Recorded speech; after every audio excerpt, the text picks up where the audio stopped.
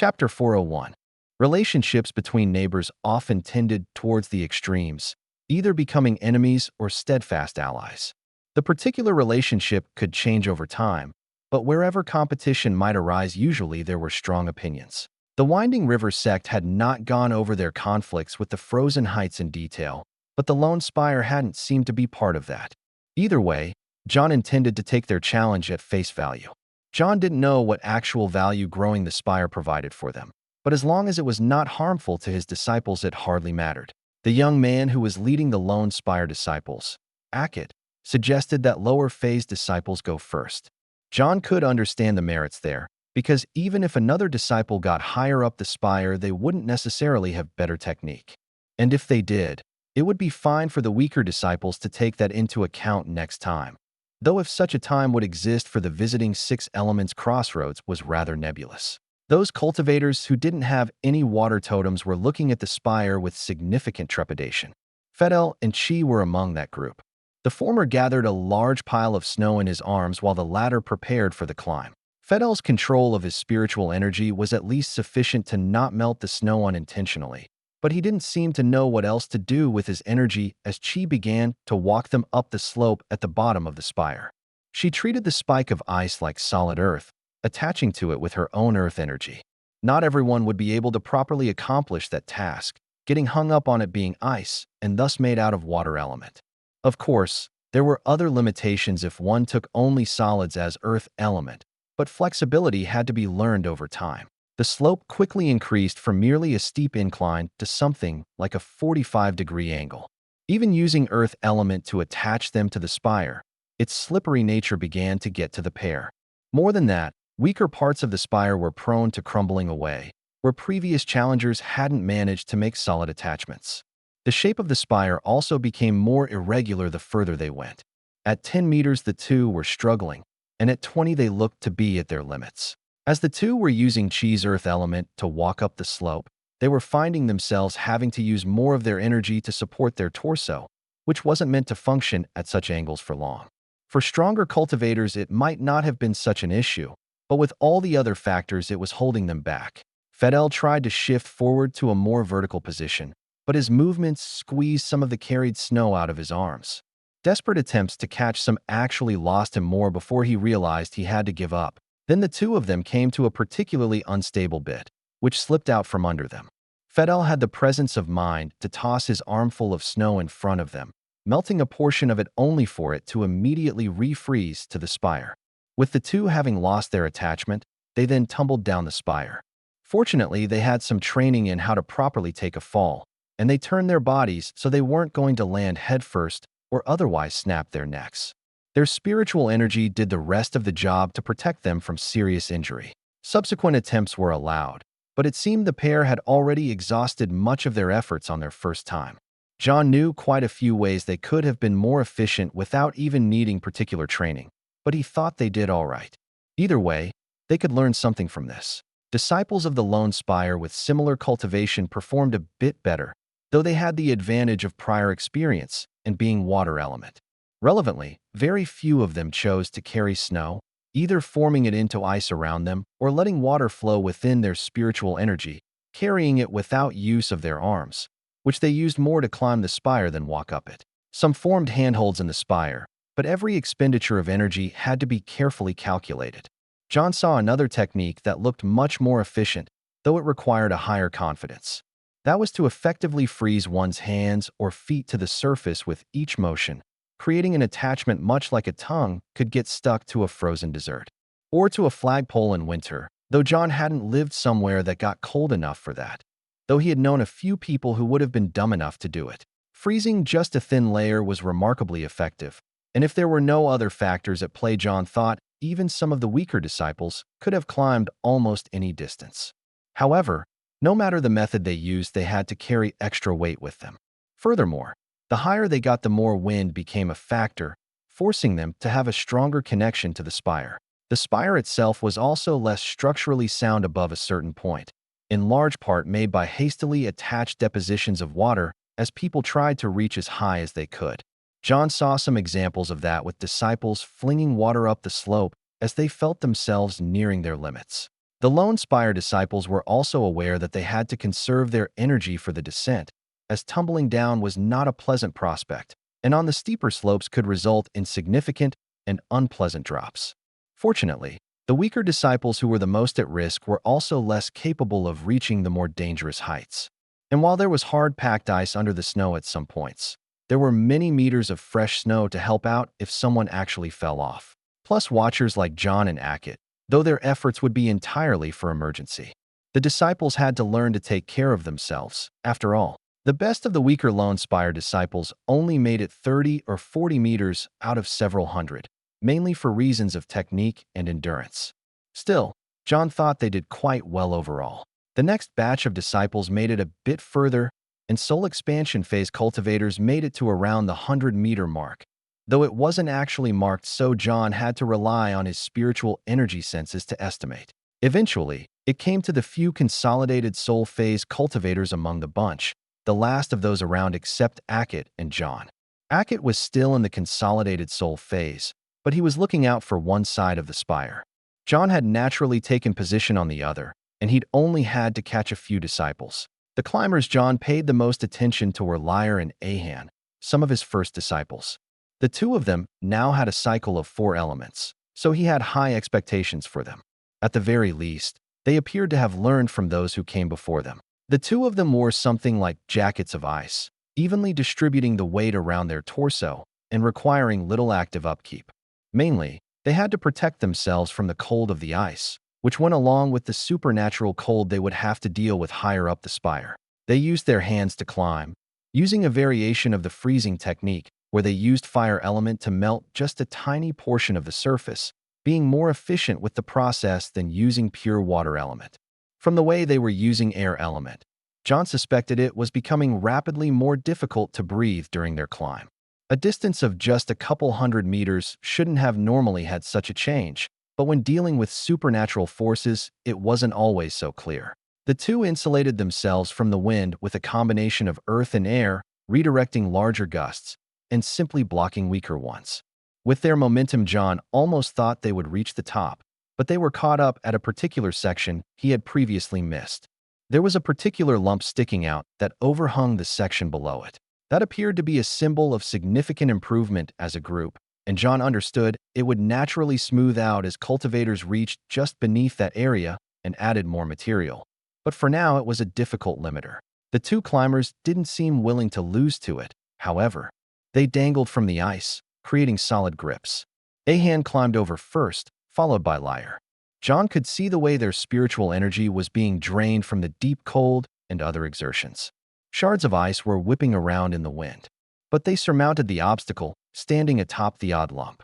The two of them immediately placed their carried ice in front of them, lessening their own burden and beginning their way back down. About half of the other climbers had already concluded their journeys, some of them smoothing out the path at a level beneath them, but several disciples of the Lone Spire seemed to take them surmounting that point as a personal challenge. A few simply looped their carried water element around the blockade, while others wanted to make the climb in person. Either way, their competitive spirit was strong. One woman got caught up in a gust as she was on the furthest out point, losing her grip and being pulled away from the spire. She flailed her arms as she tried to push herself towards the spire with her spiritual energy, but in her disoriented state, she actually flung herself further away. Ackett immediately moved, rushing to follow her downward trajectory. Snow spiraled around him, turning into something like a fluffy cloud with a lake of water beneath it. The woman crashed into the safety construct, and when she finally impacted the ground, icicles were immediately forming in her hair, and everywhere else it was dripping off of her. But worst of all, at least she seemed to take it the worst, was that she'd lost her package of ice and hadn't even placed it on the spire. John had to assume that the Lone Spire knew how to prevent hypothermia, as the woman was rapidly being de-iced. Lyre and Ahan were only about halfway down from their final position at that point, but the last part of the descent was far easier, and like most, they arrived without incident. John was quite certain that the woman who fell this time would either learn a lot, or her life as a cultivator wouldn't last much longer. Even if it was a difficult situation to react to, it could have been anticipated. Surviving against the odds over and over was how cultivators rose to the top. Finally, it was time for John and Ackett. While nobody would be around to catch them if they fell, John wasn't worried. It wasn't even that high, and relevantly, he could fly. He figured that would be against the spirit of what they were doing, however, and resolved to climb the spire properly. Ackett formed a bubble of water around himself, with a shell of ice atop that, sticking out the back like that of a turtle. John could immediately see how it would help deflect wind while not restricting his movements. Though at such a large volume, it would still increase his profile and thus at the same time make wind worse. The shape was meant to minimize that. John visibly gathered slightly more than Ackett, making his own personal adjustments to how he carried it. He went for a flatter, wider shape that he intended to conform to the shape of the spire as he climbed. And there was one further component he included. According to the spirit of the rules, he was supposed to gather all his water element before starting the climb. So John reached out into the air. The cold allowed very little humidity to remain in the air, but over a wide enough area it still had a significant amount. John spread out his grip to include a large amount of airborne water. He might find that he had to drop if things proved more difficult than anticipated, but he hadn't seen anyone else make use of that particular state of matter. That made sense, as it was by far the most rare form of water in the climate. Chapter 402. Climbing up the first 100 meters of the spire was relatively easy, and even when it became nearly vertical, John had plenty of techniques to handle the difficulties. It was kind of cheating since he'd already seen everyone else either succeed or fail, but in this sort of event it was best to have a crescendo at the end, reaching the highest points. In this case, that would be literally. John kept pace with Ackett, not because he couldn't outdo the other man, but because he didn't see a need to rush things.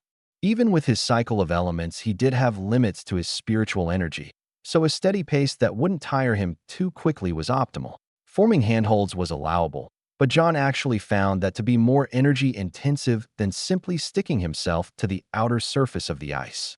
It was interesting to consider how ice could be one of the slickest things or the most sticky, with only slight changes in circumstances. The large quantities of water he was carrying with him were the biggest drain, but he split the load between various elements. Earth to keep the layer of ice solid and wind to lighten the burden of the whole thing. John knew he could just fly, but part of the whole challenge was to leave his mark along the spire itself as he climbed. The extremely limited gaseous water John had was put to use along the way, adding small amounts of material to smooth out troublesome patches. John also did a bit of reshaping to the odd lump, while making sure to keep the material at more or less the same height to respect the work of those who came before. Ackett seemed like a reasonable fellow, but John could tell he had a bit of a competitive streak. The ice cultivator climbed with determination, working hard to try to outpace John, which he allowed only briefly during certain stretches. When the other cultivator got a lead, he tended to slow down, and John slowly increased his pace to close the gap. If this whole exercise was about improvement, he couldn't make things too easy. Soon the winds picked up, a troublesome issue for water cultivators. Ackett seemed to only be able to directly resist the wind, and with his profile greatly widened by the package of ice and water he carried around himself, and on his back the wind had more of him to rip and tear at. That meant making better handholds, or otherwise keeping a more firm grip. John felt the wind too, but it wasn't anything compared to Abbert's windstorms. He could easily deflect it away from himself, and the spire in general. He could have let it circle around the spire, but even if they weren't climbing together, that didn't mean he was going to hinder his fellow climber. They soon reached the last 100 meters or so, where the spire began to rapidly narrow into a spike that Ackett could reach his arms around, and did. Using his arms on one side and his feet on the other, he actually increased his pace quite significantly, not letting the slick surface hold him back. Ackett actually reached the top of the spire about 10 meters ahead of John, and quickly began to deposit his package of water element, extending the spire upward and outward. He focused too much on expanding upward, however, and didn't pay enough mind to stability. As he placed the last of his package, the ice, even when it was up to half a meter thick, cracked. Ackett was still holding onto the peak of the spire as it tipped, bringing him several meters away from the center, a distance that was rapidly increasing. In perfect form, the man could have likely formed bonds at the base of the cracking section, but he'd put much of his effort into the last burst. With the strong point of the spire, he could easily fall 100 meters or more before having anything to catch himself. John wondered if he would resent being caught. It was possible, but there was a better method that fit the spirit of the exercise just fine. He rapidly unfolded his ice and water, pushing it into the crack just above him and sealing it to both sides, calling upon his various spiritual elements to strengthen the material and rapidly freeze those parts that were liquid. The tip of the spire jerked to a stop when it was horizontal, Akit maintaining his grip with what remained of his spiritual energy. At that point, John began to reshape the spire, straightening the tip above him while forming a new segment in between the main spire and the broken point. Thus, he completed the goal of adding to the spire while happenstantially bringing Akit into a more conveniently oriented position. John was tempted to just jump down at that point, but instead he began to climb back down. He felt extremely light without several hundred kilos of ice and water, which was unsurprising. He'd used up a good portion of his spiritual energy, and that last burst had pushed him beyond the total amount Akit had used. Technically, he hadn't reached the highest point, but he didn't care. He was sure that his disciples would understand, and he didn't intend to make a big deal of anything. If Akit wanted to mention it, that would be his choice. The other man had seemed like he wanted to say something, but now John was far enough he would have to shout, and it would be awkward. So he just began to climb back down. Fortunately for him, things got easier, so even as he was getting extremely low on spiritual energy, he could absorb enough water element from the surroundings to keep him going. And he likely was even recovering on the last 100 meters, approximately the bottom third of the spire. John reached the bottom first and was prepared when Akit arrived. He took the initiative to speak. The Lone Spire's work here is impressive, and we are grateful for the opportunity to contribute and to face a worthy challenge. Whatever else Akit have wished to say, with such an opening there was more or less only one way to respond. As a representative of the Lone Spire, we were glad to have you and your disciples experience the challenge along with us. We must continue our journey into calmer climates, John said. We will need to find somewhere to rest for the night.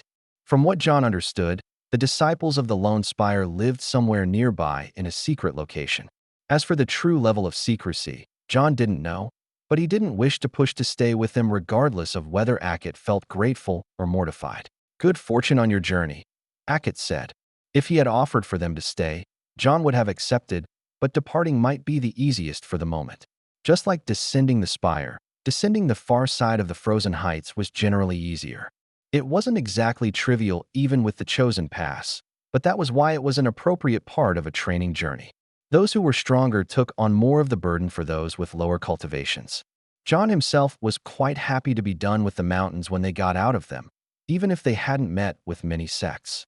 A peaceful interaction with a relatively unvisited region was a good enough start, and hopefully they would see more people from there at the next friendly tournament. Cultivators couldn't help but challenge each other, and growing more in tune with their elements was a worthwhile goal, but John preferred it be done without people actually trying to kill each other. They did need to remain ready for those who would. However, their descent brought the expedition onto the border of the rolling dunes and muted crags. There had previously been a conflict between the latter and the Phoenix Forest, but it had been long enough for tensions to settle somewhat, though John certainly didn't intend to stop by the Black Peaks. They might not appreciate how he reshaped their topography, and it hadn't been that long. Still, he hoped to make peaceful contact with another portion of the region. He planned a route that would angle northward before curving back around into the rolling dunes, continuing due west into the boiling springs.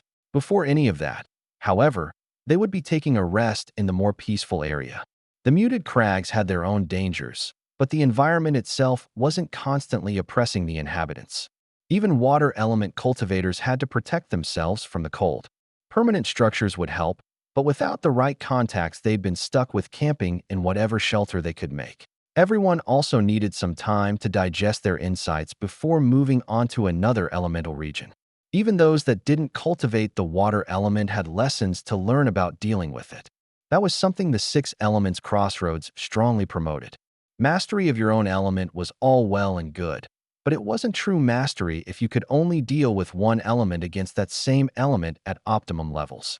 The muted crags were calm. That was their very nature, limiting sensation of all sorts. In some ways it could be considered oppressive, but darkness had its purposes. There was a reason most people slept in the dark. A lack of sensation was relaxing in appropriate circumstances. Darkness had been a familiar friend to John ever since his arrival in this world, in some cases literally with Cyritsel. It was a useful part of all of his interactions, the first element he'd ever attuned to, twice, even, though the first time was in the memories of another person. Personally, John found the muted crags much more relaxing when there weren't armies waiting along the way, preparing to ambush him at every step.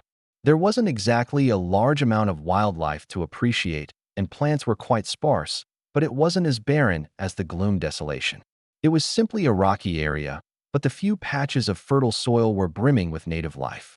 Not that it was always easy to spot them with reduced senses, even energy senses, and the fact that anything in the area was all darkness aligned and thus inclined to hide.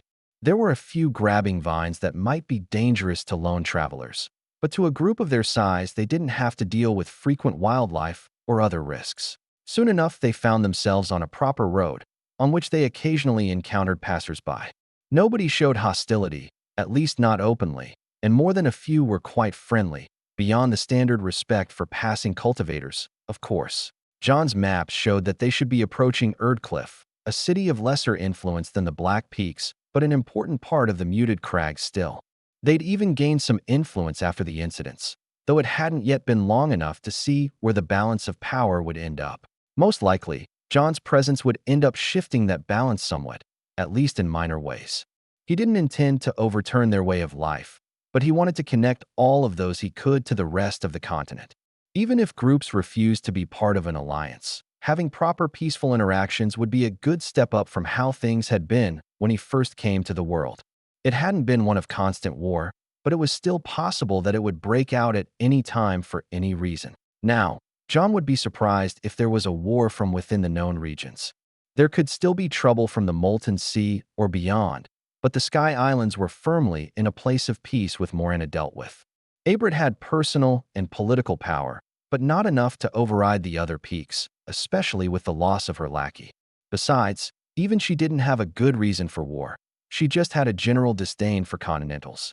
There might be more trouble like the Stormy Sea sect, though if their alliance became known outside the continent, then groups like that would be more hesitant to engage in hostilities.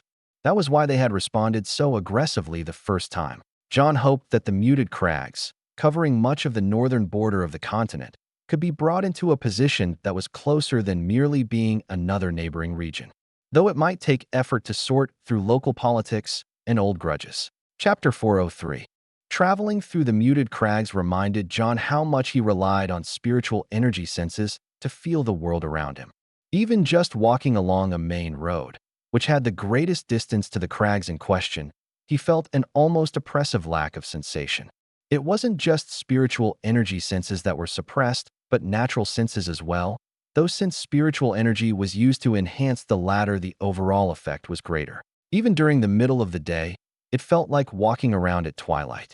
John had enhanced dark vision, which still retained some potency, but could still feel the relative difference in visual clarity. John's natural instinct was to try to pierce through the limiting energy, bringing himself back to full clarity. He could do it, for an increasing cost based on distance. It might even be worthwhile training to some extent. However, that didn't seem to be the most useful approach. Even as he got better at it, it still remained energy-intensive and obvious. Focusing on the sensations he did get was far more valuable. The sounds around him being dull actually made it easier to pick out more distant ones if he kept his ears focused. Small movements became more meaningful, especially from his position in front, where he couldn't see his own group. John couldn't be entirely certain if that path was practical either, given that nothing came to threaten their expedition on their approach to Erdcliff, but it was a worthy alternate pursuit. Unlike the Black Peaks, the people of Erdcliff didn't seem to feel the need to be reminded about the features of their elemental region at every moment of every day.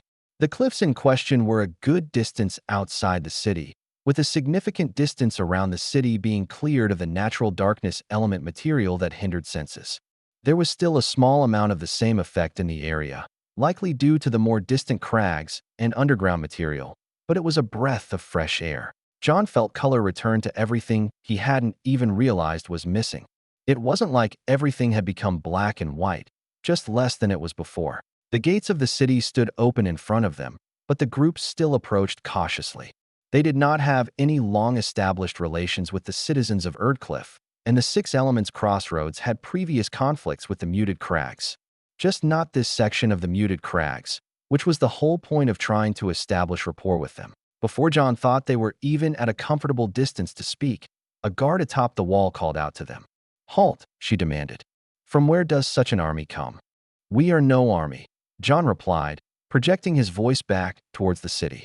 "Merely a contingent of cultivators from the Six Elements Crossroads. I am the sect head, John Miller. We wish to exchange insights with the residents of your city." "Have you been invited?" the woman asked. "Not by any in particular," John said. "But we have no intention to cause any trouble. Is the city not open to visitors?" "No trouble," the woman replied. "I recall the last time you came to the Muted Crags, you destroyed an entire mountain. You are not welcome here." It was rather bold of the gate captain to say that, if she truly believed he was responsible for destroying a mountain. Technically, he just topped a small part of a peak onto a city. She also likely didn't have complete authority to reject them on her own, but her attitude was sufficient for John to make a decision. "You are quite fortunate that we are not here to cause trouble," John said, immediately turning his back on the city while making sure his energy was clearly displayed. "Come, we are leaving." It was a decision made in the moment. Some might interpret it as a lack of persistence, but it was meant as a show of strength. He didn't need them. Even a casual rejection was enough reason to move on. He had no intention to plead for entry to the city or engage in prolonged persuasion. Instead, he would bring an offer to another city instead. There was some hope in John's mind that someone would come to fetch them as they walked away. He would gladly return if they sought him out, but ascending soul phase cultivators weren't so plentiful that they could be casually turned away. None from the city seemed to recognize the opportunity they missed. Perhaps they simply lacked curiosity or awareness. Either way, that was the end of things. John thought he was easy enough to get along with. The Lone Spire had been a perfect example. Even if it was meant as something like a competition and a way to show off strength to outsiders, it had been a sensible way to interact. Even among warlike cultivators, hospitality was usually a given. And though John had a longer lifespan now, he also had more things taking advantage of his time and thus less patience. The intention was to seek out the next available opportunity without getting too close to the Black Peaks. After all, the sect in the area likely still held grudges about the war, regardless of where they ended up in the hierarchy afterwards. After all, many people would have been counting on Retso and the Swirling Shadow sect to improve their own positions. Though in that case, John thought they should have thought a few more times about provoking their neighbors. But they weren't the first who hadn't expected such an organized response, and the Stormy Sea sect wouldn't be the last. To avoid the Black Peaks, they had to either travel north to the coast or stick to the area near the rolling dunes to the south. Because of the uncertain nature of the situation, John preferred to avoid the northern route, as that could potentially cut them off from reinforcements. While it was unlikely anyone would actually attack them, the Muted Crags most likely had the most people with current grudges against John, his sect, and their allies. Thus, the southern route was the best choice, and fit well with the rest of the planned route through the various elemental regions. After several more rejections from various smaller cities and sects they found along the way, John determined that the attitude of the guard captain at the Erdcliff gates was not an entirely unique one. It was just that most people had the decency to be more polite about it. It didn't take much insight to surmise what the possible reasons might be, and a short investigation revealed that the influence of the Black Peaks was still stronger than it appeared. It was not enough for anyone in the eastern region of the Muted Crags to act against John and his people, but they also would not associate with him. That was fair enough, because he would be gone soon and they would have to live with the remains of the various sects that still held the power within their region. Even so, John had been led to believe that the Black Peaks' influence was weaker than it appeared to be at the current moment. That was something he had to pay mind to in the future. The Six Elements Crossroads would be insulated from any attempts to reach them, but the Phoenix Forest would be less so. They were stronger than they had been, but the rolling dunes still had little power of their own. In his quest to determine if any part of the Muted Crags might be more open to interaction, the best John could discern was that the western portion of the region could be different, which based on the route meant passing through the rolling dunes first. since even if he wasn't avoiding the Black Peaks, he wanted to make sure to visit even the less significant regions.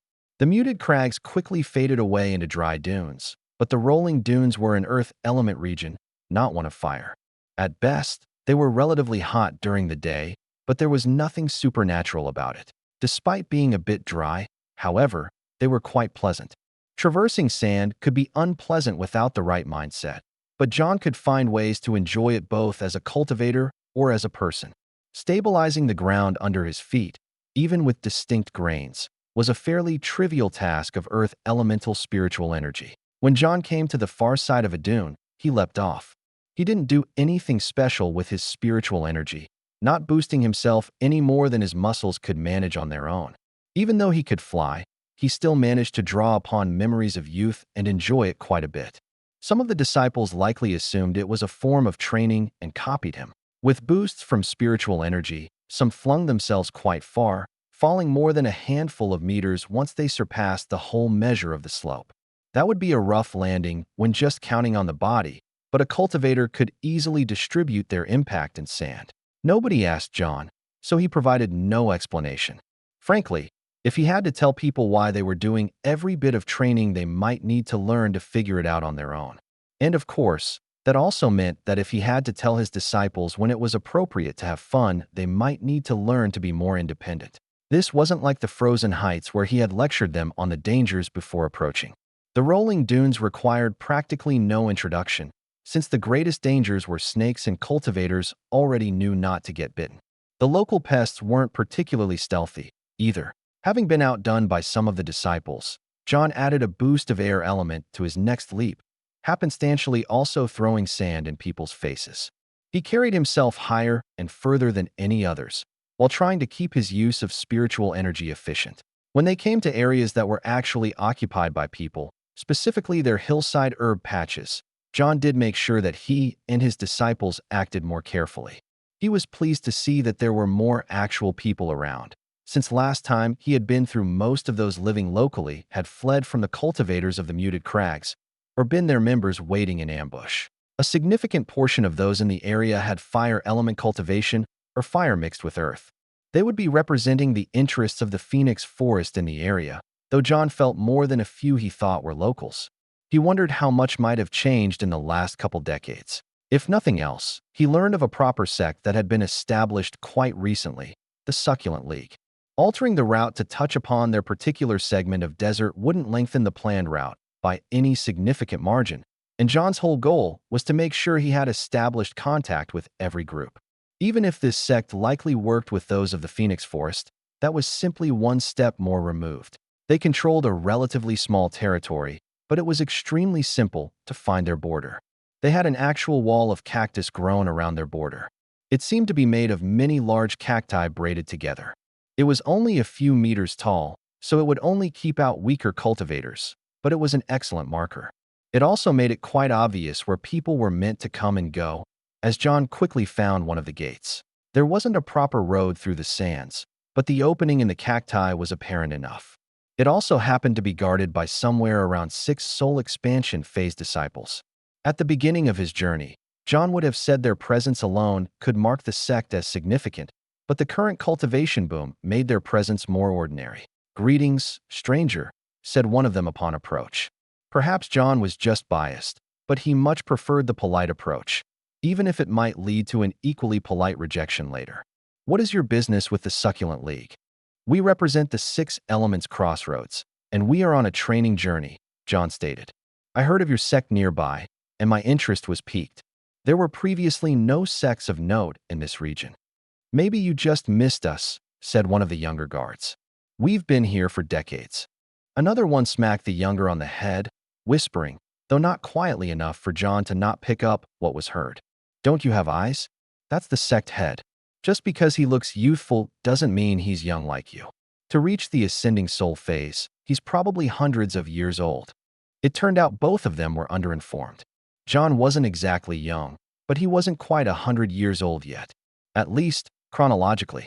Adding his total lifespan together between worlds put him a bit over 100 instead. Still short of hundreds, though. Pretending he didn't hear any of that, John continued to speak with the first guard.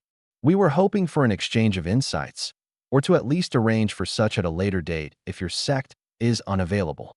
I can't make such decisions, said the guard. But I can send a message to the sect head and, He turned slightly. I believe she has already become aware of your presence. John saw a woman with the appearance of middle age striding towards them. He'd been vaguely aware of her presence to begin with, though he hadn't precisely felt her approach as she fit into the surroundings quite neatly. She was less intentionally hiding and more camouflaged. Then again, John would hope that any sect head should fit so neatly into their sect. He looked forward to seeing what she had to say. At least she came to answer in person. Chapter 404. A woman who looked neither young nor old, her skin surprisingly darkened by the sun instead of its natural shade, stepped up to the gap between the twisted cactus walls. The Succulent League had not expected a visit from the Six Elements Crossroads, but we welcome you regardless. I am Anna Evanson. If you did not expect us at some point, perhaps that is my fault, John said after he properly introduced them. The Six Elements Crossroads is intended to interface with everyone, even those sects that are not yet noteworthy. That was nicer than saying small or unimportant. The size of a sect hardly mattered, and it was quite difficult to say which would grow to importance someday. I know we have not been invited, but we would like to exchange insights, either now or at a later date. Anna nodded.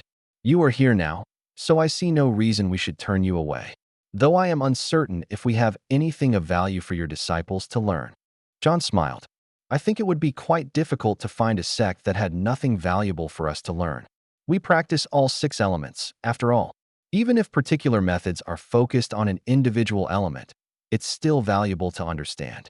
I have personally learned much from other plant-focused cultivators, such as the emerging bamboo sect. I should expect some of our members to have valuable insights of their own to offer in discussion. We welcome you gladly, Anna said. Let us display our humble surroundings. A tour of the sect grounds of the Succulent League at first seemed as if it might be limited in scope, but it was clear that the sect didn't focus solely on the type of cactus that made up their outer perimeter. That type merely seemed to be the best for interweaving into a spiked wall, suited for that particular purpose as should be expected. Other directly practical plants were available in the herb garden, which was perhaps not surprising as that was where the rolling dunes gained the primary draw that had led to the conflicts with the muted crags. Aloe had medicinal value even on Earth, and in a world with spiritual energy the properties were significantly stronger. There were more than just that, and of course some non-succulents that fit into the medicinal fields. Most of the sect grounds were arranged as gardens, displaying what proper cultivator care could do for plants. In the middle of a desert, they didn't have any massive trees, but what they did have was all far larger than expected. There was a barrel cactus as tall as John himself, sitting proudly in its own little section. Then there were the training grounds. Some were bare and open sand, either with protective formations for group training or simply empty for solo cultivators.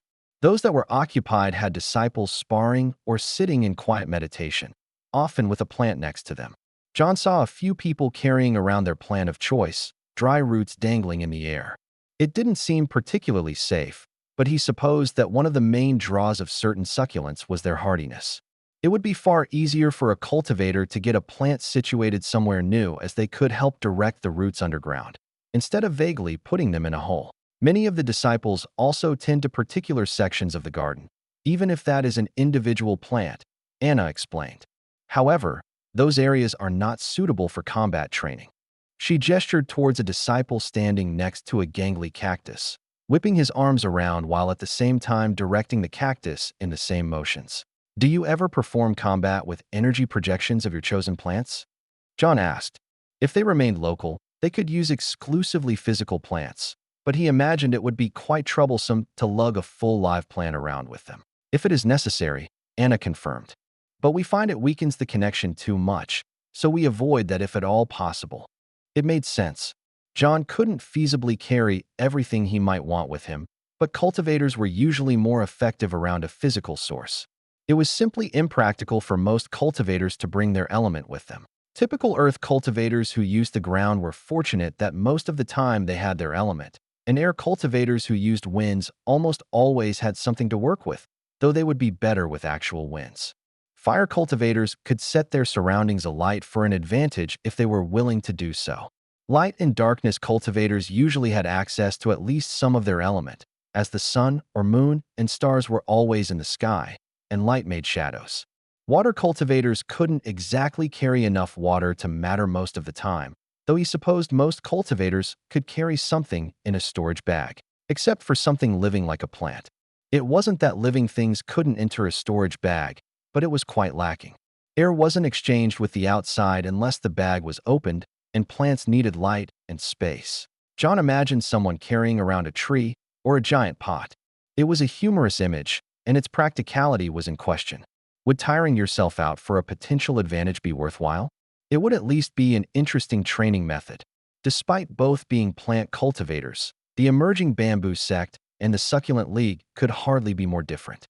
It wasn't just the difference between desert and an area sharing the water element, though certainly that influenced their styles. Bamboo grew rapidly while maintaining strength and flexibility. For that purpose, it needed sufficient resources. Many succulents were about resiliency with limited resources. Cultivators would never perfectly embody the spirit of that which they trained with, and in many cases combat style became a larger factor, but it did influence their fundamentals. John could sense the health and growth of the plants around them, but unsurprisingly nothing was growing as quickly as his eyes could see. The emerging bamboo sect had particularly extreme circumstances, as well as a particular form of giant bamboo that almost seemed to appear from nothing. But even so, their combat style didn't involve giant bamboo, just regular-sized bamboo, which they could use to propel themselves forward, block attacks, or use offensively. The combat style of the Succulent League was unsurprisingly based far more around thorny exteriors.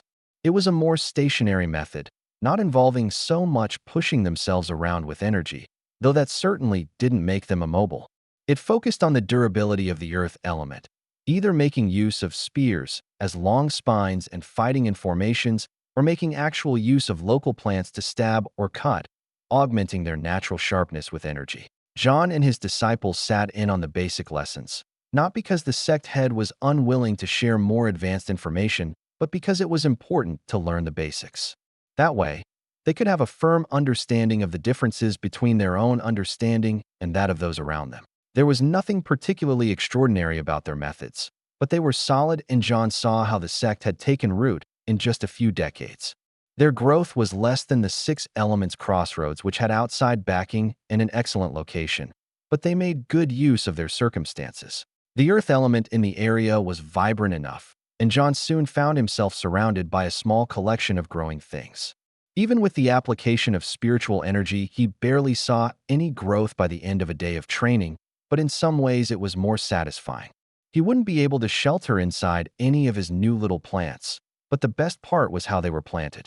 It just took a leaf from any donor, and with a little preparation it was ready to grow into a whole new plant. John already had some ideas for how that might benefit the cultivator themselves at a higher level. Perhaps with training they could accept portions of their spiritual energy being severed without issue, or they might intentionally sever them to allow for something to grow. That likely wouldn't be a whole proper plant, but John could imagine someone being quite surprised when a cactus they cut in half simply continued to come at them from 2 directions. Then he considered insights that the sect would likely find less useful for themselves, such as the addition of water element to accelerate growth. Air element was of course the natural amplifier of earth, but especially in the case of succulents which stored up water in their leaves, plants could use a greater injection. And allied elements feeding into each other was nothing new. As for why the Succulent League might not make use of that, it was simply because the natural water element in the area was limited. Was it worth it to spend time learning how to convert their primary element into another element simply to accelerate the primary? That time could very well be spent training with their native element and bringing it to a higher level. Though John would suggest the option, at least as something that more experienced cultivators might consider. John looked at a small, fuzzy cactus. Except he knew that it was anything but fuzzy. Some cacti had actual hair-like fuzz, but this one was a variety of prickly pear. It looked like the broad leaves had little soft spots, but in reality those were tight clusters of specialized spines that looked almost like patches of yellow velvet. No softness would be there, just sharpness and pain. But it looked so soft, and he wanted to touch it. And what was the point of being a cultivator if he couldn't do something like that? He reached forward, gently touching the plant. At least a dozen miniature spines broke off, but because his skin was strengthened with diamond defense, they didn't actually puncture and stick into John's finger. He could touch them, but they weren't soft. It might have been a waste of effort, but he probably could fix that. Changing the properties of an object was possible. Temporary changes were often easier, though sometimes spending the time to permanently change properties bit by bit was required for the greatest divergences. It simply wasn't possible to change something's properties to be unnatural all at once, not without an excessive amount of spiritual energy. The material of the spines did not easily lend itself to softness. However, John spent a significant amount of time studying it to grow more in tune with how it functioned. He was fairly certain that if he nudged things in the right way, he might turn them into something actually soft. After all, hair and fingernails were made out of the same substance, just put together very differently. And some actual fuzz on cacti appeared to be made out of a similar substance. Perhaps the pursuit of a trivial objective was a waste of time, but John didn't think so. Other cultivators might disagree, but he would argue that anything a cultivator was willing to pursue that involved the study and manipulation of their element would be beneficial in some way. Conversely, if a cultivator found a particular topic uninteresting, it wouldn't matter how many thousands of hours they spent meditating on it. They might still learn something, but it would mostly be a waste of time. It might be a bit of a fallacious appeal to authority to say that because he was an ascending soul phase cultivator, he must be right, but it certainly had some truth to it. What he did worked. Very carefully, John transformed just one small patch of spines. It wasn't a continual project, but instead something he went back to daily when he wasn't doing something more important. And at the end of things, John touched the plant and found the fuzz even softer than he imagined. He wondered if anyone was willing to invest in a cultivar that permanently remained soft. There might not be a huge market for cuddly cactus, but what were profits or practicality next to turning childhood mistakes into joy? Chapter 405. Some training took place in quiet contemplation, and some took place on the field of battle, or at least a representation of true battle. Sparring never quite hit the same heights due to the lacking necessity, but it was still a valuable tool. As the stronger side of the exchange, John felt like it was important for him to act in a manner that promoted learning. Anna Evanson would receive little value from a swift victory, and it could even be perceived as insulting to her and the sect. John intended to take a more measured approach, unless she made a mistake so critical that it would be more rude to ignore it. Though there was the slightest chance that Anna was able to fight above her cultivation level, it was unlikely she could stretch so far ahead that she could defeat John while still in the consolidated soul phase. The circumstances with Ursel and Abrit were an exception. Not only was her equipment extraordinary, but her totems were extraordinary from third on. Finally, she even had an elemental advantage. None of those appeared to be true of Anna. Her equipment was fairly ordinary, her totems mainly in the third and fourth tier, and she had at least a partial elemental disadvantage. The battlefield itself did bolster her abilities somewhat. Not only did it possess the naturally high earth element levels of the region, but placed strategically throughout were a number of plants to be used by cultivators on either side of the battle. John knew more than a few things about plant control both before and while training with the Succulent League, but he wasn't a specialist by any means. It was simply expected to use whatever the locals did. The two faced off against each other. John was tempted to begin with a volley of fire, but aside from that being outside of his usual repertoire, it might actually be expected. Instead, he used wind to whip up a sandstorm, limiting vision inside the arena. Anna countered by taking control of the earth in her immediate vicinity, but anything more than that would likely take more of her spiritual energy than she wanted to commit. Anna's energy spread through the ground around her, doing little to hide her intentions. Not that everyone needed to do so. Knowing that she was going to take control of a cactus next to him and whip it around didn't mean he didn't have to dodge. Or he could take the hit directly, but he wasn't interested in direct clashes unless they served a purpose.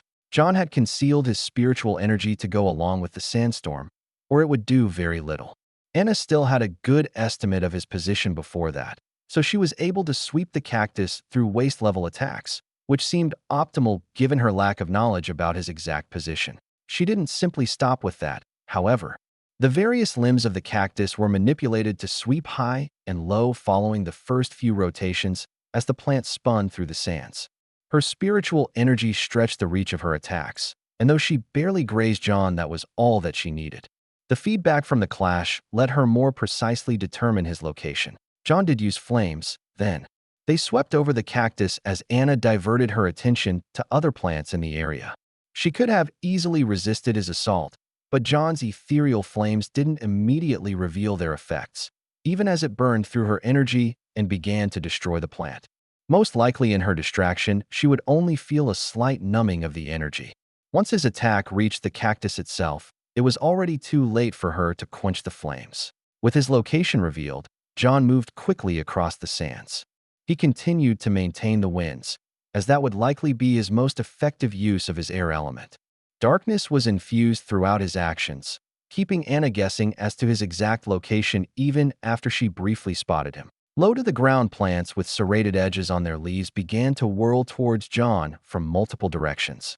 John disrupted their movements by heaving the sand upwards beneath a select few, disrupting the attacks. There was a nice barrel cactus ahead that Anna had not yet exerted her dominion over, and John began to infuse it with his water and earth element. As he danced around it, it blocked some of the incoming plants without revealing his actual location. Anna was searching through the area for him, not just with her control of energy, but with her body, knocking the sand down around her. That constantly revealed her location to John, though not much more than the rest of her efforts. John could have likely avoided her completely, but he allowed her to pick out clues. This was for the sake of learning, after all. If she took control of just a thin layer on top of the sand, for example, his whirlwinds would immediately cease to create a sandstorm. She was simply focusing too much immediately around her. Destroying too much of the arena's features was a bit rude, so John limited the number of plants he set alight. He didn't completely stop, and even became more blatant about it with a few. Anna needed to be able to react once they actually clashed. Earth and water were still locked up in the single-barrel cactus, and the intensity was actually increasing. John was actually drying out the air, storing up the water so that it couldn't be used against him. Even if Anna wasn't a water cultivator, having moisture in the atmosphere would still benefit her. Anna caught a glimpse of John as she nearly passed him. She immediately sent a crashing wave of earth element to knock down the sands around him, revealing him to her eyes. At that point, John let his whirlwind drop.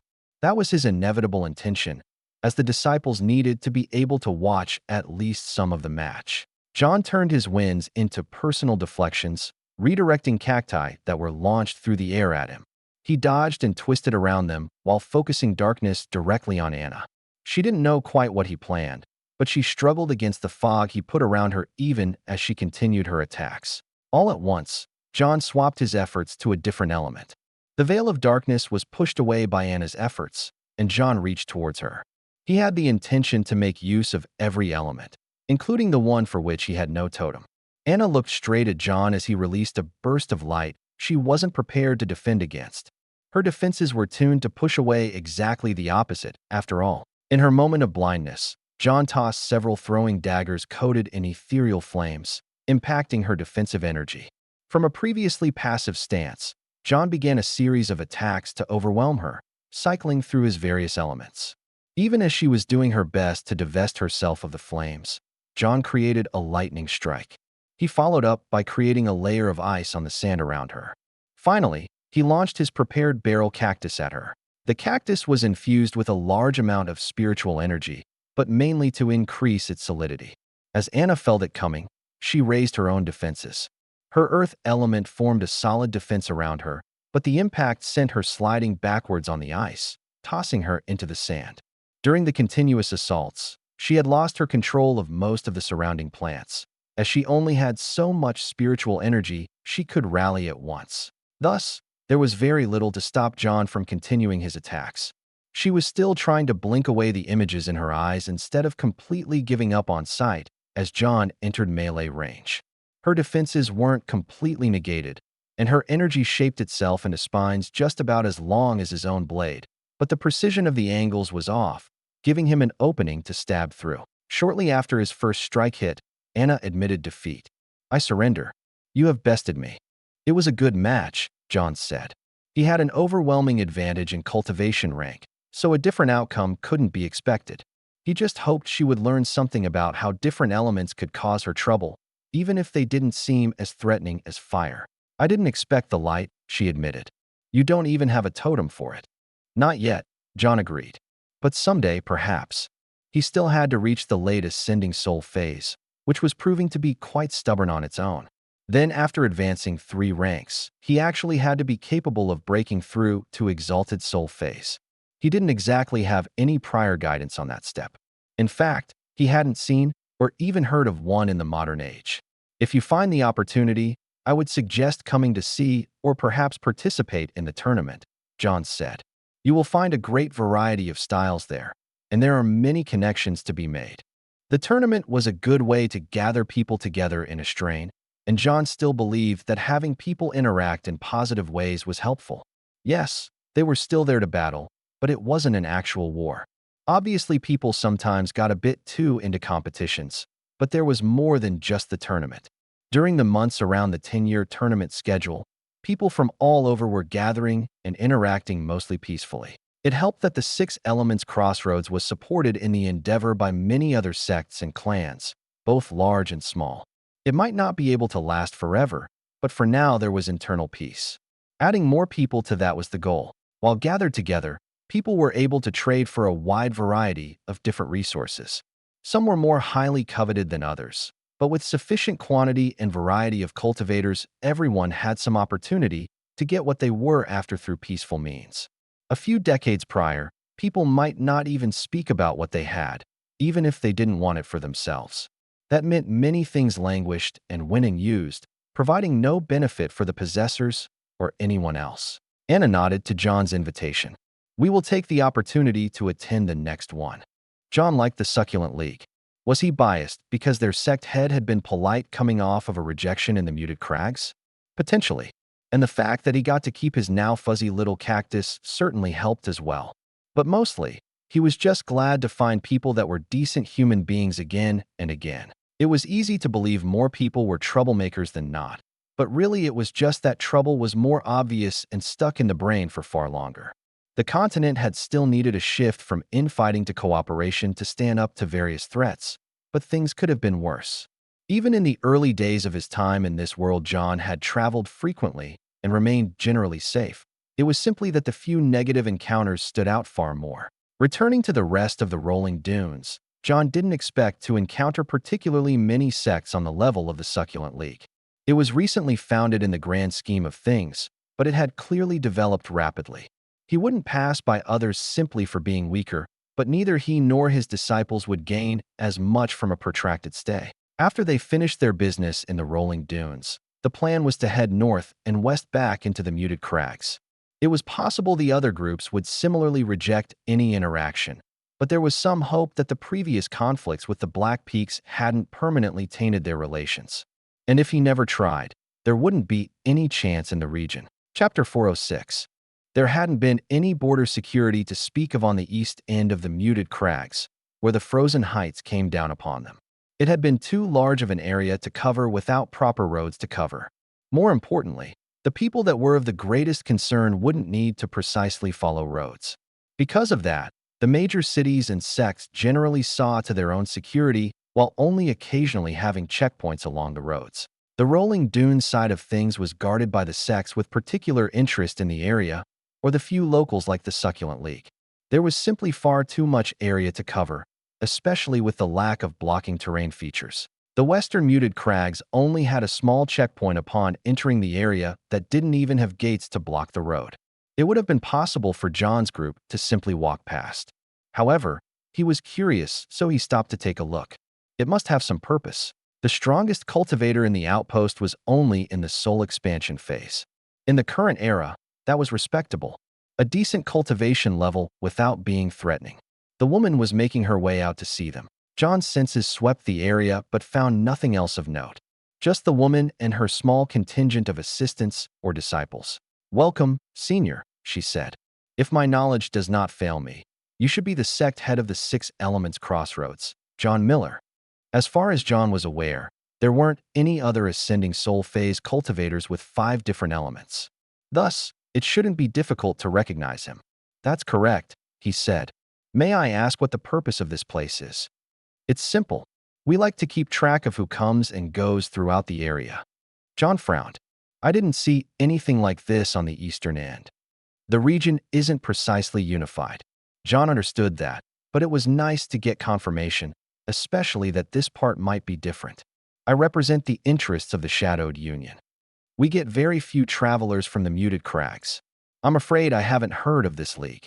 John tried to stay abreast of the political side of things, and it was strange that something like that could go entirely unknown. We formed, but a few years ago, a collection of smaller interests. Most visitors would attend the Black Peaks. John gave a half smile. They're not fond of me there for some reason. I can't imagine why that would be, the woman said. Her tone of voice indicated she knew very well. It wasn't like the Black Peaks had been able to cover up part of their 3 grand peaks falling onto the city. May I ask who you are visiting? So that was her purpose here. Non-confrontational information gathering. John didn't mind that. I actually don't know, John admitted. We've had little contact with this region, and thus I haven't been able to send ahead. I was thinking the Silver Haze Sect or the Honorable Lake Compact. I'm sure either or both would be glad to receive someone of your stature, the woman said. Good. Can you send a message ahead to let them know we're coming? I am able to contact them, she said, but it might not arrive much before yourselves. That was a lie. Interesting. John could make some assumptions about why it was a lie, but the woman wasn't so easy to read that John knew for certain. However, it would be extremely odd if she didn't have methods of communication that would outpace them. So John's assumption was that she might be underselling the speed. Excellent, John said. I believe the Honorable Lake Compact is closer, so I think we shall visit them first. After the conclusion of that business, John still had some questions to answer. Was a border guard of that sort actually effective? He supposed if a dangerous group came by they could be noticed, but it would be problematic if they wiped out the outpost. It was fairly poorly defended. Then again, there weren't a great number of marauding bandits to be had. The continent wasn't entirely free of such groups, but they didn't last long in the Central Territory. Perhaps that made the Muted Crags even more vulnerable. John watched as a bird was released from the outpost. Not a shadowhawk or anything so impressive, but a decent flyer nonetheless. Was that all there was? Perhaps they expected a regularly scheduled arrival, and receiving nothing was actually also a message. No, the bird was a distraction. Perhaps it might indeed carry a message, but that wasn't sufficient. He focused his energy on his eyes, looking at the top of the crags. All senses were limited by the local environment, but overcoming such a restriction wasn't impossible. Even if John's eyes of darkness weren't sufficient on their own, temporary focus provided clarity. He picked out 1 or 2 people, and he expected there were more hiding. The genius part was that they weren't blending their spiritual energy with the surroundings, they were just hiding normally. No active use of spiritual energy at all, so only a few faces could be seen staring down at the road. No doubt they would catch people on alternate routes as well.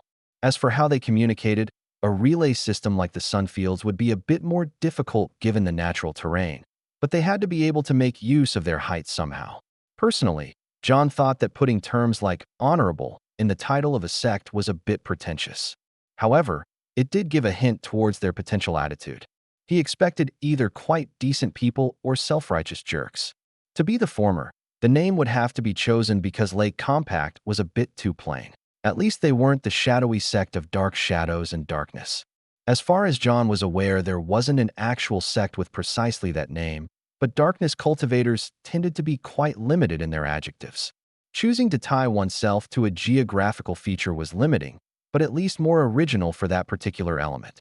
To John's understanding, they were pure darkness cultivators, not mixed with water despite the lake aspect. A lake consolidated soul phase cultivator was waiting when John arrived. It was unsurprising that they were able to pick out the approaching group at a distance, as the road was long and straight-on approach to their domain, most likely on purpose, given how it curved oddly just before that straightaway. It wouldn't be difficult to assume that it was the 6 elements crossroads given the timing, but they shouldn't have actually been able to pick out spiritual energy until they were closer. Either option showed a form of preparedness, whether they had confirmed it was them in particular, or they simply chose to have a proper greeting for any incoming group. The Honorable Lake Compact welcomes the 6 elements crossroads, said the relatively youthful man. I am the sect head, Cyril. John Miller. He confirmed his own position, as if it was in question. We appreciate the hospitality of the Honorable Lake Compact. We hope you are open to an exchange of cultivation insights. John was primarily interested in establishing contact with the sect, but training was always valuable. Some were more hesitant to display their abilities around others, but the versatility of the 6 elements crossroads was such that displaying general abilities was standard. Each disciple might have some individual techniques they specialized in that they could keep secret or not, but it was difficult to counter the main core of their techniques. It would be possible to destabilize an elemental cycle, but only for inexperienced cultivators. Those at the soul expansion or consolidated soul phase should have already learned more stability. Any sort of counter technique would have to be specialized for multi-element cultivators, which weren't exactly the most populous opponents. Even with the rise of the 6 elements crossroads, the vast majority of cultivators still focused on a single element, or at most a specific regional pair. The lake was beautiful and calm, yet at the same time quite odd. It was perfectly still, such that John would have expected it to reflect the sky like a mirror. Indeed, it did, but the local darkness element weakened the effect such that it was barely visible. Instead, the lake appeared quite dark with only a few patches reflecting the brightest parts of the sky. The crags surrounding the lake were nearly indistinguishable from pure darkness. Yet when John drew closer, the dark segments actually faded away to reveal clear waters, with figures of fish swimming in the depths. As for whether others could actually make out their forms, John wasn't quite sure. Unlike with the Succulent League, the Honorable Lake Compact didn't have their disciples train fundamentals together. Perhaps they were concerned about particular aspects of their style getting out, or just generally more cautious. Either way, the pieces of information John learned were all based around what he witnessed instead of any actual instruction. There was no surprise that they drew upon the local terrain to power their darkness elemental style. Their form of darkness manipulation was not focused solely on concealment, but also adding to the surroundings, creating false impressions of terrain and the positions of people and objects. Only some of the more experienced disciples participated in sparring sessions, demonstrating the technique with some proficiency. With the natural restrictive effects, John could see how effective the technique was. However, there were some flaws he picked out that didn't seem as if they could be easily overcome. Then again, most people weren't used to sensing extremely low levels of spiritual energy, so they wouldn't miss a small fraction of air element or notice the faint earth element where a boulder appeared to be open air. Rather than immediately inform his disciples of the weakness, John let them figure it out on their own. He could give some hints, but ultimately he thought it was something all of his disciples should be able to manage on their own. Some of those with earlier matches didn't figure it out until they were able to observe from the outside, but soon enough word began to spread. Not every disciple could make practical use of the information, and indeed some focused too much on looking at the minute details of the surrounding spiritual energy that they missed more obvious signs. But for the most part, they were proficient enough to reduce the enemy's effectiveness. Any light cultivators did very well, as they were experienced at fighting against darkness cultivators, while the Honorable Lake Compact didn't have easy access to their opposite element. In such circumstances, the individual with the appropriate experience had a very significant advantage. Somewhat disappointingly, none of the elders or Cyril participated in any of the matches. That meant John also didn't get an opportunity. He could have requested a match, but that might pressure the sect head into complying. If they didn't want to reveal too much, they also wouldn't learn as much in return. At least John was successful in establishing contact, and Cyril seemed open to future interaction. It was possible that he was just concerned about opening up to new individuals too quickly. Personally, John thought that the opportunity to witness an ascending soul phase cultivator in action might have tempted him, but maybe John was just biased about his own abilities. He did learn more about the situation.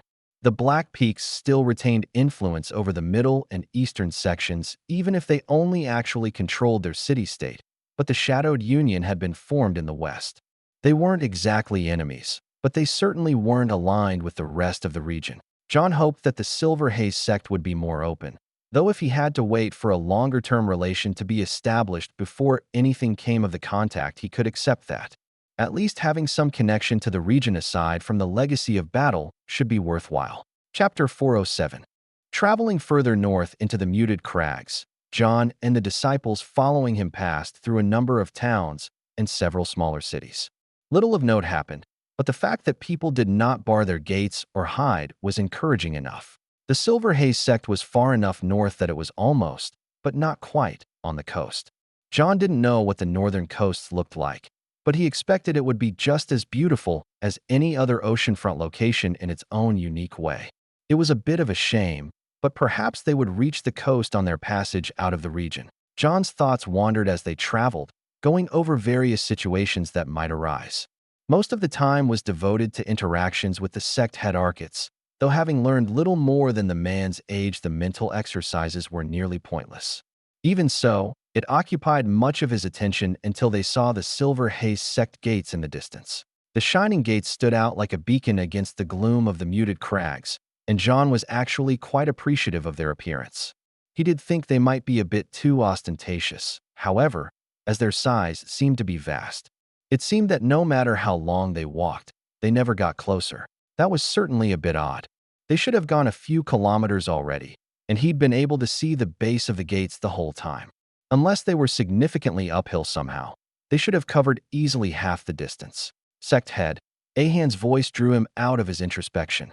Are we approaching the correct gates? The correct? John turned his head, following Ahan's vision down a perpendicular road he hadn't previously noticed. At the end of said road was another pair of fanciful gates, slightly different in their ornamentation.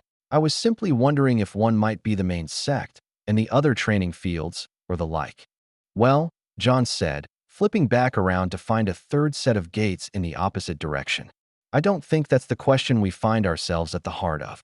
The fourth direction of the crossroads they so conveniently found themselves standing upon didn't appear to have anything, an exit path back along the road, John expected. Other than that, it was effectively open field in all directions, unless the whole thing was a bewildering formation never meant to let people leave. However, that was a riskier prospect for anyone to construct, as people who felt trapped could often resort to extreme measures. Before anything else, John used his energy to inspect the disciples with him. All were still present, and their wide variety of elements would be difficult to mimic, especially the light cultivators. Ahan, John said, walk back along the path until you lose sight of the gates. Then return to us. John had no intention to give up and leave, but he wanted to confirm there was a way out. Sending Ahan off to act independently was a sign of trust, and keeping Lyre with the rest of them maximized the chances that Ahan would find his way back to them. Of course, sect head, Ahan bowed his head. In private, his first disciples often used his name, but formality took precedence in public.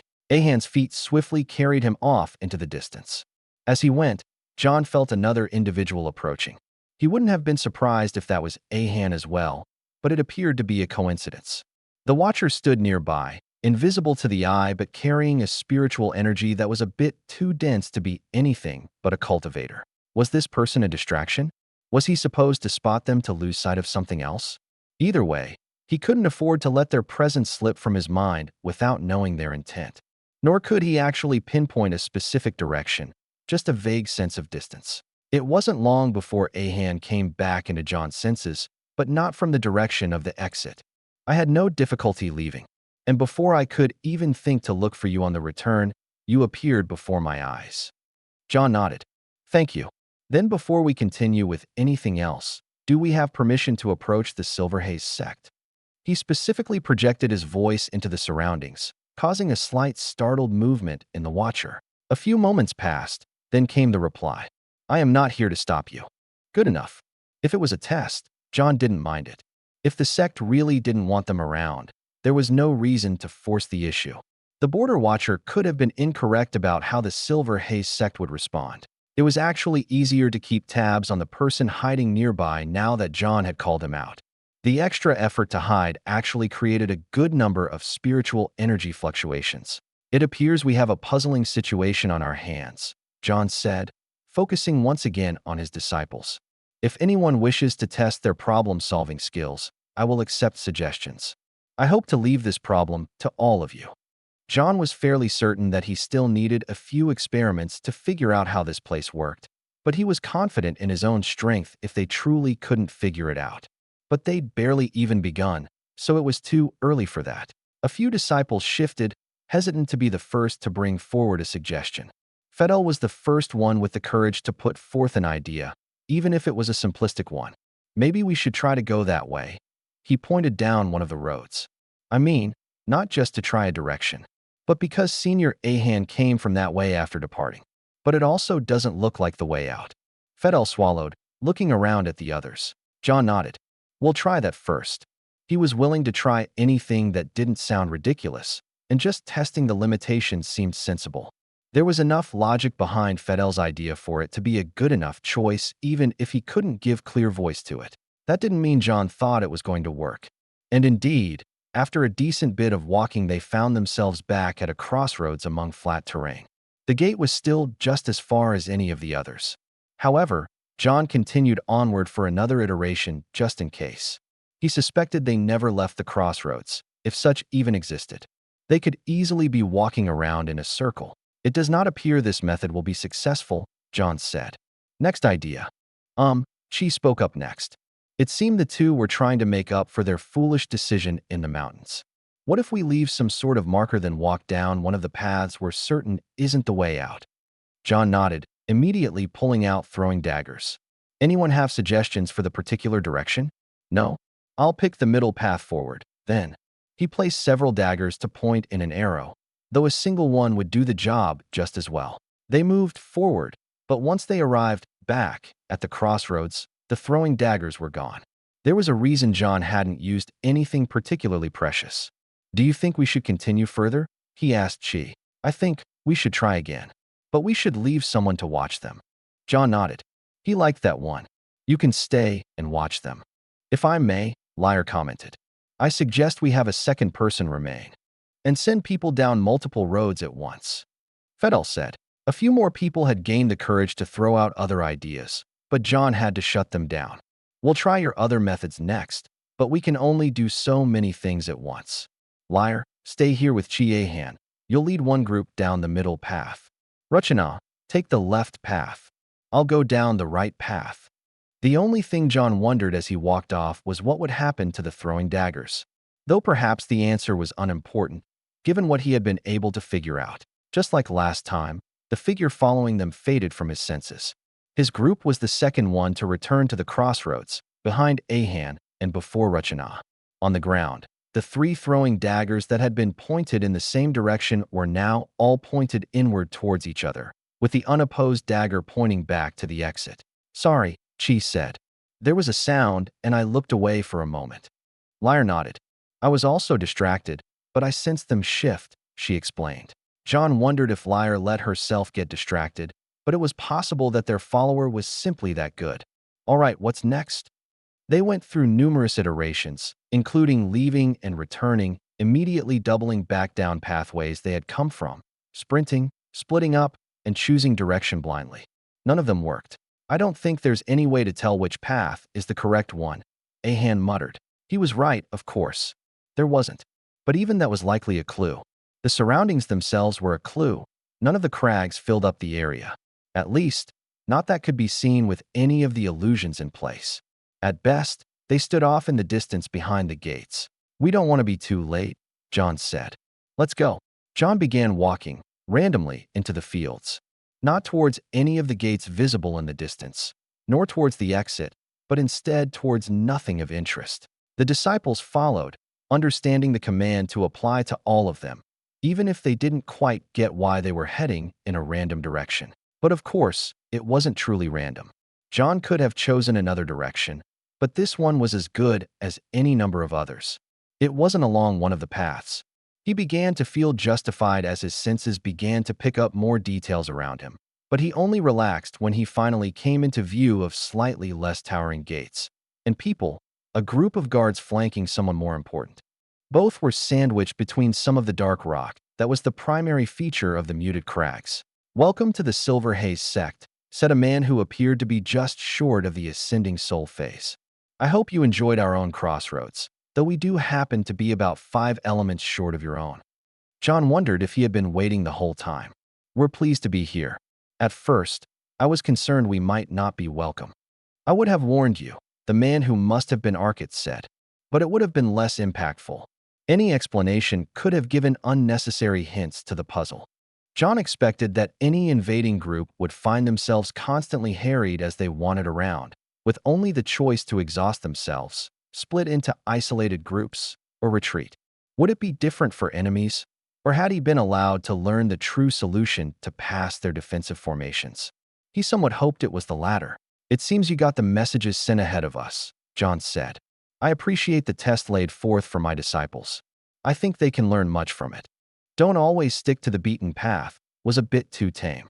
The actual reasoning was probably more like, don't trust the options laid out before you to be everything possible. John properly introduced himself and his sect, and Arkitz did the same. Arkitz was a relatively young man, again by cultivator standards. In short, though John didn't notice until he approached closer to the gates. Their size had thrown off his sense of scale. Arkitz himself pulled open the gates as they approached. "I appreciate you sticking with it, even if it might have been rather boring," he said. "I'm certain you could have blown through our illusions directly." "He spotted me early on," said one of the guards flanking him, "and I think his senior disciples did as well." "We'll have to find what flaws were shown," Arkitz said. "If you would be willing to share?" John smiled. "We have no issues exchanging insights, any willing to show hospitality. There is much to learn from an abundance of counselors. Learning to cover flaws is certainly part of that." John wondered if he was too easily pleased by hospitality. However, he was fairly certain he could determine when people had poor intentions and true friendliness had been far too rare. As a sect head, he couldn't let himself be too careless, however. He was looking forward to returning to more long-term allies, where he could fully relax. But there was much traveling yet to come. Chapter 408. The Silver Haze sect practiced fairly typical darkness element stealth techniques, but at least they didn't focus on flooding the area with spiritual energy. Such techniques had their place, but it was more efficient to let people fool themselves. However, completely controlling the feedback of spiritual energy senses required reaching a depth of control at which the enemy might as well already be incapacitated, so replacing sensory information of that sort required some manual input. Thus the likelihood of finding an improper arrangement of elements, among other things. Unlike the Honorable Lake Compact, the Silver Haze sect was fairly open with their exchanges of insights. Obviously, they wouldn't be sharing certain core methods at the heart of their sect, but they were willing to demonstrate many of their techniques for the Six Elements Crossroads. The initial approach to the sect had been something like that, settled into a permanent form by the formations. Ultimately, many of their techniques relied on the local terrain, but their dependence on the muted crags was thinner. Or at least, John thought they would likely better adapt to other terrain, though they might need time to pick up the local idiosyncrasies so that they could create functional illusions. Being timid with their sharing like the Honorable Lake Compact would mean that the Six Elements Crossroads would be limited with their sharing in return. Conversely, being more open came with greater risk. But as long as both sides were sincere with their intent to help each other grow, everyone would reap benefits. Arkitz was just a single step short of the ascending soul phase. John knew himself how difficult that step could be, yet the ability Arkitz displayed indicated to John that the other man would likely be successful. He just needed a decent push. John couldn't give any straightforward advice for a mono-element cultivator to break through, but he could at least allow his host to experience the ascending soul phase from the outside. Their duel was likely to end up fantastically uninteresting to most observers, though those who managed to pick out the subtle details might have much to learn. Their weapons were only a relatively small part of the battle, with them focusing on manipulating their surroundings. John's goal was to win not by overpowering Arkitz, but instead by outmaneuvering him. Almost immediately the battlefield became a place of illusions where John was uncertain if left was right or front was back. The arena did have several obstacles, but aside from his knowledge of their initial positions, it was difficult to keep track of them. Each time he took a step, his understanding of whether the pillars had been evenly spaced or how he was oriented with regards to them began to slip away. John could have tried to hold on to the feeling of Arkitz, but instead he created a whirlwind around him.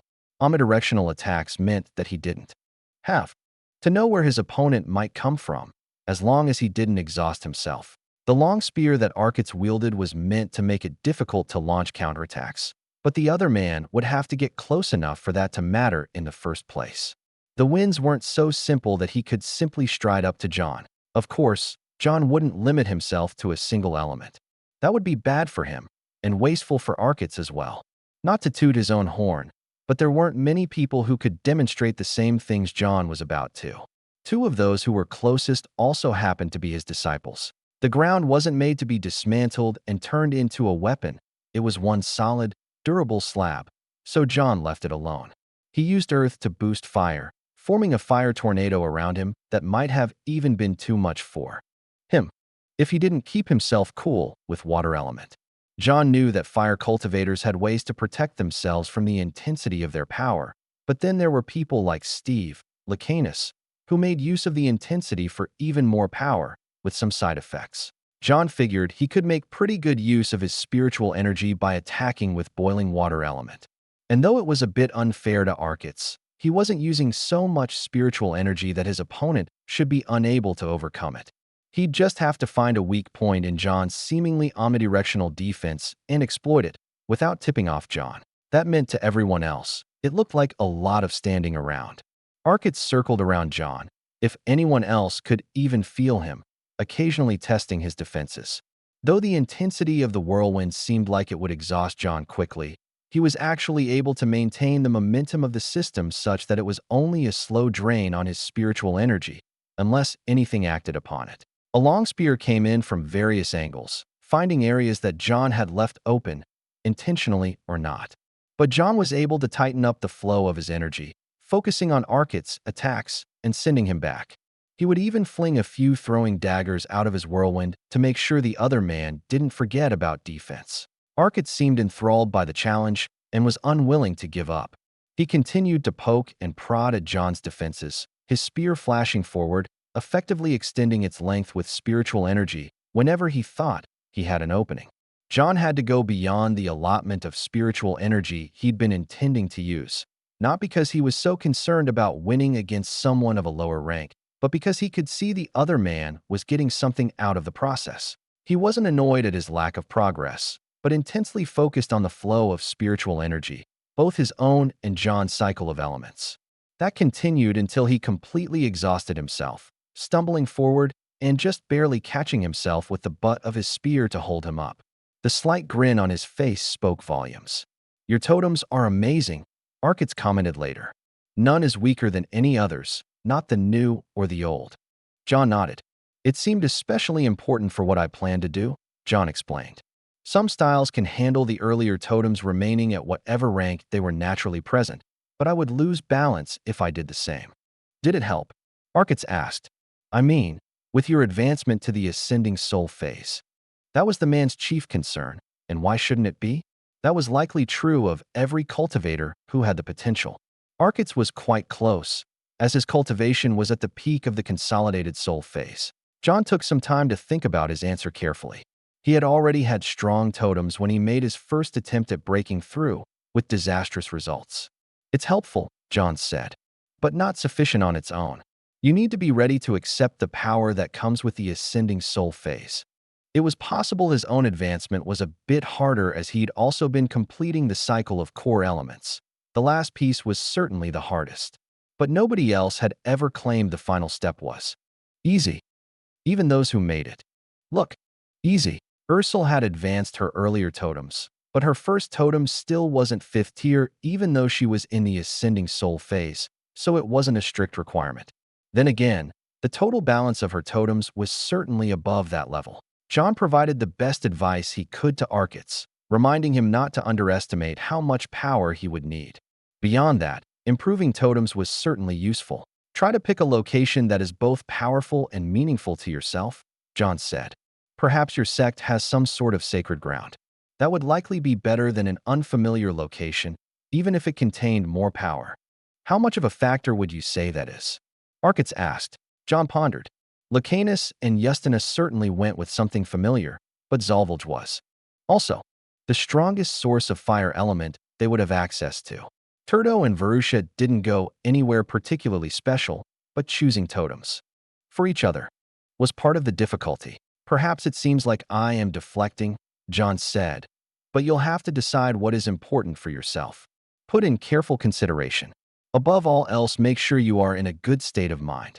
There's no need to rush with your age." John hadn't needed to rush either, but in the years after Mateo's death, he hadn't been entirely stable. He still felt the other factors were important to his failed advancement. However, perhaps if some other things had been just right, his hasty push for power would have been successful. It was time to move on from the muted crags to one of the final regions John simply hadn't been to. It wasn't like he had been avoiding the area. He'd simply never had an occasion to visit the final region. Traveling along the northern shores of the muted crags, John once again thought it was a waste that no sects of note seemed to live precisely on the sea. Frankly, even if the ports froze up part of the year, it wouldn't be that big of a deal.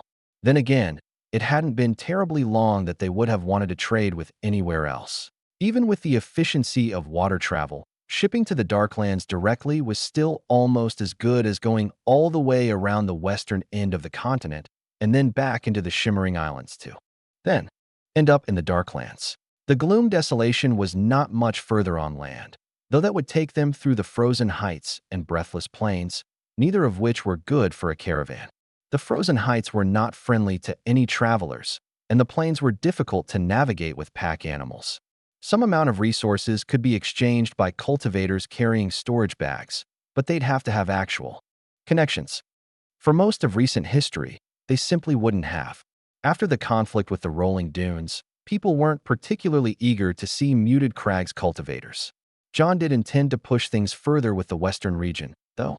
The Shadowed Union seemed like they would be at least tolerable trading partners. The Honorable Lake Compact was fine, and John quite liked the Silver Haze sect. The northern coast reminded John of looking out over the ocean on a foggy day, except without there actually being any fog. His senses were simply dulled enough that he couldn't even quite pick out the horizon. The black sand beaches were nice, too. John thought that he might just walk along the beach into the Boiling Springs region, but alas, they had set up a clear dividing wall where the muted crags began to fade. There weren't many guards who would see them right at the end, but he really didn't want to cause any trouble.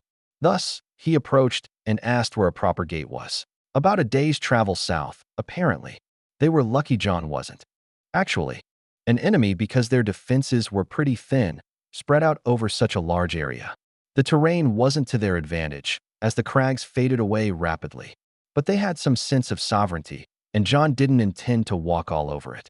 They took the extra time to reach a proper border crossing. The first thing John noticed after they crossed the border properly were the Boiling Springs themselves. John had figured that the region was named after a mountainous region that had some hot springs, but he couldn't have been more wrong. There were a few higher peaks, but they were at a fairly low elevation and there were just random hot springs strewn about, in the sorts of places he might expect to see regular ponds. There were even a few steaming streams, and John almost wondered if they'd ended back up in the eastern end of the encapsulated flow. Then again, why shouldn't there be some similarities between two water and fire element regions?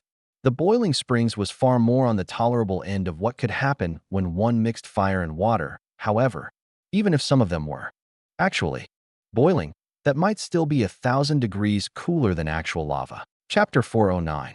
Back on Earth, John had some clear limits on how hot the temperature of bath could be and still feel comfortable. He wasn't exactly weak-skinned, but he didn't fancy boiling himself. Here, even though he was likely dealing with hotter water, he felt much more comfortable without involving spiritual energy at all. It wasn't something he'd considered much. His body was different, so maybe the base temperature he could tolerate was higher.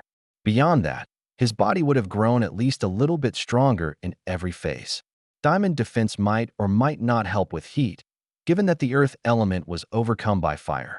John hadn't really tested anything with temperatures that could be considered mundane. He thought that it had to be somewhat different, since he'd been to the Green Sands early on and found it quite difficult. Maybe it had been a mental shift that allowed him to better withstand extremes, but the heat was far more pleasant. Of course, John wasn't talking about the hot springs that were actually boiling. He thought that would be a bit much for his unprotected body to withstand. That said, he had been thinking about how his body might be tempered with the fire element.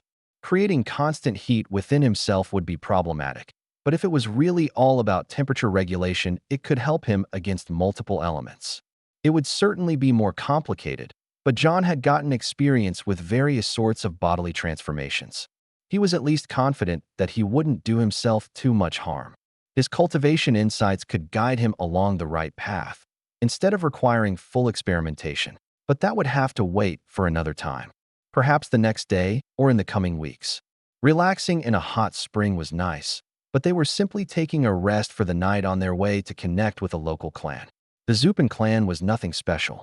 Before the recent surge in cultivation, they had been lucky to have foundation phase cultivators. Their current sect head was a late soul expansion phase cultivator. Albin Zupan was still young, but only in the relative sense. For example, John was young because he was an ascending soul phase cultivator. There wasn't an established standard for that, but he'd probably continue to be considered as young until he was past 100 years. Albin was past 40 and still physically young, but still a few ranks short of stepping into the consolidated soul phase.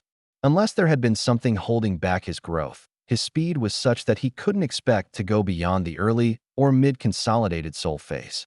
That would have been seen as amazing, but now it was almost expected for anyone of status. The clan still retained influence in the region despite not being the strongest, and at least they had good taste. They had chosen a coastal location for the clan, and it had an amazing view from some rocky cliffs. And yes, they still had hot springs, somehow. Perhaps the rock held sufficient water, or perhaps the balance of spiritual energy in the region spontaneously formed the necessary components. Either way, it was quite something to look out at the sea while sitting in a warm spring. Steam rose from the sea as well, in certain places at least. John would have thought that truly hot waters were terrible for the local wildlife, but of course that assumed typical fish. The molten sea had its own life, so when John learned that the Zupan clan had a profitable fishing industry, he wasn't actually that surprised. Albin had 2 fire totems and 1 water totem.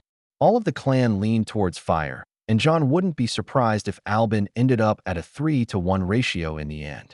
He wouldn't personally choose that route, but balance didn't always have to be even in numbers. John didn't assume he could completely revolutionize the clan's cultivation just from a quick glance. John could tell that the younger man was curious about him, but after inviting him to sit together, he hadn't said much of anything. "This is a good location," John said. "I haven't seen your techniques, but I got the sense that your clan might rely on the heat of the water to attack." "Yes," Albin said. "And steam. Interesting. Coming at that from the angle of fire, particularly hot steam, would be difficult to resist."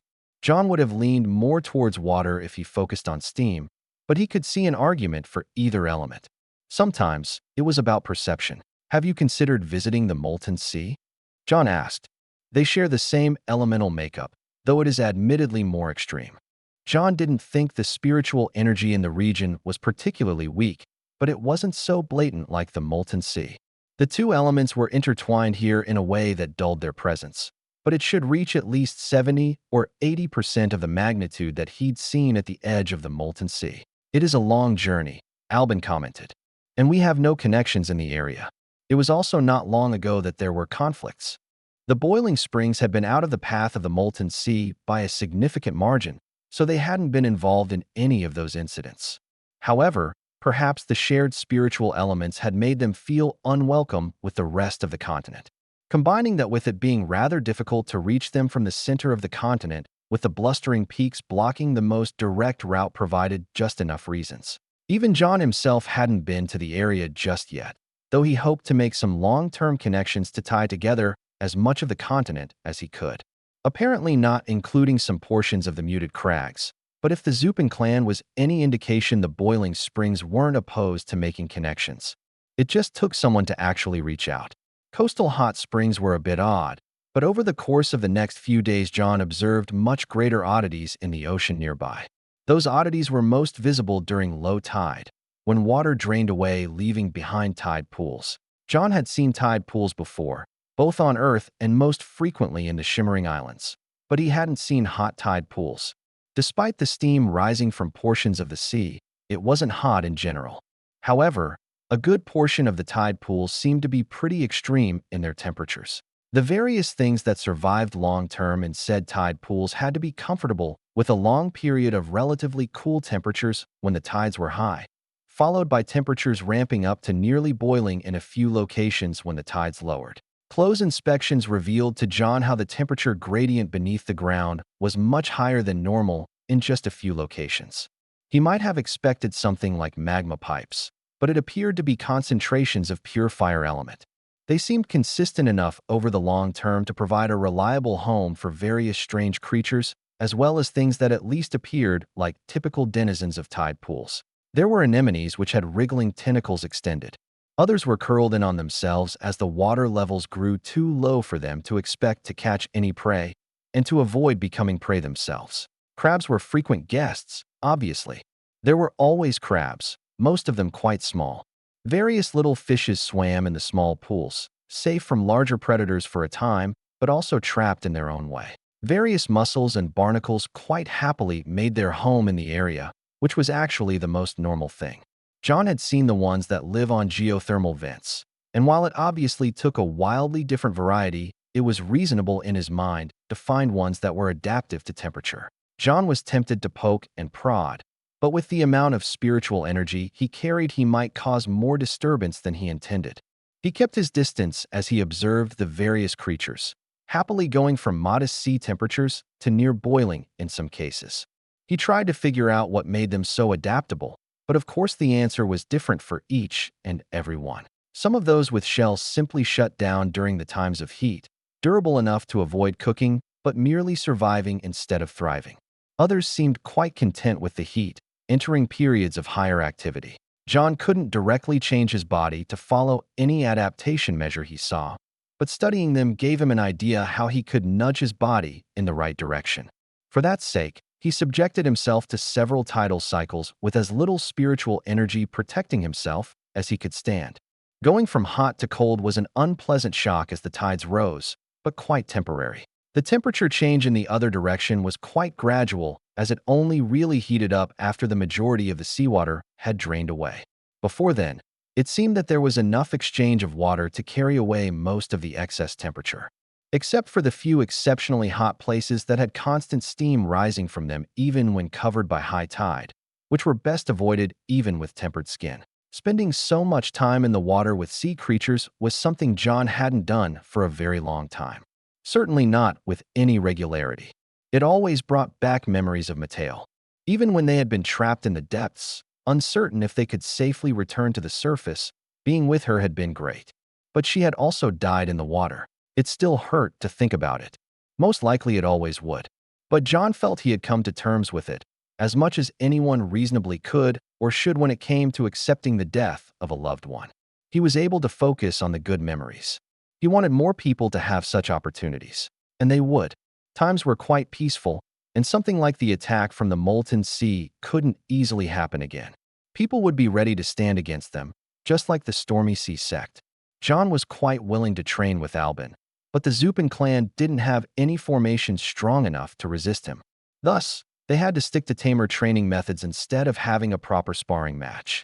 At best, they exchanged attacks at angles off to the side that could never actually reach either of them. John was currently defending a poor training dummy that was nearly being flashboiled by steam. He could have simply coated it in an impenetrable shield of ice, at least impenetrable by any soul expansion phase cultivator, but that wouldn't provide optimal interactivity. Instead, he created only a thin layer of protective ice to absorb the incoming heat while he redirected it into the ground, over quite a wide distance, such that Albin had barely increased the temperature of the stone beneath them compared to the midday sun. It didn't seem particularly exciting, but the point was for Albin to create a greater intensity of heat. A sustained attack was valuable in its own right, but usually if defenses could be overwhelmed all at once, that was a valuable option. It wasn't always correct as trying to force the matter could leave an opening, but it could potentially save spiritual energy compared to a sustained match. "You have geysers here, don't you?" John asked. "Some," Albin said. "Why?" "You need to act more like them. Build up some pressure before releasing." They weren't trying to cook a meal. Sustained temperature wasn't that great, unless there was a particular strategy.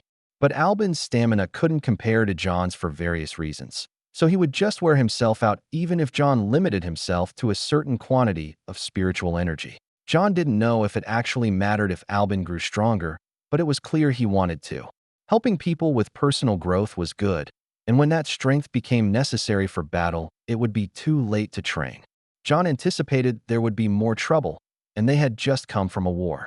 It wasn't unreasonable that the North Coast might end up in conflict as well, though hopefully not with their immediate neighbors. The tournament should hopefully continue to fulfill one of its purposes in that regard. Chapter 410.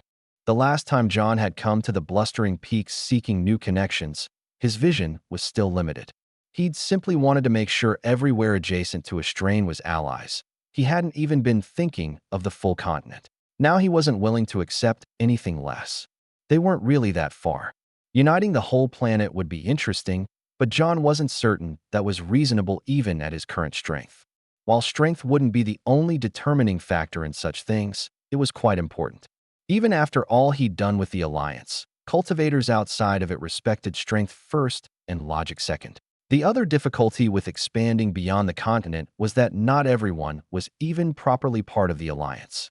There were various layers to things, with the basic level being more of a peace pact than a defensive alliance. People would need to be convinced that following the rules would be best for them both short and long term. Despite the surface-level similarities with the frozen heights, the blustering peaks were air-dominant. Any cold and ice was simply coincidental. In truth, there actually was a significant quantity of water elemental spiritual energy on the side adjacent to the Shimmering Islands.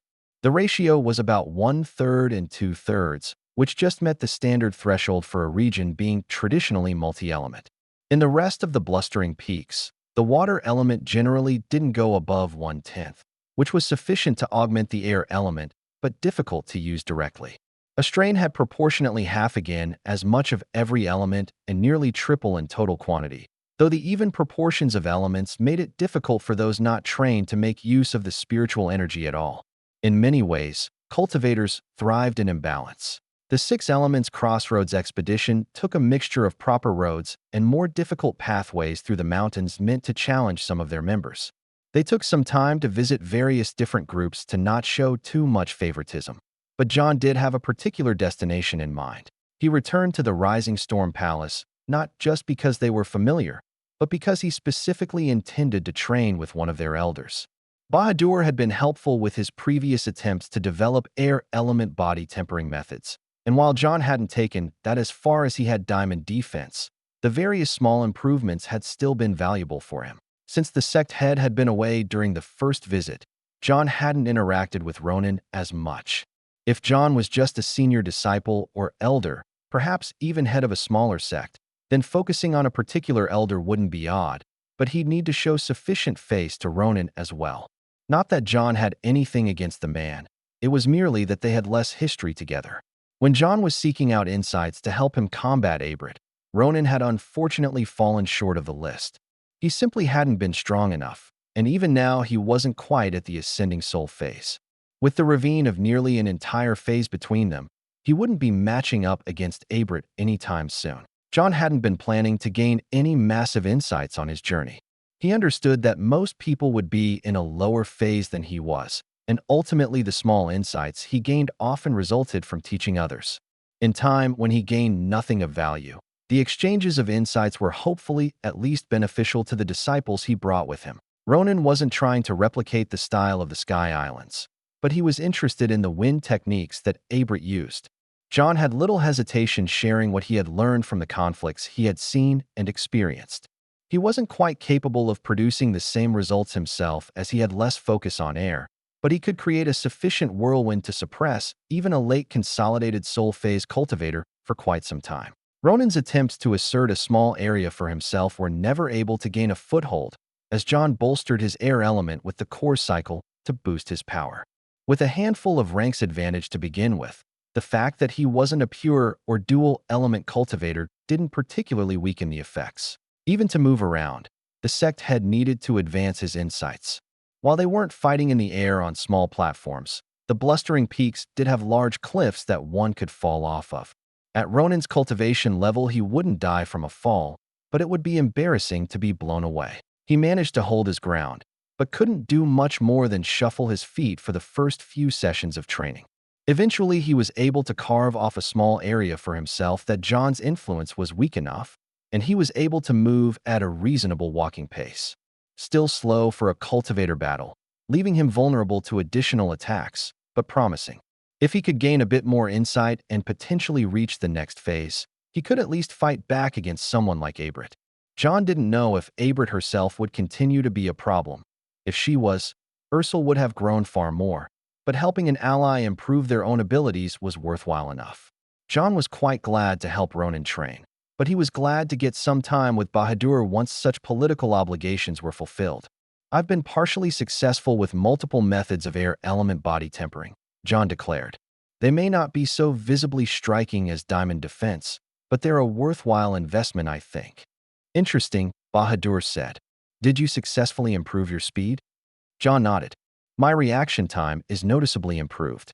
Compared to other ascending soul phase cultivators, I can feel a real difference. It was a very slow process John was still undergoing, since he had no desire to permanently screw up his nerves somehow. It also wasn't quite as visible as something like diamond defense, because he couldn't just stab his reflexes with a sword. Nor could he expect that he would have an improvement of similar proportions. John's skin was more than a few times sturdier than normal. To withstand any level of attacks from spiritual energy, it had to be tens or hundreds of times. His reaction speed wasn't twice as fast or at half the delay. Not even close. But shaving off any fraction of time was significant. Measuring exactly how much wasn't possible with the technology level of the world, though he could compare to others. Have you formalized it? Bahadur asked. I've created elementary forms of various body tempering techniques, John said. It seems to be a worthwhile investment for any cultivator to find at least one area they wish to improve. More wasn't always better, because the time and resource investments could allow a cultivator to simply improve their rank, being generally better in all ways. However, spiritual energy did better with a stronger base, amplifying the body to greater heights. As with everything, it was a balancing act. Diamond defense was most useful if attacks frequently got through energy defenses, and unless a cultivator was exhausted and thus in a state where they had already lost, that usually meant being able to measure the threat of an incoming attack and resist accordingly. Most people weren't willing to take such risks. That said, it wasn't too uncommon for part of an attack to slip through energy defenses in battle. Some of the other techniques John had developed were also situational.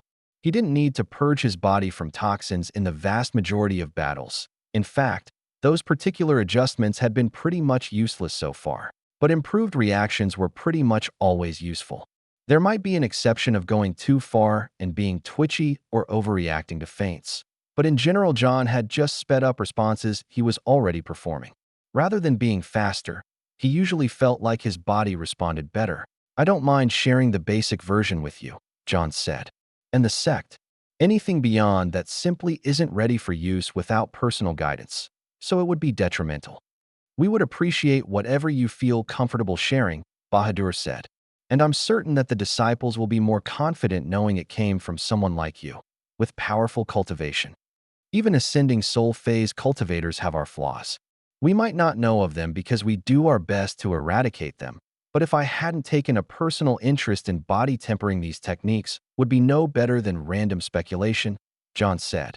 Or perhaps worse, since there are fewer things to compare to if one is trying to determine if the technique is flawed. Most people would have to make the attempt and experience the flaws themselves to have any idea. At that point, it's a bit late. Bahadur's contributions hadn't been much more than theory, but being taken seriously had been good enough at the time. Because of that, John had remembered him fondly all this time. From the blustering peaks, they came to the shining coast. It was the first light element region they had been in on the entire journey, partially because the core elements were more common and partially because that was just how the route worked out. They had gone past the sunfields and simply hadn't been on the southern end of the continent except for their start in the gloom desolation. Light was the one element John was truly weak with, and thus the one he needed to train the most. If he didn't have any other responsibility, he thought that he would probably do best by spending as much time as possible in light element regions, within reason. He did still need to maintain his balance with other elements. After all, the previous journey to the shining coast had resulted in unfortunate conflicts. This time, John knew the area better and was expected by groups that were ready to welcome him. Even if there were some bitter thoughts left over, few would be willing to act on anything. The ultimate goal was to reach the lunar island on the far edge of the region, but John and the others had plenty of training they could do along the way. For those who had a cycle of core elements, balancing light and darkness in the future would be critical. Personally, John would recommend that any who started with the core elements would stick with them into the ascending soul phase instead of trying to pick up one of the outer elements so late in cultivation, but he had to admit his personal bias. After all, he had begun from darkness with a rather ambitious plan. If things had gone as most of those around him would have expected, John would have bound totems for darkness, earth, and air before stagnating in the soul expansion phase. His ambitions required him to go beyond the expected limits of the time, even for the most basic form. However, he hadn't wanted to make a small cycle of allied elements before trying to bridge the gap. That sort of reach felt like it would have been unbalanced. Certainly, it had not fit him. It might be survivorship bias that made John think his way was better, but there were at least logical points and various insights to go along with his feelings. It likely would be difficult. Now, John was near the end of the journey, but he had the most difficult step yet. In that way, Viriato might have an advantage, having overcome the light and darkness divide early on. Though personally John thought that was an insane risk if people had a choice. Airily might agree, though her choice had never been there to begin with. Light reflected off of the sands into his eyes. It was unpleasant, but not as much as it would have once been. John absorbed light element into his dantian, carefully setting it aside. Yet it wasn't walled off from his darkness element, despite the potential dangers of them reacting.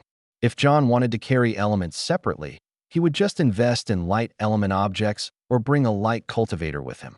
No, he wanted a healthy ecosystem. And if he got light placed just right, it kept a balance with darkness. It was all about letting it orbit the core without being too close, and thus drawn in, or too far, and thus drifting away. John pictured it like planetary rings, or a halo. Both were wonderful pictures, but actually achieving such a state proved difficult, especially without a totem. But to properly bind a totem, he needed a sufficient level of control of light to begin with, and greater cultivation. Thus, everything had to be built piece by piece. John hoped he wasn't missing some critical component. Chapter 411. Most of the Shining Coast was unpleasant for John, and not just because he had to spend time with sects that had previously rejected his presence. There was also the whole light element thing, though it was merely unpleasant instead of excessively burdensome. In fact, John thought he was more comfortable living among the antithetical spiritual energy than he had been with fire during his first visit to the Green Sands. Being able to focus on training how he attracted the spiritual energy during certain social encounters was actually quite nice as formalities went on for far too long.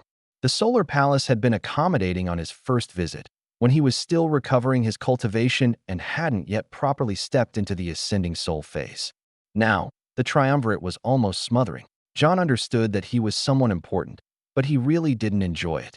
People took him seriously, which was good, but they also didn't always see him as a person. That was what he had true friends for, though, and his close family, but John didn't have strong ties with the majority of the Tenebach and Brandel clan members. Mostly a handful of those from his own generation, plus his children and grandchildren.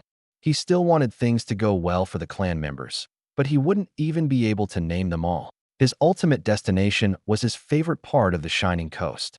He did his best to not openly display favoritism in front of his disciples, but they would be able to tell. Any darkness cultivator would be more relaxed around the nocturnal cultivators of the lunar island. There was still plenty of light element, but it was less harsh than the rest of the region, at least during the time they were expected to be active. Unlike previous visits, John came with a large number of disciples who did not have light element totems. The sect had regarded them with curiosity, but John's ultimate intention to reach a full cycle of elements wasn't unknown to the world, and there were light cultivators among the mixed group. Zabina's face showed some of the weight of years that had passed since their last in-person encounter. Small wrinkles had expanded just slightly. The years weren't catching up to her as quickly as they would otherwise due to her cultivation, but said cultivation wasn't advancing at a pace that kept her young.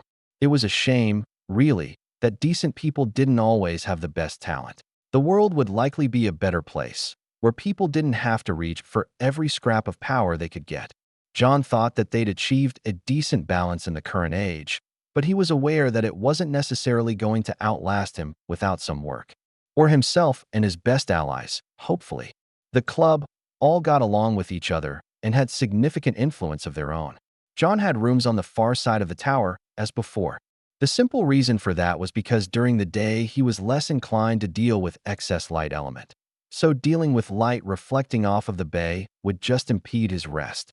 He could have kept a diurnal schedule and trained with the stronger light element, but he wasn't at a stage where he wanted that intensity. At some point before he tried to bind a light element totem? Absolutely. But he still had fundamentals that needed work even after all these years. At night, the bay in which the lunar island's central tower sat was gorgeous. Luminescent fish and other sea life lit the clear and shallow waters. The light of the moon and stars reflected off of the shores, focusing on the tower itself. John's current limits for storing light element were about a quarter as much as any other element. By comparison, a region rarely got counted as having a secondary element if that element was a quarter or less. Even if John had exactly 2 elements, light would have been a fifth of his total, barely significant. Instead, it was less than 5% of his total spiritual energy. But even with that limit, John actually found it difficult to do much more than store it. He rarely used it in combat because it was doubly limited by his quantity and his lack of control. However, if he let himself keep those habits, he might never properly use light element. John considered how to properly implement it without reinventing his fighting style. It would be a decent long-range attacking option, forming light beams. He'd used it to blind people a few times. As part of an allied cycle, he could use it to enhance fire and air. All of those options were good. The last thing he did every once in a while was cause detonations. Light and darkness mutually annihilated, which was an excellent offensive measure if he didn't hurt himself. Blinding people concealed the battlefield as much as directly hiding something, if not more, though people didn't just leave their eyes unprotected. A bright flash might provide temporary results, but flooding an area with light could limit perception without having to overcome defenses. That was more difficult to do when John simply didn't have that much light element. But it was an area to explore. John sat out in the middle of the bay. He was fairly certain that his need to control water element was actually detrimental in such a situation as it took his focus away from other training, but it was worth it.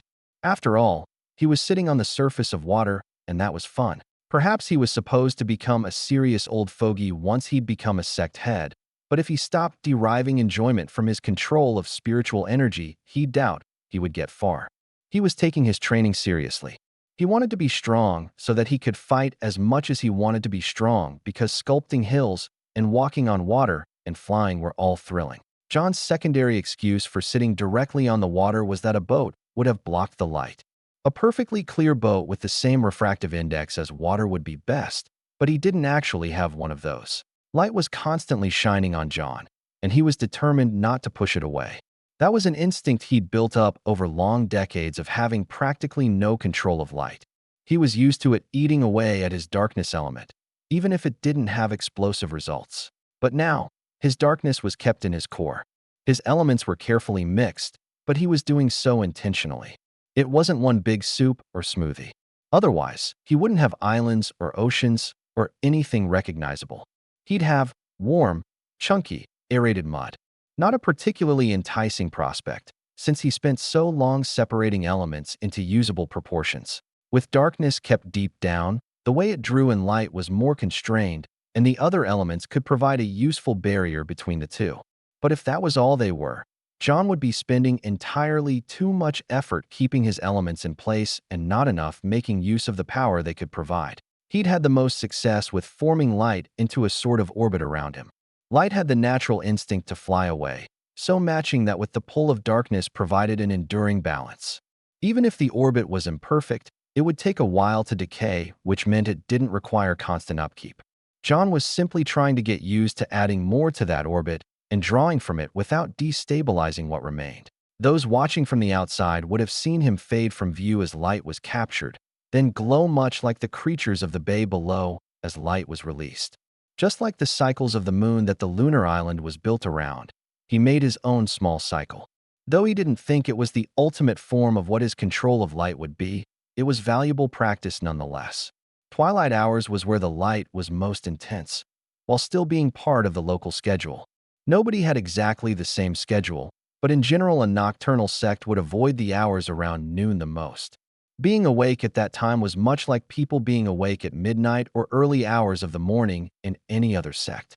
There were always a few, but the majority was fairly predictable. John sat atop the peak of the tower with Sabina at dawn, watching the sunrise. This was as important of a transition as the phases of the moon. Did our arrival this time have any special meaning? John asked. She'd commented on their arrival date the first time they met. After all, none that you need to hear, Sabina commented. She seemed to have more to say, so John waited patiently. You can draw your own conclusions. Hundreds of cycles of the moon have passed, during which you grew more powerful than most would have anticipated, while I grew hardly at all, just a few small ranks closer to the end of the phase. Do you see yourself reaching the ascending soul phase? John asked. I think you have the potential. His previous experiences made him believe she had the necessary traits, but obviously he couldn't say for certain. No, Sabina said. I don't think it is likely. My ambitions do not lie in that direction.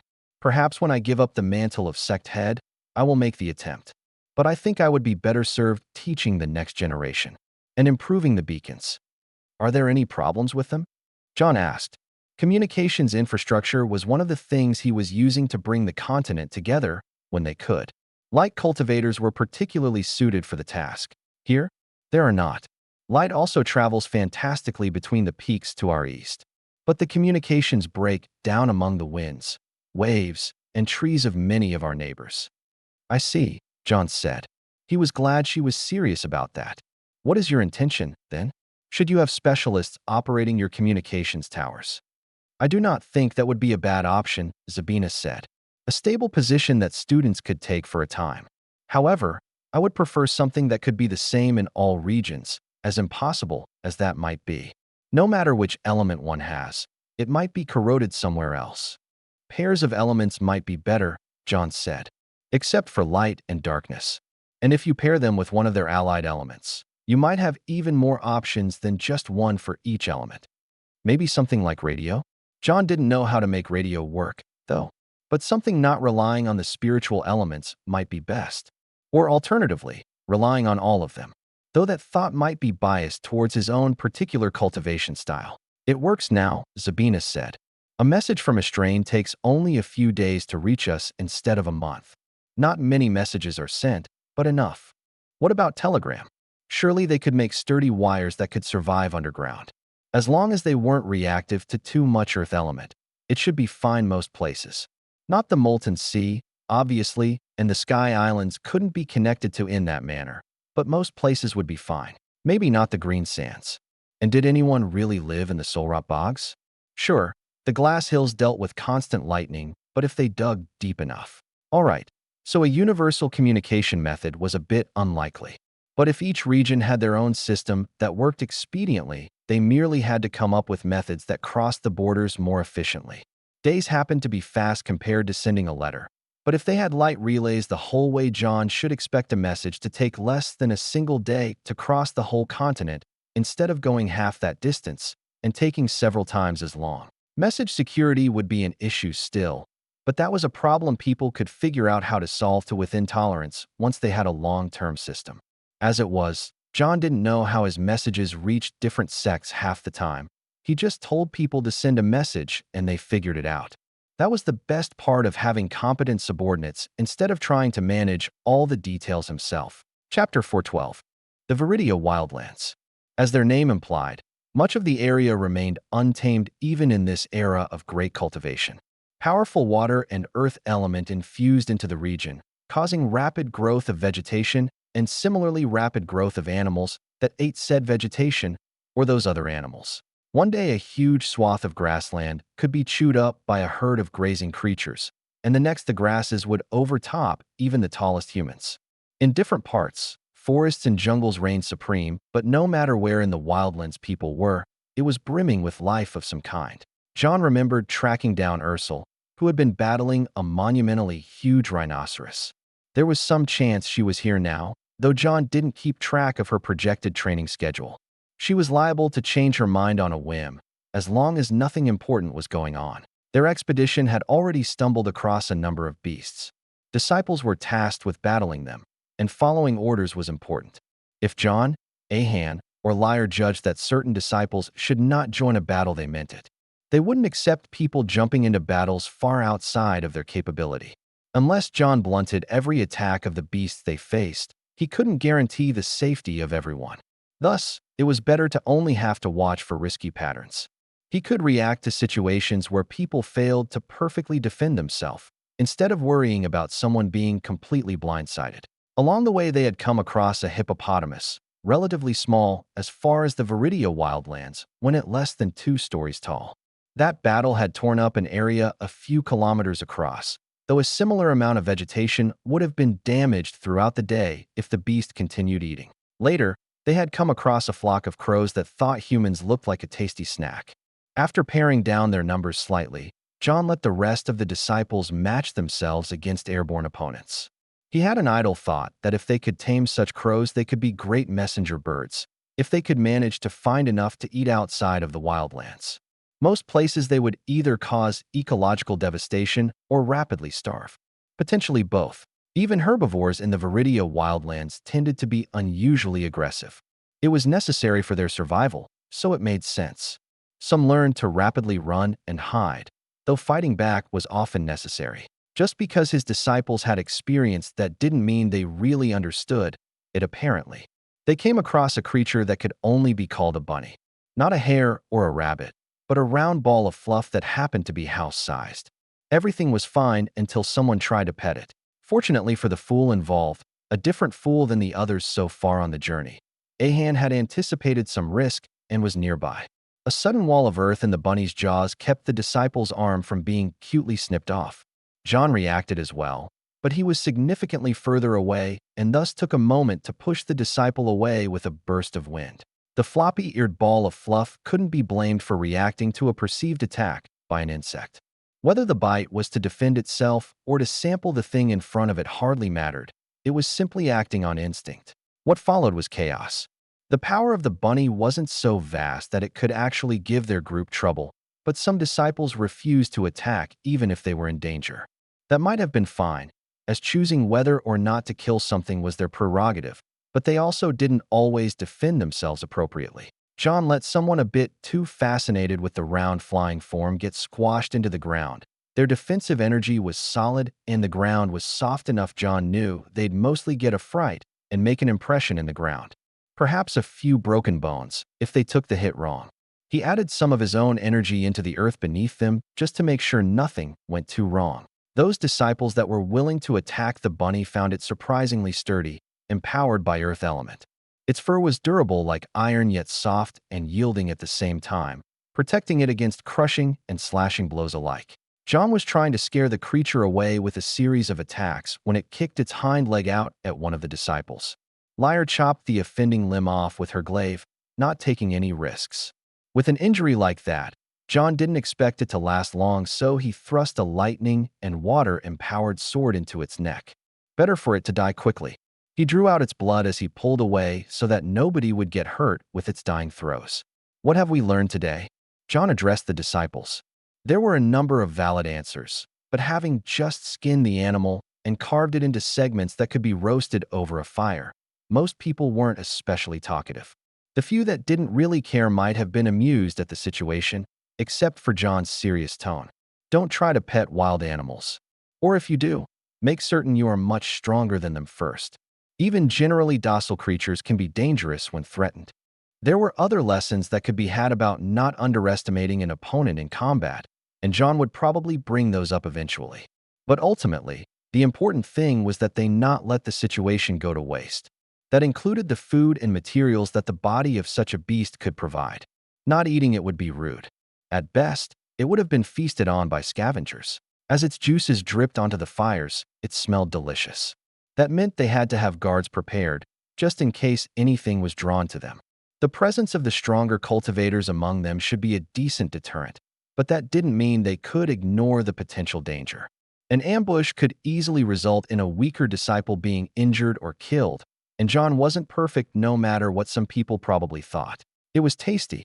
The bunny had an intense flavor from its active life and the infusion of earth elements. Properly cooked by infusing various elements throughout, the meat was tenderized to the point it was at least edible. Not exactly easily chewed, but the effort was well worth it. John still would have preferred not having to kill it, though. If John had only needed to visit the emerging bamboo sect and maybe Great Ring City, he would have been happy with his time in the Viridia wildlands. However, the places he visited were just as important as where he did not visit. He couldn't reasonably avoid the indestructible kapok grove, not when they had an ascending soul phase cultivator. Worse, Abert was fairly certain that Mandlen was a reincarnator. In truth, John had little opinion about the man himself.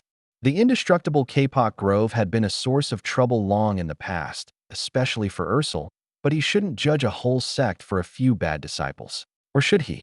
After all, the behavior of disciples was a representation of those above them. It was either behavior patterns they saw, or whatever they were allowed to get away with. But it had also been several decades since there was actually any trouble, so John had to start with a reasonable position. As they approached, John had to say he was at least impressed with their sect grounds. Grand trees surrounded one individual that nearly rivaled what Great Ring City was built within. Interestingly, that one tree's roots grew outward in tall ribbons, forming walls that naturally divided different districts, eventually surrounding the whole sect with a barrier at least 10 meters in height. Interestingly, the spines that John took to be one of the signatures of a kapok were not present on the largest tree. Their group approached the gates, the first of a series of them, placed between tall and relatively thin roots. Though they were proportionately thin, there were at least a few meters of solid wood, brimming with spiritual energy. The gates stood open, 5 in sequence finally leading through the outer barrier. John suspected that attempting to go over the walls would be met with great difficulty, more than just the guards he saw keeping watch. He was met inside by the woman he knew to be the current sect head, having seen her previously. John was actually surprised that Zorana still retained the position, given Manlin's cultivation. Most likely, he didn't want to be saddled with the responsibility. "Welcome to the indestructible kapok grove," Zorana said. "Your journey has been long. Rest within our safety." John would be happy to rest. He kept his face positive, while inside reminding himself not to relax too easily. People had taken great offense to less involvement than simply being the father of an individual in conflict mere decades in the past. He didn't intend to go anywhere alone, or at least not entirely. If privacy was required, he would still wish his foremost disciples to remain within earshot. The kapok tree was a good choice for a sect to center itself around. A balance of offense and defense combined with the ability to grow to a great height were excellent core tenets. If that turned into people with prickly personalities, perhaps that was an acceptable side effect. Though it seemed like Zorana could at least be polite when she wished to. John would judge further based on how people of all levels interacted with his disciples. Zorana took them on a winding tour of the sect, though it might have also been the most direct route to the central areas, given the prevalence of roots from both the mighty central tree and its smaller counterparts. John hadn't been certain at first, but eventually he determined with certainty that Manlen wasn't present. That might be for the best, because while interacting with the man would be useful, it could also go wrong. Still, John did have to mention that he would wish to meet with the man if he were present. "Elder Mandlen is currently on a training excursion," Zorana said. "However, you are welcome to stay as long as you wish." John thought for a few moments. "If you do not know when he might return, I think we will likely limit our stay to a week so as to not be burdensome. Furthermore, we have far to travel still if we wish to traverse the entire continent." They were somewhat more than halfway done, but they didn't have truly unlimited time. "We will gladly host you," Zorana continued. "I would send word, but his current training location is secret even to me." She sounded slightly disappointed, but accepting. "It is not a problem," John said. "Cultivation must be a priority." John had sent word ahead, but it was entirely possible Mandlen had been in private training for several months. Or maybe he simply didn't wish to meet John, in which case he would happily accept that without it needing to be said. Either way, they would eventually move on. John found a surprising number of disciples tending to the trees.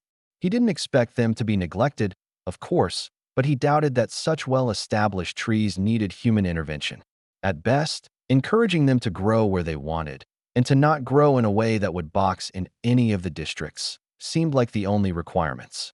Yet John found the disciples tending to the smaller trees, the ones only 100 meters or so tall that were dwarfed by the central one. They were especially focused on the spines. John saw fallen spines be returned to the tree and sealed back on. Furthermore, some of the spines grew out of other spines in fractal-like patterns. He couldn't determine exactly why such work was important, but it was done with just as much care as the harvesting of the seed pods. Speaking of the seed pods, in contrast to the spines, they were filled with soft fibers. John had felt their exceptional quality in the sect furniture. Perhaps he would ask about the spines. Nobody should begrudge him a bit of curiosity. Chapter 413. The thing about spines was less secret and far less exciting than John thought it might be. Apparently, only younger and more vulnerable trees usually grew the spines. They were meant to protect them against certain sorts of herbivores and to help store water until they reached a certain level of durability on their own. If John were to extrapolate that, then the members of the indestructible kapok grove that made use of spines would still be immature. Which wasn't necessarily true, because humans who could choose when to form such defenses weren't really all that similar to trees that had to grow for the long term. As for why they wouldn't use their spiritual energy to make the largest tree continue to grow spines, the answer wasn't given clearly, but John was able to surmise that it was for defensive purposes. The durable roots were good walls, unless they happened to have plentiful handholds and footholds to help scale them. The scale of the spines would simply become too large to be a threat for most cultivators. Based on what he saw with the other trees, the trees that continued to grow spines didn't concentrate them in any specific location. In addition to the fact that the grand tree was durable enough to not need it, most likely it would cause more harm than good to continue to force it to grow thorns. After all, they would have to be removed from certain locations like the outer wall. There seemed to be some sort of internal sect debate about whether the indestructible kapok grove should be pure earth element, or if they should mix in water element to take advantage of the surrounding spiritual energy. If John had been asked for his opinion, the result would have been quite obvious. More elements wasn't always better, but if there was a good reason and a proper connection to be made, he was certainly for elemental addition. Half of the point of the thorns on a kapok was to store water for times of trouble. So aside from John's general feeling that the field of plants could include both water and earth, there was a specific reason. The grove didn't shy away from displaying techniques, but John didn't find he was gaining much in the way of insights. Zorana, the sect head, was barely more advanced in her specialization than John was. He'd studied with several plant-focused groups already, so he could use related abilities at a level of proficiency he found acceptable. Zorana was doubtless more skilled, but that was mostly training time and less special knowledge. John found her to be very traditional and lacking in innovation. That might be good for holding together a stable sect, but John didn't think it was as valuable in times of great change like they had been experiencing lately. About 3 days before John and the others were set to leave, Mandlin appeared. It wasn't something that could easily be mistaken, with his energy clearly displayed as he approached the outer walls. Apparently, he was the sort that didn't bother with official entrances, making his way directly inside. That meant leaping over the wall. The defensive formations seemed to not react to his presence. It seemed like it could be a security flaw, though it was also possible that Mandlin was simply familiar enough to suppress them. That was its own sort of flaw, but John thought it would be easier to disguise his aura, so the former was more easily exploitable. Until that point, John had continued to believe that Mandlin's absence was a convenient excuse not to interact with John. However, he should have easily received information on when they planned to leave. John was a little bit surprised that he showed up, but more surprised that the other man had reached the 42nd rank. He wasn't quite in the latest Sending Soul phase yet, but at least in terms of pure rank, he had surpassed John. He was able to make that assessment as Mandlin strode purposefully towards John, who happened to be sitting on one of the tall and thin buttress roots of the central tree. It gave a good view. Mandlin leapt next to John, his energy on full display, earth element with a background of water. His totem seemed to be purely earth element or close to it. However, greetings. Before John could stand, Mandlin sat next to him. Greetings, John said in return. Could he really say welcome to someone in their own sect? I hadn't been sure if you would be here. Some portion of John thought that perhaps Mandlin had been intentionally kept away, but in that case he would have to reassess his opinion of Zorana's lying skills. It seems your training has been productive. For those with proper insights, an advancement in rank is only natural. What do you think of the sect? John wasn't entirely sure what Manlin wanted. It had quite a solid foundation. I can see it lasting far into the future. Or until someone chops down this tree, Manlin shrugged. John seriously doubted many people could chop down the tree. If it were completely undefended, he expected it would take quite some time even for a dedicated team of cultivators. And it was entirely possible that below a certain cultivation, people might never succeed. What do you think about the contradictory aspects? Manlin sure went directly into things. Was he trying to learn something? John didn't really have any secret motives here.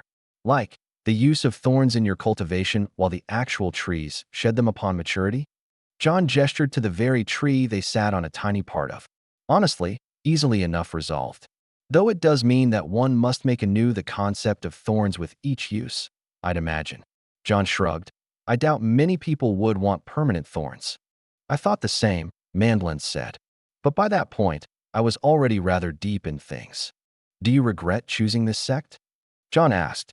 Given the available options, I have no regrets, Manlin commented. The rapid growth of the emerging bamboo sect didn't appeal to me. What about you, John? It was strange to be called his name by someone he didn't really know, but it wasn't inappropriate for another ascending soul phase cultivator, either. Cultivation has been going well for me. I'll admit it was a pretty audacious plan when I set out, though. When you began again, you mean? John nodded. Clearly, mistakes had been made. A different path seemed more appropriate. It's good to be able to make such decisions. With that, Manlin stood, leaping down from the root and making his way off. How odd. Not at all what John had expected, for various reasons. John wondered how much Manlin knew, and how much the encounter supported Satora's information. There was certainly something different about Manlin, though perhaps he was simply an eccentric genius. That wasn't unheard of, after all. If Manlin could randomly come up to John and then leave when he felt like it, John thought, as an ascending soul phase cultivator, he should share the same privileges. He did take his time to prepare some talking points first. Frankly, missing any opportunity to exchange insights with another ascending soul phase cultivator would be criminal, especially one who might be reincarnated. Truthfully, the fact that he had become powerful was more important than why. At least, if it was a battle between genius or reincarnation. If there were more nefarious methods involved, that was where there would be a concern. The next day, John found Manlin at the very top of the central tree. Most people didn't seem to have the necessary audacity to climb, but John doubted it was actually forbidden. Either way, the rules applied less to the strong regardless of whether that actually made sense. He could have flown up, but John leapt from branch to branch or climbed where it was convenient. Planning to cultivate air or light? He asked. The view was astounding, revealing a broad picture of the world around them. Manlin looked at the sky around them. I'm just getting some sunlight. Is that useful for cultivation at all? John asked. It hadn't been one of his prepared questions. It definitely works for me, but your elements are both on the darkness side. Though I suppose you could empower your water with fire, that doesn't sound efficient. It improves my cultivation as much as having a good breakfast after sleeping well, Manlin said simply. Mental state is important. John couldn't help but agree. He had found that cultivators who stressed out about their growth often performed more poorly. Unfortunately, just telling people to relax didn't always make that possible. There's plenty of time. People don't need to rush. Though, of course, that only applies to this current generation. Growth wasn't as quick before. Spiritual energy levels improved. You know that for sure? John asked. By the time I realized, it was already too late to do many tests. In the last couple decades, they've seemed overall quite similar. Any changes could be explained by random fluctuations. You live where there are more people, Manlin stated simply. I do. But hasn't the indestructible Kapok Grove gained membership as well? Not as much. That seemed to be the end of that conversation, so John wanted to ask something else. How much have you studied light and darkness? I'm trying to balance them, and I keep losing the light or risking disaster. Do I look like I cultivate light or darkness? John moved his eyes up and down Manlin. Nope. So what's your opinion? Nobody successfully balances them. I don't know if I believe that, John said. There's Viriato and my granddaughter Airily for sure. Why not ask them? The words could have implied Manlin was annoyed, but John didn't feel it yet. I already have. Viriato stumbled into it by accident. Airily has created a great mental construct. Use that then. It doesn't fit me, John said. Then don't. You're probably just trying too hard. If I screw this up, I die, John reminded him. You'll die anyway. Just later.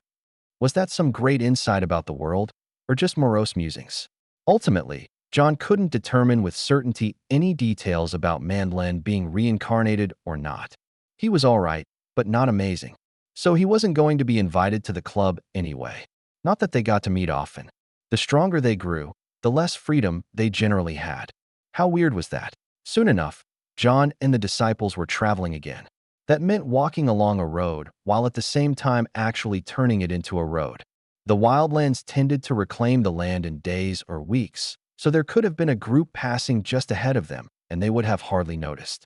It was a good way to practice plant cultivation, nudging them away from the roads instead of incinerating or squashing everything. If done right, John wondered if they could convince the roads to stay open. Probably not, but they might be able to plant some sort of ground cover that would keep away everything else. The difficulty was preventing that from spreading into the surrounding forest if it was vibrant enough. Then again, sometimes problems didn't need a better solution. Everyone passing through the area could get mandatory training just from the act of travel, and it didn't have to be anything more special than that. Great Ring City felt smaller. It wasn't, obviously. The remains of the old stump wouldn't just shrink, and it probably had more buildings. But John felt that after a number of decades, things just didn't seem as impressive as they once were. It was probably all of the flying. Even if the emerging bamboo sect wasn't the best in the region now, John still had plans to visit them again. There was no reason to cut off old relationships when they were still friendly. In fact, leaving groups behind just for being less strong was exactly the opposite of his intentions with the alliance. And it was possible to help promote the strength of those who hadn't quite made it to the next phase. Chapter 414. John found himself back at the emerging bamboo sect. It is a pleasure to see you once more, Chandra. The woman who had previously been a promising disciple in the late soul expansion phase had reached the peak of the consolidated soul phase. Somewhere along the way, she had become the sect head. She inclined her head. You as well. Welcome to the emerging bamboo sect. She looked around. Your daughter is not with you. A shame. John shrugged. She's not a disciple of my sect, but the Amber Heart. Not that she often remains on sect grounds there either. At any time, she could be stomping around the Viridia wildlands or the rolling dunes as much as the stone conglomerate. While various disciples were responsible for the rest of the 6 elements crossroads, John merited Chandra's personal attention. After all, his cultivation was significantly ahead of her, the sect head. Besides, John had fond memories of her instructive efforts. Perhaps he might learn more of the emerging bamboo sect style, but he also intended to teach as well. Have you had the opportunity to visit the Succulent League? I don't believe I am aware of their location, Chandra admitted. They're a new sect in the rolling hills. They are not yet firmly established, but there is much potential to be had. Furthermore, they are quite open with their methods. I'm certain your sects could learn much from each other. More than just how to manipulate plants in both wet and dry climates, though that by itself was a valuable area of study. Chandra hadn't expected the founder of the 6 Elements Crossroads to recall the details of their first meetings. It had been sufficient that she had been remembered later, upon attending the tournaments. The man had changed his name after the death of his wife. He wasn't the first cultivator to sever old ties after a traumatic moment, nor would he be the last. Chandra had merely been surprised at how simple of a name he took, instead of picking one filled with grand meaning. Or perhaps she simply did not understand it. A cultivator like him needn't have bothered to remember the details of every encounter he had with others. However, he surprised her by bringing up something particular. How have you kept up with your training for sensing darkness cultivators? John asked. As much as it is possible, given our location, Chandra said. We'll have to put that to the test, John said. Before she could even agree, he disappeared right in the middle of the pathway. Chandra immediately extended her senses to where he had been standing, trying to determine if he was going to pull a similar trick to the past. Just because her senses couldn't pick out anything didn't mean he wasn't there, but she couldn't make any declaration with certainty. She followed every ripple through the leaves of the trees, the movement of the fallen bamboo husks, and everything that could be a sign of John's presence. The man had 5 elements now. That gust of wind could have been him, but it didn't show signs of spiritual energy. Then again, Nothing did. And unlike before, her natural senses didn't feel dulled at all. Chandra wasn't sure how to tell whether that was true. She strode forward confidently, walking through the space he had been standing in. Or at least she thought she did. When she took a moment to assess her position, she had ended up behind where she thought she started. Determining she wouldn't find anything standing still, Chandra began to move. Perhaps she would break out of the area of John's control and find some perspective. Except even as she broke into a run, the path looped around on itself. No need to rush. I'm not far. John's voice came from behind her. She reached out her arm to grab him, not expecting him to actually be there. And he wasn't. Chandra was stronger now. Even if her senses weren't able to pick him out directly, she should detect some signs. An imbalance in the local water and earth from where a person stood, for example. She felt something for a moment. A void, like the local ground spiders left. Chandra lunged, propelling herself extra distance with a projection of a bamboo shoot.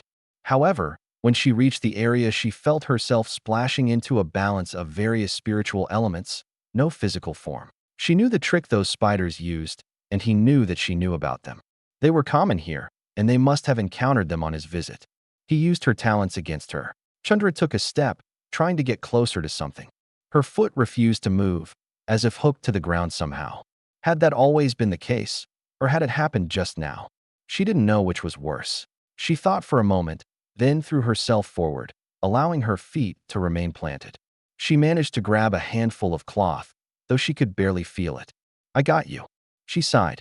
You didn't move, did you? An interesting question, isn't it?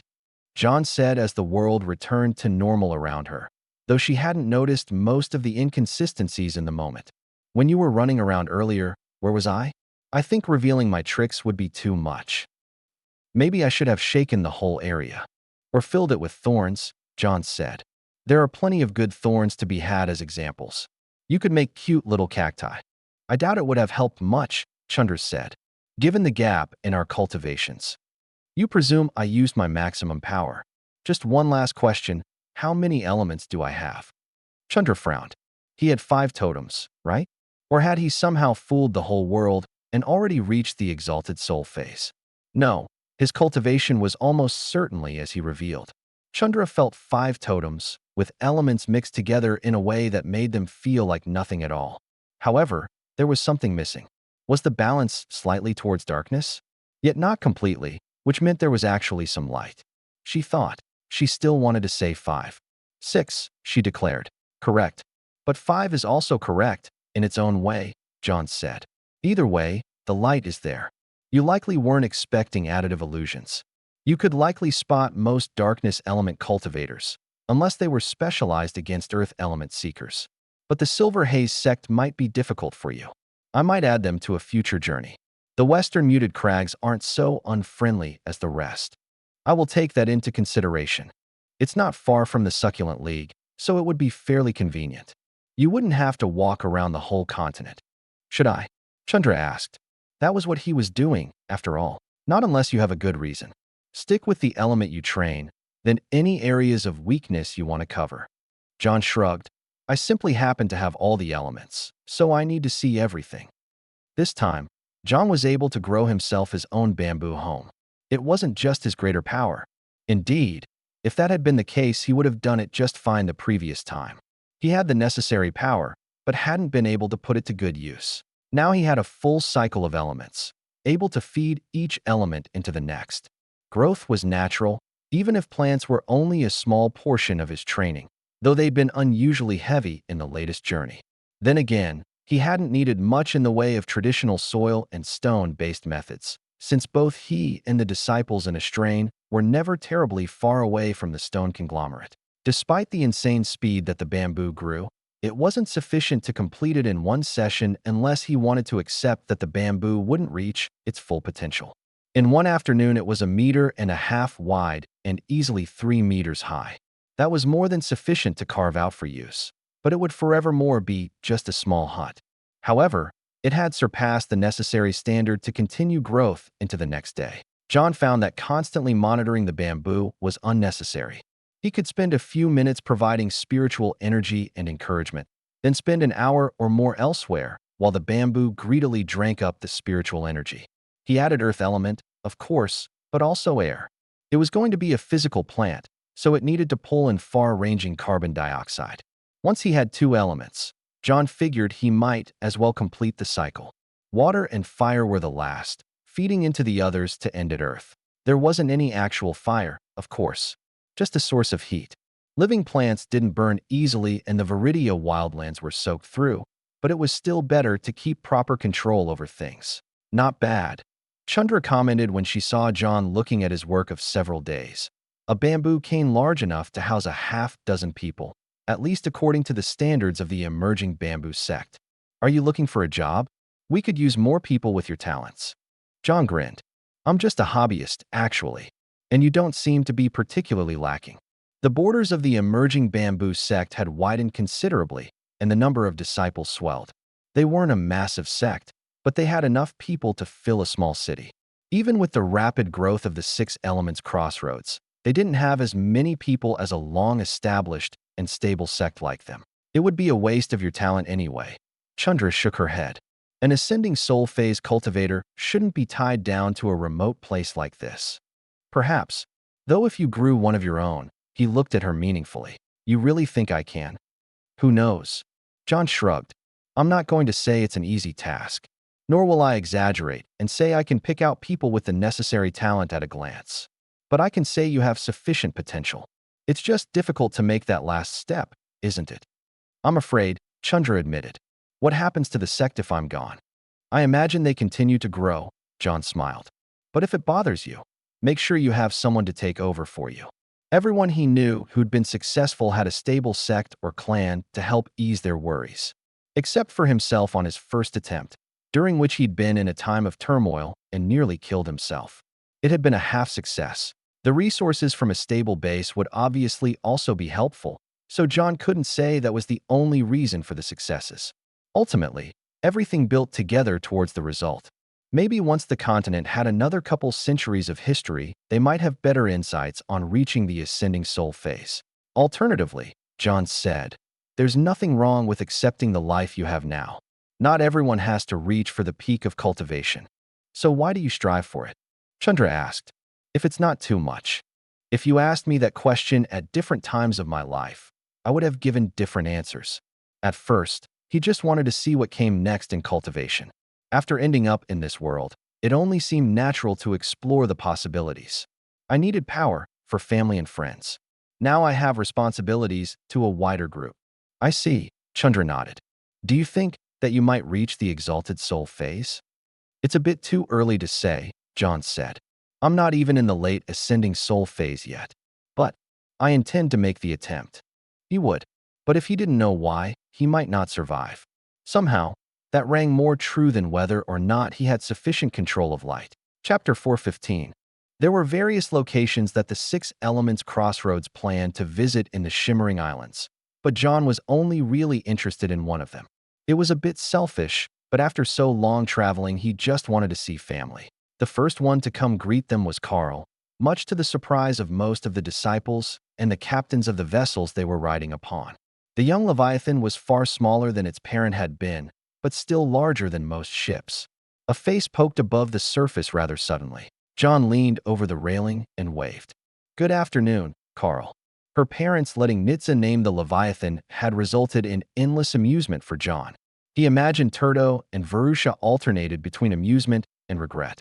Cute names were good when you wanted warm and cuddly, but if you were offering a threat it just didn't hit the same. Then again, two early ascending soul phase cultivators saying they would send Carl after someone might be somehow more intimidating. It sounded so plain, but how could anything related to them be ordinary? Perhaps it could be a code name. And of course, once people saw the Leviathan, they would be quite appreciative of the danger. As a beast, he could not be directly judged by the standards of cultivation phases. In some ways, he would be inferior to an early ascending soul phase cultivator, specifically finesse and special techniques. But in raw power and durability, he would outclass them.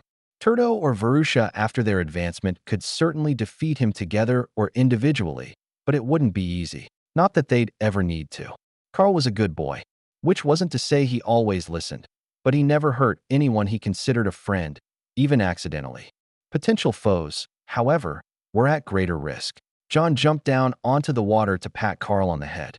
His actions served the dual purpose of calming the worries of the disciples and ship captains and also being fun.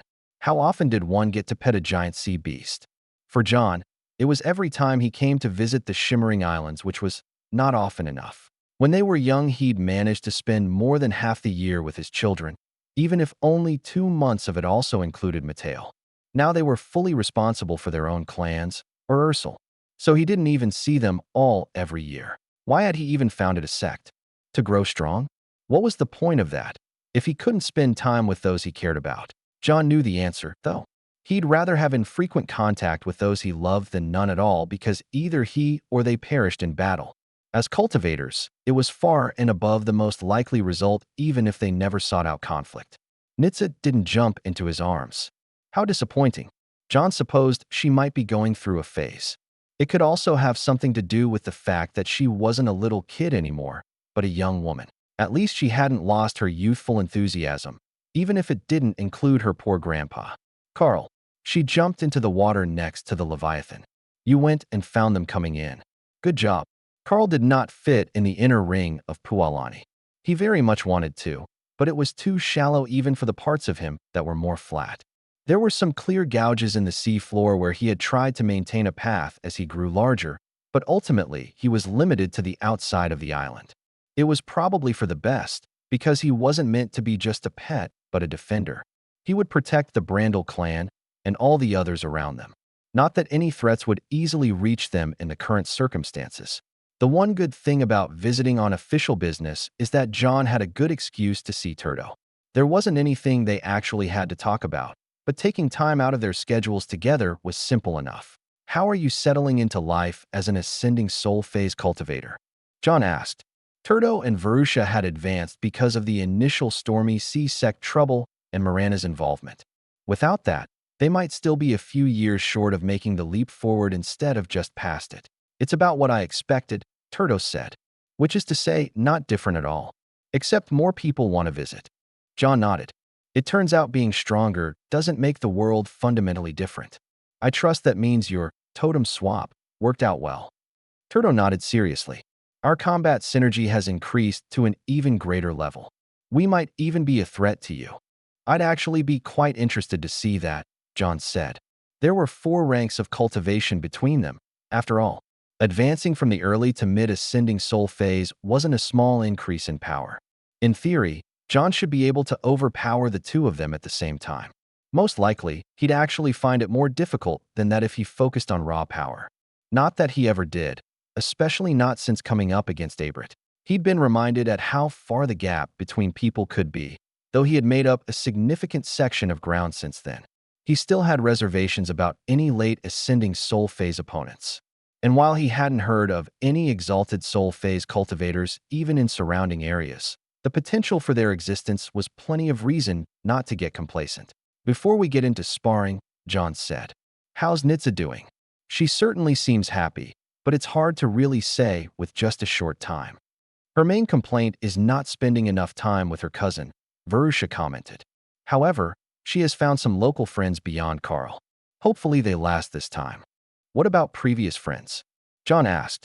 Verusha shrugged. You know how it is. Power imbalance makes people feel intimidated. Those who aren't afraid of her might want something from our clan. And while that is acceptable to a certain extent, it is difficult to build certain lasting friendships. Like yours with Steve. John nodded. We hit it off surprisingly well right away. It helped that he didn't have any idea about clan politics, among other things. His strength? Turdo asked. It certainly made it easier to maintain the friendship, John admitted. Though I suppose it was most important that we were closely matched. We also had certain common interests, like food, though they hadn't actually been able to indulge in most of Earth's delicacies since they didn't quite exist in this world. Now that John had popularized burgers in a strain, however, he was thinking he should find an opportunity to promote pizza. There were other flatbreads with various toppings, but the exact combination of a good pizza was hard to replicate with merely similar ideas. The duel took place on Brandel clan grounds, set up among various pools of water. It was advantageous for local cultivators, but that was to be expected. A deep-sea battle would probably be better for John, but they wouldn't have the available protections. Even if cultivators with deep control over their power intended to not cause real harm, accidents could happen in the heat of combat. The battle would be displayed for the edification of the disciples and clan members. John wouldn't have to hold back, because the battle was more or less fair. Everyone would learn best if he maximized his efforts. If they were wrong about their assumptions, future attempts could be adjusted. When the battle began, Turdo immediately pulled the water from one pond to him. In turn, John leapt at an angle onto the surface of the next closest source. Rather than draw upon the water himself, he circulated his energy to draw from it. Heat, which he turned into a blast of fire.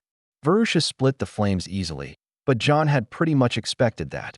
What he did not expect was Turdo's immediate response, sending a gout of water through the flames before the torrent even ended. The couple's mixed energy allowed the water to be superheated. John threw up a wall of earth in front of him, not wanting to test a direct hit. Previously, John had thought he would feel the flow of energy between them to predict their actions, but their mixed totems made that difficult. There was a connection, but it was difficult to discern what they were going to do through it. The impact created a steamy fog even as the wall crumpled, and John called upon his stealth skills to drop from their perception. He made as if to move towards another pool to cut off their access to the water, but he actually moved towards them. He had to separate them somehow. He rapidly gathered elements, creating a concussive burst of water and air between the two of them, by their feet. Such undirected force was not terribly dangerous, but difficult to avoid. That meant that simply letting it push them apart was the simplest option, as fighting it would strain their defenses. Their hands slipped apart as they allowed it to happen. John prepared water to counter Verusha and lightning to counter Turdo. That left fire, earth, and darkness flexible. That was good, because John immediately found himself in the middle of clashing fire and ice. His lightning chained through shards of ice. Turdo was launching in a continuous stream, trying to find their way to their ultimate target.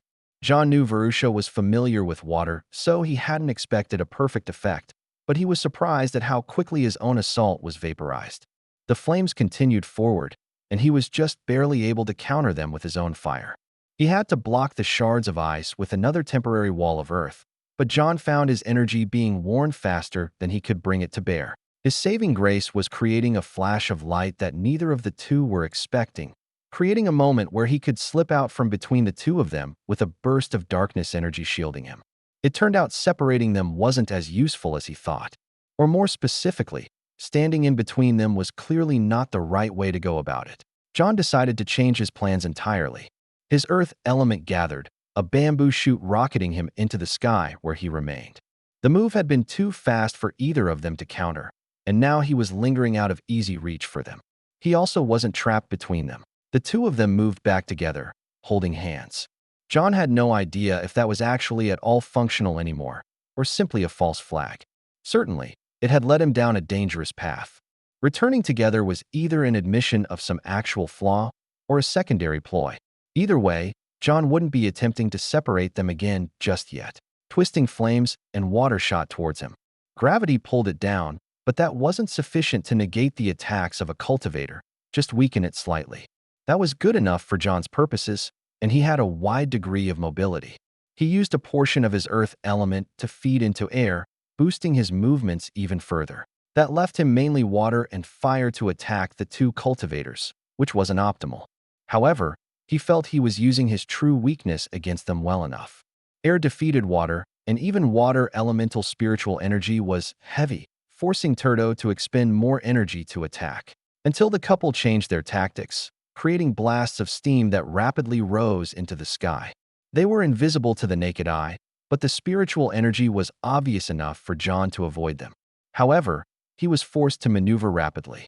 He didn't have so much air element that he could fly at a combat pace forever, even when he drew upon the local air element of the Shimmering Islands. John was going to have to cause some damage.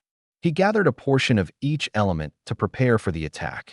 With a wave of his hand, John sent a rain of water sprinkling down over them, each drop infused with lightning. Turdo caught it, but he had to hold on to it to prevent the lightning from breaking out. That was when John dropped a boulder on them. It wasn't a real boulder, obviously. If he'd had the opportunity, he might have liked to try that, but it was just an energy projection. Verusha blasted it out of the sky, cracking it in half. That was exactly what John had wanted, as the concentrated fire element inside burst out. The rapid change in elemental balance destabilizing Turto's grip on the falling water. A few zaps wouldn't stop the two of them, however. John gathered what remaining light element he had, creating a thin film of core elements to keep it from his darkness. That twisted mass was dropped in front of them, creating a blast that triggered the formations to protect them. John was already preparing tactics for the next round, as the two of them wouldn't likely accept a single match, nor would they fall for precisely the same tactics twice. If John could consistently create attacks that made use of annihilating light and darkness, it would be difficult to counter, but he was limited in both quantity and control of light element. Then again, if he stuck to just one thing, even if it was quite powerful, he'd become far too predictable. Chapter 416.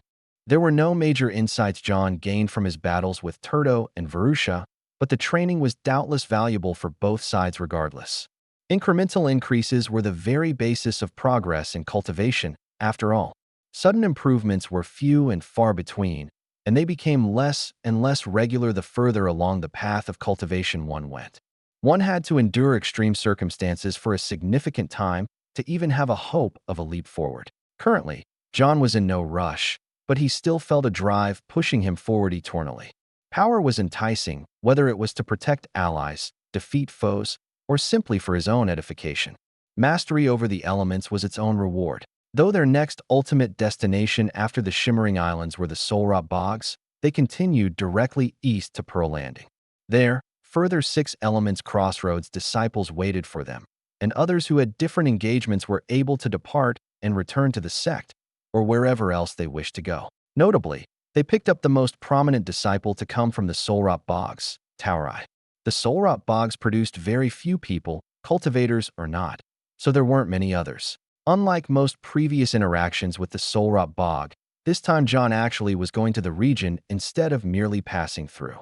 That meant spending more time there, though it wouldn't be one of their longer stays. Among other things, there were very few resident sects, and even fewer things resembling cities. With little diplomacy to accomplish, the main goal was training the disciples. What they were expected to learn was not combat prowess, but how to efficiently handle smaller threats. After all, the greatest threats in the Solrot Bog were not usually the larger predators, but the smaller insects. More powerful creatures could be avoided, but mosquitoes were constant. And some of them bore plagues that even cultivators found difficult to cure. Of course, dumping disciples into such a place without protection would be an unnecessary risk. John wasn't interested in culling the weak. He'd simply prefer to make them strong. Just like in the other danger zones, each disciple was part of a group, with more experienced cultivators taking on the task of keeping everyone ultimately safe. But safe didn't mean comfortable. It was enough for the disciples to want to handle things themselves when insects were constantly buzzing around. Furthermore, identifying the ones carrying more troublesome diseases was part of John's duties. Taurai was extremely useful in that regard as well, since she had survived living in the Solrot Bog growing up. Disciples with some amount of defensive body tempering were the safest. The 6 elements crossroads had access to a number of minor techniques, though John thought the field was still underdeveloped. Regardless, the main dangers were small insects that could pierce through defensive energy, at least any raised casually. It was possible for a cultivator to simply raise the intensity of their energy to resist them, but that wasn't viable as an all-day measure. Furthermore, unimportant insects impacting a cultivator's defenses might strain their attention over the course of time. Previously, John had learned some minor insect control techniques. Insects had simple brains that were easy enough to influence with darkness energy, and the local insects were no exception. In fact, as one of the local elements, they seemed fairly comfortable with it. John created a thin haze to try to drive away the worst offenders, but he also experimented with different techniques. The first thing he thought of was bug zappers. The principle was sound. Active defenses would be more difficult to slip past than passive ones, and a flow of current would only drain a cultivator when it encountered something. At least, if done properly. John created a small electrical field around himself, though he had to constantly modify it to not interact with the ground and plants beneath him. It certainly zapped bugs, though, and disciples who accidentally got too close when they weren't paying attention to the air element in front of them. It wasn't strong, so they got nothing more than expected of a static shock. and that it deserved one, since it was a standout element in the surroundings. The problem John found was that the plants and ground were excessively watery, drawing away some of his power. In this case, the word ground was doing a lot of heavy lifting, since it was rarely, if ever, completely solid. Either way, he maintained his darkness element dissuasion field to keep things around him to a minimum intensity while trying different methods. Simple blocking everything was draining. He could create an impermeable barrier that only air passed, which wasn't quite as perfect as it sounded, but it wasn't the sort of thing foundation phase cultivators could maintain, and it might have been too much even for some soul expansion phase cultivators. A fire barrier was his least favorite, as the main thing worse than being swarmed by insects was being swarmed by flaming insects. Obviously, it still killed them, but there was too much potential for chaos. The electrical method made some of the insects pop, though, so perhaps it wasn't that different. If John was being conservative with his usage, he had one more possibility. It would even be good training. It took a while for him to properly form a barrier of light, since he had to keep the natural darkness element away. It didn't have to be powerful, as he wasn't planning to block a proper attack. Just deal with insects. And the vast majority of them, it absolutely dealt with. Most of the local insects carried darkness element inside of them. Combining that with light resulted in much more energetic explosions than the other sort. Individually, the insects were tiny, and light-darkness annihilation wasn't particularly draining on John, but it was still uncomfortable to be around constant events of that sort. It was like visiting the Annihilation Strip, which was the only area not actually part of the plans to visit. Very few disciples would learn anything of merit there. John didn't just practice his own abilities, of course. He spent most of his efforts watching over the other disciples. He was also responsible for one of the night watch shifts, because it was impractical to have a sufficient number of enchanted tents to keep out insects, and they weren't perfect anyway. Active protection was better, but obviously nobody could just forego sleep forever. Thus, they had shifts among the more qualified individuals. How is it, being back for the first time in a while? John asked Taurai. I have not returned since my early cultivation, sect head, Taurai admitted. Actually, I was afraid to return. It was not such an easy place to escape. One might think that simply walking out would be enough, but that is only partially true. Not much love for the people. They think we bring plague. At least, those who live close by. Not everyone in the Darklands feels that way, but that is the only practical direction to go unless one wishes to traverse the entirety of the dead fields. Acquiring sufficient supplies to pass through there isn't a simple task. Which way did you go? John asked. I don't think I ever heard anything about before you arrived at the crossroads. The Darklands. I hid my water element and poorly pretended to be a native, she explained. There wasn't much else to it. I spent some time doing menial work for the Calamitous Swarm. That's where I heard about the crossroads, actually. I somehow expected us to be more famous, John admitted. There was practically no contact with the outside. I see. Are there any places in particular you wish to try to contact? She shook her head. I took everything I could with me. But perhaps we could provide some opportunities for the few individuals unfortunate enough to survive here. Survival is unfortunate? You have to live with this every day. It doesn't get better. You're trapped in a small zone you understand well enough not to die right away. In his new life, John didn't particularly perform a lot of charity. However, when pitiful individuals were in front of him, he couldn't help but show something. Most of those who lived in the Soulrot Bog were descendants of those with poor decision-making. It had a powerful enough spiritual energy for sects to set up, but nobody had yet developed any sort of infrastructure. The only hope for some was to remain in their sects. Ironically, John was certain some groups would be upset if he took away those who wanted to leave, but none of them would be relevantly powerful. Otherwise, they could have raised their disciples to be strong enough to leave the bog on their own. Then again, John knew that not every sect shared even the most basic cultivation information to those without a certain status. John let Taurai pick out those who should come with them. They were going to have to take the long way through the dead fields, but the 6 Elements crossroads had storage bags. The Soulrot Bog wouldn't notice a few beasts if they were hunted for food. They might not be tasty, but that was something people would just have to live with. As for water, it was easy enough to purify it. John didn't fully trust it until water had been drawn up, frozen, boiled, and then carefully separated once more, But for a group with a large amount of high-phase water cultivators, it was easy. If they needed to, they could also condense water from the atmosphere. Ultimately, they invited a few sects to the tournament. They found one village of a few people struggling to survive, and none of the others anyone remembered still existed. Those few people, plus some outer members of the other sects, came with them. John didn't expect them to swear undying loyalty to the Six Elements Crossroads or anything. Keeping people alive was the most basic thing cultivators could do. Anyone who required great return for minimal survival resources was a terrible person. The dead fields were sad, devoid of spiritual energy, except small amounts of light element that funneled up from the prism underfields. Not even the normal background amounts that one would expect of various mixed elements. The lack of plant life was likely related to said issues, though whether it was the cause, effect, or both was unclear. Being next to the teeming bog indicated there were some more factors at play. The combining luster sect had a good relationship with the Six Elements Crossroads, due to previous interactions. Nick still kept his own connections to former sect mates, and John was obviously well acquainted with his son-in-law. Many but not all connections from the Tenebach clan had come with John to the Six Elements Crossroads. There was nothing new about their techniques for John to see, but a reminder of the way they functioned was still good for his future plans. It wasn't even as unpleasant for him to be in an area suffused by the light element as it had once been. John was inspired to search for potential totems, surrounded as he was by the spiritual element. He easily slipped deep into the sea of spiritual totems. The sixth layer was the deepest, as far as anyone was aware. John had the necessary ability to sustain his presence in those depths since before he reached the ascending soul phase, with some caveats.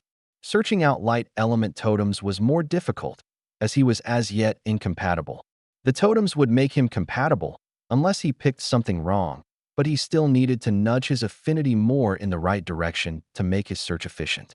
He spent a lot of time looking at shining crystals, inspired by his surroundings. None of them were right. Light and darkness, or light and some other combination of elements. Some of them almost fit. One was a perfect prism that separated light into a rainbow, no doubt similar to the sort of totems found or created on earlier layers. It wasn't bad, but John didn't need a totem that was acceptable. He needed perfection, not because he was picky, but because he wouldn't count on his chances of survival without. Chapter 417. The prism underfields contained more sects than just the combining luster sect. Though they had benefited greatly from their connections to the Tenebach clan and ultimately the Six Elements Crossroads, there were some older sects that were equally well established. The most interesting of those to John was the Radiant Soul sect. They focused not on longer-ranged light techniques like the combining luster sect, nor on close-range light element combat like the Golden Tomb Guardians. Instead, their style was based around battle formations, augmenting the flow of power through their ranks rather than focusing on any individual cultivator. In fact, the strongest among them focused their power on their weaker allies. John at first thought that would make them less capable of taking on stronger cultivators. If the top-level cultivators weren't particularly a powerful enemy, could take them out one at a time. That was true to some extent, but of course their methods compensated to mitigate that. They didn't simply leave their power distributed evenly among the battlefield, but also made use of middle and back ranks to support those in front. The difference there was that not all of the energy flowed through an individual. Decision-making was based on the judgment of the whole group. Without practice, John could imagine that they might work towards different ends, but of course they did practice. All of their training was accomplished in groups, so they became more familiar with group combat than individual combat. It was good, but it lacked some amount of flexibility. As long as the majority properly judged the situation, choosing where to attack and where to defend, few could overpower them. The issue was when they faced unfamiliar situations, such as battling against those with unusual combinations of elements. In their case, that included those with a cycle of core elements. Aside from John, the first he was aware of on the continent had reached that level within the past decade. It wasn't an overwhelming advantage for the Six Elements Crossroads. Among equivalently ranked disciples, they won skirmishes barely more than 60% of the time. That was good, but the interesting part was that number was going down the more the Radiant Soul sect battled against them. It wasn't an immediate jump. Over the course of weeks, it merely moved closer to 50%, which could have simply been a statistical anomaly in either the early or later matches. Even so, John believed he could pick out the general trend in their effectiveness. Meanwhile, his disciples were also trained in group battle formations, but not to the same extent. John wondered if they should focus more on that area in the Six Elements crossroads. After all, winning individual tournaments wasn't really important. Winning wars was.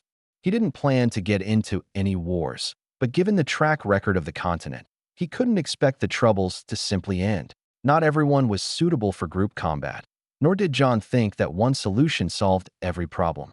Instead, making certain they had specialized squads that made the best use of individual talents in that regard would be best. Obviously, they couldn't use precisely the same techniques for battlefield harmony as the Radiant Soul sect, but they could take advantage of the cycle of elements for significant power. Normally, they had focused on smaller groups of close disciples, but they could expand to somewhat larger forces. John decided that they would try swinging more in that direction to see how well it worked. They might even want to promote inter-sect battle formations, just in case. Never again would they simply have to accept an invasion and its consequences. The Wuthering Steppes. It had not been terribly long since the Brandel clan and others from the Shimmering Islands had come to help them with the piracy issues, enacted on by the Stormy Sea sect and spurred on by Morana, the fourth out of 5 air element regions they would be visiting. John did intend to visit the Sky Islands at some point, but not on their current expedition. It was simply too troublesome to bring large numbers of cultivators to the Sky Islands, nor would they necessarily be receptive. 10 or 20 was one thing, but the numbers with John currently were over 100. Either way, it was best to save it for a later date. Air was wind, air was lightning. Air was the breath inside people's lungs. Air was oxygen, nitrogen, even carbon. Air was each of those things, yet to different people it might be only some.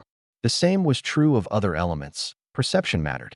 Completely inaccurate or self-conflicting perceptions might not work, but many techniques could be made that would make use of spiritual elements of any sort. John didn't try to push his perception of how things should be too far. If he could control oxygen or carbon with air element, couldn't he affect the oxygen in water or the carbon in plants? He certainly could, but air elemental spiritual energy wasn't necessarily the best method. If he wanted to move water, he could blow it around with air or control its movement directly with water elemental spiritual energy. He could try to freeze it with air element, but pulling away heat would get exponentially more difficult since he would be using an element for a purpose that didn't really fit. If he wanted to break water into oxygen and hydrogen again, perhaps air might work, calling upon the elements to become air. As they were currently water, that sort of spiritual energy might be best. He could also imagine fire breaking bonds. Ultimately, it came down to what felt most correct. Perhaps not a particularly scientific approach at first, but considering things were being controlled by a human mind, it was best that it worked that way. If John had to consciously control every tiny detail of everything he did, then he might never get anything done. Even if he could perfectly accomplish what he intended, it wouldn't matter if someone could undo half his work with a sweep of the arm. The point was, there was only a certain level of practical depth that he could think his way through. He had certain insights that he couldn't even put into words that went beyond normal human thought. That was a part of this world that came naturally through contact with spiritual energy, if not necessarily rapidly. Cultivation spurred that process to greater heights, so that one could gather and contain more spiritual energy safely. The Darklands were the next stop on their route, curving north and west. It wasn't the most comfortable route, but they would go through all the remaining regions and end up in a strain at the end. They would be heading along the southern and then western end of the Darklands, where there were more traditionally friendly factions. That would also set them up to move through more of the width of the Stone Conglomerate, where they would doubtless meet with many Quartz clans. Before then, they were finally in a tolerable darkness zone again. The Soulrot Bog was quite unpleasant, whereas the muted crags were strange and dangerous when the natives were setting up traps against you, but not inherently negative. That was the one proper darkness zone they had visited since John first left the Gloom Desolation to begin the journey. Darkness was the opposite of light. Hidden attacks and secrets. The domain of assassins and not true warriors. At least, that was the conventional wisdom of those who did not use the element of darkness. Other cultivators could be just as duplicitous, they just weren't always good at it. Ultimately, It was just people being obtuse about what they didn't understand. It would be possible to create a darkness style that didn't rely on deception at all, just as it would be possible to create a rigid water style, a heavy air style, or a fire style that didn't burn people. John didn't think any of them were necessarily the best idea, but darkness wasn't light's opposite for nothing. It wasn't just the absence of light, but a tangible thing that he could use to attack. A beam of darkness was just as real as one of light. John wondered if he could make his attacks freeze where they landed as well. That was probably a better direction than gathering swarms of bugs. Relatedly, the Calamitous Swarm was one of the locations they were visiting. They had been on good terms with both the Tenebach clan, and that had transferred through John to the Six Elements Crossroads. John had nothing against their techniques. He thought they were neat. He didn't even mind insects when they were in their proper places, the denizens of the Soul-Rot Bog being an exception, as they carried disease. It would just be a massive departure from his current abilities. John had tested out their techniques his first time through the bog and found them effective, but you didn't really use that as part of your fighting style. It was the whole thing, or not present at all. After all, any cultivator of anything beyond the spiritual collection phase could trivially wipe out a swarm of free-roaming insects. They had to be imbued with spiritual energy from a cultivator, and at that point it was all that you were doing. There were two sorts of cultivators in the Calamitous Swarm, those who you could see, and those who you couldn't. Bodana was the latter sort, though it wasn't hard to find her. She was simply surrounded by a cloud of insects so dense that it was impossible to make out anything about her features. Even her voice was distorted by the buzzing of millions of wings. That was an estimate, of course, since John couldn't exactly count a swarm. "I see you are doing well," John said. He had first met her as a guide through the Soul-Rot Bog, but even the Calamitous Swarm didn't prefer to dwell in the area. John imagined they had their origins there. However, you might even reach the ascending soul phase. "Kind words," Bodana said, "but I am aware your daughter has already surpassed me." Alas, though she showed signs of interest, she did not continue her technique learning in our direction. "It simply isn't practical without taking advantage of native insects," John said. Unimbued insects could still be controlled by the Calamitous Swarm's techniques, but they would have difficulty with insects imbued with elements other than darkness. Perhaps she might renew her interest if certain eventualities come to pass. The Tenebach clan's home as in the stone conglomerate now, though John wasn't certain they intended to stay forever. There were certain rumors that Melanthina had plans to move back after a couple centuries gone from the Darklands. Just picking up and moving a clan wasn't an easy process, though. The Tenebach clan had lost much when they fled, Syaritzel being the factor that allowed them to recover and grow to be a prominent clan in a zone that was merely allied with their element. "I'm sure we would be quite pleased to have new neighbors," Bodana said. There didn't seem to be any indication she thought the Tenebach clan might actually be close. The Darklands weren't a small country, but she was merely being polite. "Do you wish to sample some of our techniques?" "I am quite interested in some more formal conversation on that matter," John agreed. "Though I do have some questions. How do you spar?" "Much like anyone else, I would imagine," Bodana said. "And you never lose any insects?" "There is a certain expected rate of replacement. We are able to select for those that are more likely to expire in the near future. And we don't fight fire or light cultivators. Good thing the sunfields are so far." John grinned. "Not far enough." Bodana turned up her head. "The other option is to have one-on-one matches. A battle without insects? It would certainly place your sect at a disadvantage against others." "Don't be silly," Bodana said. "Why would we exclude insects? We just remove the people from the equation." She held out her hand, the layers of insects peeling back to reveal pale skin and a single beetle in her palm. Finely tuned control is also a valuable skill to have. That was something John could get behind, though generally, he understood bugs to be a weak type. Chapter 418. It was actually nice to not be engaging in a contest where power ruled supreme. The first handful of beetle battles were a bit unfortunate for John as he was unpracticed, but he quickly got the hang of things and managed to at least make the matches interesting. Technically, the combatants didn't have to be beetles, but in the interest of not actually losing any bugs, they were one of the best options. There were some larger sorts like the praying mantis that were able to provide interesting results when controlled by humans, but the number of things useful on an individual level were limited. A mosquito would never be effective against anything with an exoskeleton, no matter how large it was. The calamitous swarm also didn't have an unlimited selection. Certain bugs were permanently bound to their members, and they weren't able to gather literally whatever they wanted, though recently they'd been able to cover most of the continent, finding new options. That said, they couldn't always make a proper environment to raise all of them, and having individual enclosures for each particular type of insect was strictly impossible due to the sheer quantity of insect varieties, even if the sect could generally keep them from killing each other and thus keep those from a similar environment together. Maybe if they had some more cultivators from other elements, they could widen their variety of kept bugs. Though the calamitous swarm only really used a few handfuls for their actual combat, so the extras were just for fun. John maneuvered the mandibles of his beetle under the front legs of his opponent. He honestly had no idea how his guy would naturally fight, and it didn't matter. He just picked a method that worked for him based on the limbs he had available. He lifted, flipping the other one on its back. Then he climbed on top, clamping his mandibles around the neck. That was the best method to achieve a victory without killing anything unnecessarily, though it had to be maintained for a few seconds like a pin. If they were empowering their bugs with spiritual energy, John would have had different tactics. Then again, he would either win handily against lower disciples, or have to use other more kinds of spiritual energy against more experienced ones. He only had a limited quantity of darkness, after all, perhaps enough to match an early consolidated soul phase pure element cultivator. At some point, they would just be sparring through proxy, which would erase all the benefits of novelty and small-scale control.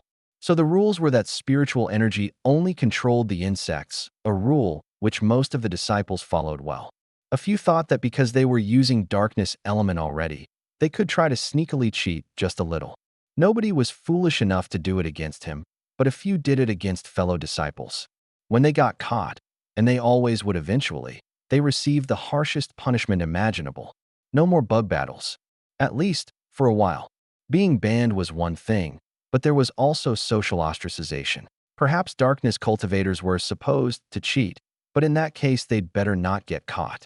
Personally, if John wanted to make optimal use of his abilities, he just wouldn't agree to any rules to begin with. If you were going to agree to something and then break the rules to win, you didn't actually win. John was taking notes, both for his own future interest and also because he saw how engaged the disciples were with their training, and it was training. It was one more weight on the cultivation should be fun side of things. Cultivation as military training only went so far unless disciples chose to learn on their own, especially since it had to be maintained not just for a few years, but for a lifetime. Of course, the military-style cultivation training did work well enough to raise the general power of a sect, but the exceptional talents were always enthralled by particular aspects. There was some possibility that deeper interests were inherent to a person, but John thought that exposing people to various opportunities served better at finding some manner in which people could excel. It seemed to be working well for the 6 elements crossroads so far, their lack of a strict style not hindering them in the ways it might have. Battles are good, John commented to Bodana. But have you tried races? The swarm around her tilted with her head. You're quite interested in this aspect of things, aren't you? It seems like there are more aspects of small-scale control that would be valuable to learn. Perhaps, but races merely require an inherently quick sort. A fast flyer. Certainly it would be good to have optimal control over wing speed or the like, but it can only go so far. John shook his head. That's why you need something like an obstacle course. Flyers would still win. Perhaps. That would depend on the rules. You could exclude them, or require some sort of interaction with the obstacles. Passing through a tight tunnel might limit the size of things. You could have numerous different setups, John explained. Flying stunts, climbing, running, rolling. Rolling.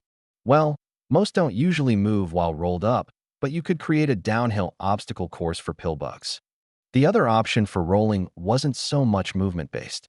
Dung beetles rolled stuff up, but humans might not want to gather dung. Then again, humans came up with all sorts of ideas for sports, so coming up with some meant to be played by insects would be pretty easy. It was a shame that John couldn't stay to develop bug-based games indefinitely, but both he and the other disciples needed a variety of experiences to continue growing. There was much more to the darkness element than what the gathering swarm did. though theirs was particularly unique. They had several stops to make in the Darklands. Then they were back in the stone conglomerate. Rock-based earth cultivators were everywhere, but just because they were common didn't mean they were ineffective. Their styles were often straightforward matches of power, daring an enemy to try to break through their defenses first. Some could be mistaken for being slow, but truly slow earth cultivators usually didn't make it very far. The exception was those who trained for siege warfare, where their opponents weren't other cultivators, but walls and towers. The Flinging Boulder sect were such specialists. They made their home next to cliffs which they used as target practice, and John thought they actually had a fair chance of running out of cliff if they weren't also fortification experts. At the very least, they were able to fuse rock together to build up the cliffs after they knocked chunks out of them. They certainly had a handle on the physical part of things, but they didn't do much with defensive formations that used free spiritual energy to bolster fortifications. Instead, they made much of their home underground, where invaders would have to fight through tunnels or dig them out bit by bit. Sturdy tunnels that would be difficult to collapse. At the very least, cultivators would have to penetrate deep underground to potentially threaten them, with the threat of earlier tunnels being collapsed on top of them. John didn't know if the Flinging Boulder sect had actually needed to make use of any such tactics, but he wouldn't be surprised if it had happened in centuries past. Their methods were perhaps the most straightforward. Find or make a sufficiently sized boulder and launch it. Some focused on faster attacks that would be more usable against people, effectively punching rocks at people. That scaled up to larger boulders that required a significant buildup of power to fling, all the way up to launching ramps manned by multiple people. They also had methods to create something like stone cannons, using counterforce from opposite pairs of cultivators to effectively build up pressure inside large stone tubes. When one cultivator then swapped their efforts, the other was already pushing with maximum power and could launch a moderately sized boulder a great distance and at great speed. In terms of personal combat, they were about average. John found nothing special in that regard. They could block attacks and they could hit hard. Their best techniques simply took too much time or setup to be maximally effective against individuals. That said, John wouldn't want to be part of a sect that made enemies with them. With their combined efforts, a rain of rocks could prove quite dangerous to individual cultivators, and if they were ignored well, they could probably flatten a city from a significant distance. The Six Elements Crossroads could learn from their techniques. Not just their earth cultivators, but also others. John saw quite a variety of clever modifications that different disciples attempted. Some worked better than others. Fire cultivators could temper ammunition so that it was more durable. Earth cultivators could also spend extra time to achieve similar results, but a rapidly formed ball of rock was usually as far as their efforts went. Water cultivators could lessen friction where it wasn't supposed to be, specifically on ramps or within launching implements. Air cultivators could do the same for air friction, though they couldn't usually reach the full distance some of the projectiles would launch. They did have the ability to directly control pressure in the various forms of cannons, increasing the efficiency there. Sieges weren't a field which John thought light and darkness cultivators specialized. Both sorts of spiritual energy could be used to simply push things harder, but that wasn't any better than other methods. The best options he thought of were infusing the ammunition with light or darkness, blinding enemies on the other end. It would only happen after the attacks began, but anything to disrupt the enemy could be worthwhile. For those rare cultivators who could fuse light and darkness together, they could create extreme destruction when the balance collapsed. But those were very easy to strike midair. It was still interesting to see that he could infuse the elements into a stone core for at least the duration of such a volley. However, if John had a proper light element totem, he might cause some serious damage. However, he didn't, and he didn't want to display too much of what he might actually be able to do, even in front of allied sections. He didn't want to risk details spreading to future enemies. John thought they could have used this sect against the Black Peaks, or if they were fighting something like a Leviathan. In fact, they would be generally effective in large-scale battles, since they could attack with near impunity from a large range. They weren't tireless, of course, and they would either need to reserve some portion of their forces to make a front line or have allies who could fulfill that role, but that was how everyone worked. No sect had such perfection that they wouldn't be better suited with the right sorts of allies fighting by their side. Not even the Six Elements Crossroads that could provide most of that variety on their own. they could still take advantage of larger populations of specialists. John wondered if they would be good against enemy ships. From a port, maybe. From allied ships? Only if they were willing to carry hundreds of tons of stone with them. Ships were just at the right level of mobility that siege weaponry could be used against them. Precisely when war would come to the continent again, John wasn't quite certain, but he somehow doubted it would be never. If they were so fortunate that the planet never had conflict again, then at least the Flinging Boulder sect would be really good at shot put. Maybe they should add that to the tournament. Making it more like the Olympics instead of just battling would be good, but the number and type of events could be quite unbalanced for different groups, which could still be a source of conflict. It was still worth considering. Chapter 419. Finally, John had returned to the Tenebach clan. Despite the route that John took around the continent, Melanthina had only arrived back slightly before him. There was much business to manage with the Gloom Desolation, and it was better to resolve as much as possible in a single trip rather than journeying back and forth or trying to communicate long distance. There was a certain amount of formality that had to be observed even if John was Melanthina's father, but once they got past that stage they were able to talk normally in private. How did things go? John asked.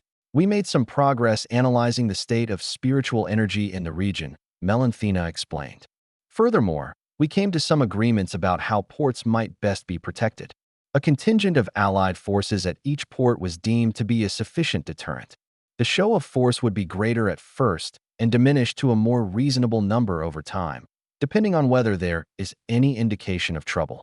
They would be responsible for the pay of the cultivators, but they would be considered inactive most of the time. That should be offset by any gains with increased trade, as we worked out what unique resources they had available.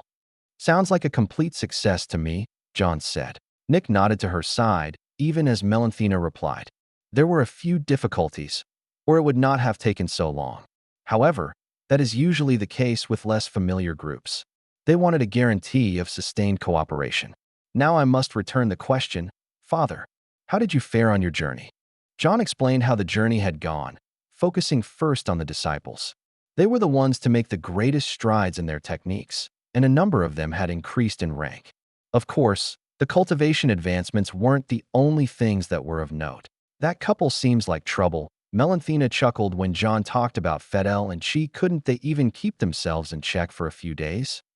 They are young still, Nick commented. Immature. John grinned. I'm not certain that age always makes a difference. From what I have seen, the frequency of intimacy doesn't decrease with age for most cultivators. At least, not if the relationship is going well. Wouldn't the two of you agree? Neither of them would commit to an answer, but they also weren't able to deny John's words. John didn't think it particularly odd that things would end up that way, since cultivators retained their youth for far longer. While cultivators could excel at controlling their own feelings, they could also indulge in their experiences to a greater degree. John was certain that he had only a single granddaughter from the pair because cultivators were better able to control their conception. What about your own cultivation? Nick eventually asked. There are limitless depths I could explore for any single element, let alone a mix of every element, John said. I have no lack of avenues for potential improvement. All I really have to do is choose which things I will practice. Of course, there is still the matter of picking out a light element totem that would fit me. I don't relish your struggle, Nick said. Choosing something compatible with darkness was struggle enough. Also including compatibility with the 4 core elements seems difficult. In some ways, John agreed. Though my biggest issue is simply spending time contemplating totems. I think a balanced totem shouldn't be too difficult to secure compared to others. He just needed to know the right concepts he was searching for, and of course get comfortable enough with the combination of the 6th layer and light element. Even if he picked out a proper totem, if he couldn't comfortably create a connection upon breaking through, it could lead to disastrous results. John needed to be prepared for how his own energy would respond to the new inclusion. If all went well, it would balance on its own, but he might have to bring it into balance properly and let the mix of totems sustain things. Otherwise, he could be pulled off kilter and he wouldn't bet on surviving again. His past experiences were about 50-50 in that regard, but he expected the chances of survival were actually much lower and he'd been lucky. Certainly, John didn't hear of many people who failed a breakthrough and survived, except when they backed down early and didn't actually push forward. Sometimes such caution was warranted, but it could lead to future timidity. That was why it was best to be certain before making any actual attempts. John found Airly in a place she often frequented, the below ground where Xianxia now made his lair. Though Xianxia was a dangerous spirit beast, and the clan in general were restricted in their ability to enter and remain, Airly was one who had never been in danger. She had a great compatibility with Xianxia despite the light element within her, and she was the young mistress of the clan, so even if they hadn't been personally compatible, Xianxia would have restrained himself. She turned towards him as he approached. "Greetings, grandfather." She was sitting on the ground with her back to a lounging Xianxia, scratching him behind his shadowy ears. "I had heard of your arrival. And yet you didn't come see me," John said. "Nitsa always comes running to me, you know." "I know," Airly nodded. "But I doubt you would wish the same of me." "Why not? I love you just as much as her. I like to know you care in return." "Yes, but you would know it was false." "The enthusiasm, not my fondness," Airly corrected herself. "I just don't display it the same way." Are you still concerned about losing balance?" Airly shook her head. "A second totem was sufficient to secure my balance. My third totem would make it difficult to unbalance myself, even intentionally." "I am glad to hear it," John said. "May I observe your totems?" "I don't mind." The first was the same as before, obviously. Totems couldn't be changed, circumstances like John's arrival in the world being an exception. A complete cultivation reset, and not an intentional one. Airly's first totem was the moon shining in the night sky, a source of light that outshone the stars, even if its light wasn't its own.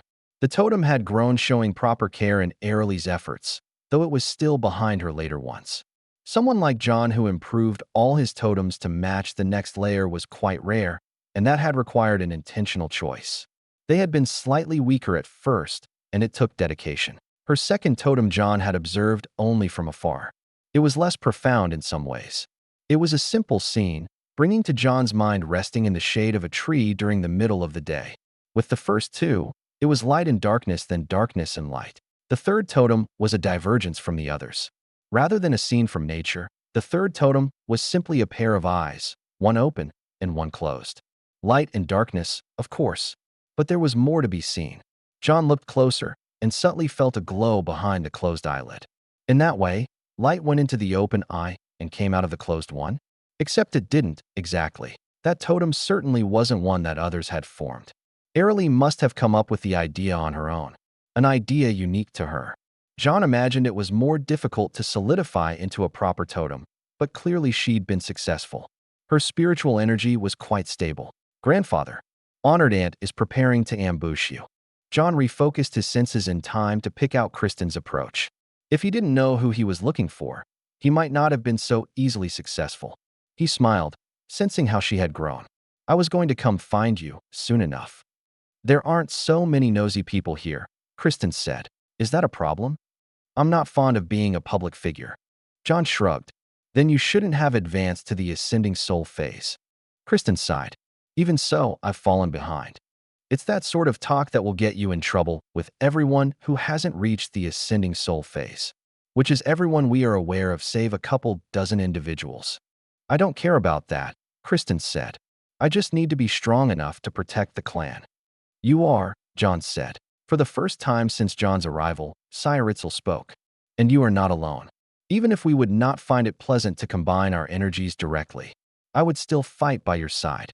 He had removed himself from underneath Airly's hand, his indistinct form walking around the two standing cultivators. "You sure enjoy your mysterious pacing, don't you?" John teased. "Hello to you as well. You seem to be in quite a meditative state, so I left you to your thoughts." Airly is excellent at smoothing out unstable energy flows. "Is that a serious problem for you?" John asked. It would be a problem if the Tenebach clan's guardian beast were in poor health. More than his martial prowess, the clan relied on his ability to empower their younger cultivators to provide them a smooth start to their cultivation. After he had recovered his full power, the older generation had no longer needed to give up some of their own cultivation. But if something was wrong with Xianxia, "Worry not," Xianxia said. "It is merely a small thing, a hindrance to growth. I have never been stronger, nor in better health, at least since old conflicts." Do you ever have opportunities to spar with Huarn? John asked. For all that the two were ancient enemies of opposite elements, they hadn't really wanted to be. At least, not at the behest of humans. Maybe they would have enjoyed it for their own sakes.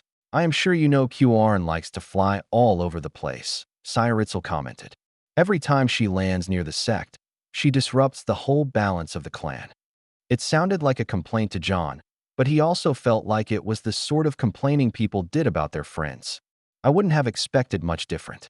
Thank you for taking care of the sect. Of course, it is to my benefit as well, Xianxia said.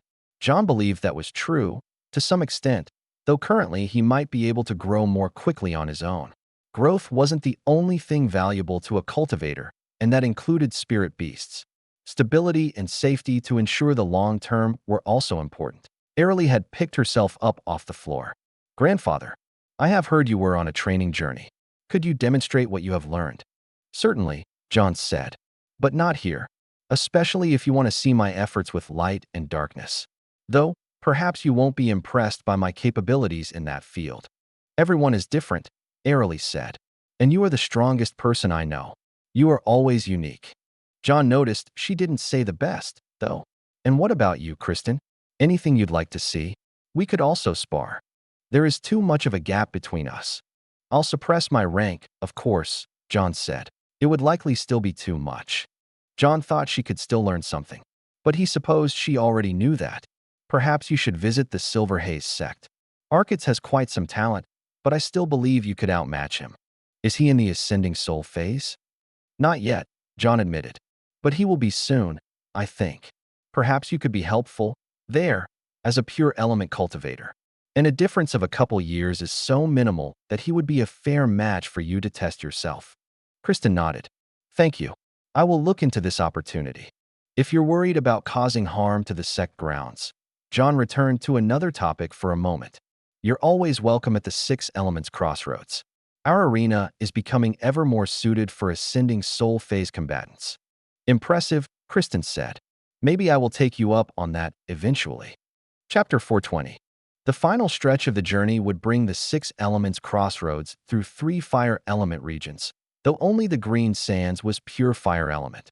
The Sunfields were as much if not more focused on light, while the Phoenix Forest was a fusion of fire and earth. It was an opportunity for various fire element cultivators, and yet it was also rather mundane, since they were now circling around a string.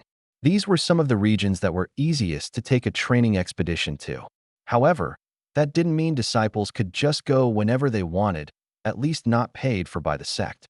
The Six Elements Crossroads would also make certain they actually got full access to facilities. Allies might accept visiting allies at all times, but they wouldn't necessarily be willing to share some of their better training grounds year-round. John watched with hidden glee as some of the lower-ranking disciples nearly melted in the heat of the Green Sands. Mainly, it was the Earth cultivators since they were all at least Foundation phase.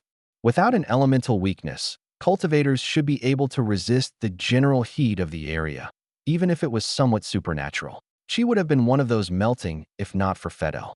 He kept the fire element from growing too strong around her, though John was pleased to see that he didn't completely negate it. She would still need to train active resistance herself. If they thought things were hot now, John wondered what the weaker disciples would think when they got to the furnace sect. He wondered what he would think, actually. It had been quite some time since he actually interacted with the sect. The last time was probably before he had a fire totem, at least as far as he could recall. The trick of the furnace sect was that they amplified the already powerful heat around them to an even higher degree inside their sect, containing power like a furnace. It wasn't just fire element that they built up, but actual heat, creating a rather unpleasant environment, even for some fire cultivators. That was why it was good for training. The walls appeared a bit higher than last time. Perhaps they felt like they were capturing an inadequate amount of heat previously. It wasn't strange that there would have been some development in that regard, as a cultivation sect that stagnated for so many decades wouldn't have lasted. Even if they weren't destroyed by their enemies, no disciples would have joined and they would have lost their base. John noticed a significant change in the grounds. It was certainly a bit hotter than the already high ambient temperatures of the Green Sands inside the first wall, but after that there were additional layers. Generally, he felt stronger disciples in the inner layers. Most of their disciples were given temporary residences in the outer layer. Only fire cultivators were given deeper rooms to begin with. The elder escorting John, an elder more by title than actual age, as he retained his youth, explained the process to John. "We're not quite sure what to do with multi-element cultivators," he explained. "Water and fire cultivators should be placed at the same depths you would arrange for one of your disciples of similar rank," John explained. Water was empowered by fire, so they would have no issues. That didn't mean they would want to dwell at a more powerful level, of course. Other mixed cultivators would likely be counted a few ranks lower, at least for constant endurance. The exception would be those who have a full cycle, like myself, Ahan, and Lyre. John gestured to the two of them. "I see," the elder nodded. "We don't have any areas meant for mid-ascending soul phase cultivators, so we will place you in our strongest residential areas, or we can make room for you anywhere else." "Thank you, Maddock," John said. The Six Elements Crossroads appreciates the hospitality. Individual disciples might not, but they were here to train, not to relax. If people wanted a beach vacation, they should have made certain they were there for the Shimmering Islands. The core of Pualani, at least, was devoid of the frequent storms. There was a disciple I remember from long ago. A fellow with a chain. Karolis, I believe. Is he still around? There was silence for a few moments before Maddock replied. His journey ended during an attempt to reach the ascending soul phase. I'm sorry to hear that. The sect lost a great man. John barely knew Karolis, but it was the right thing to say.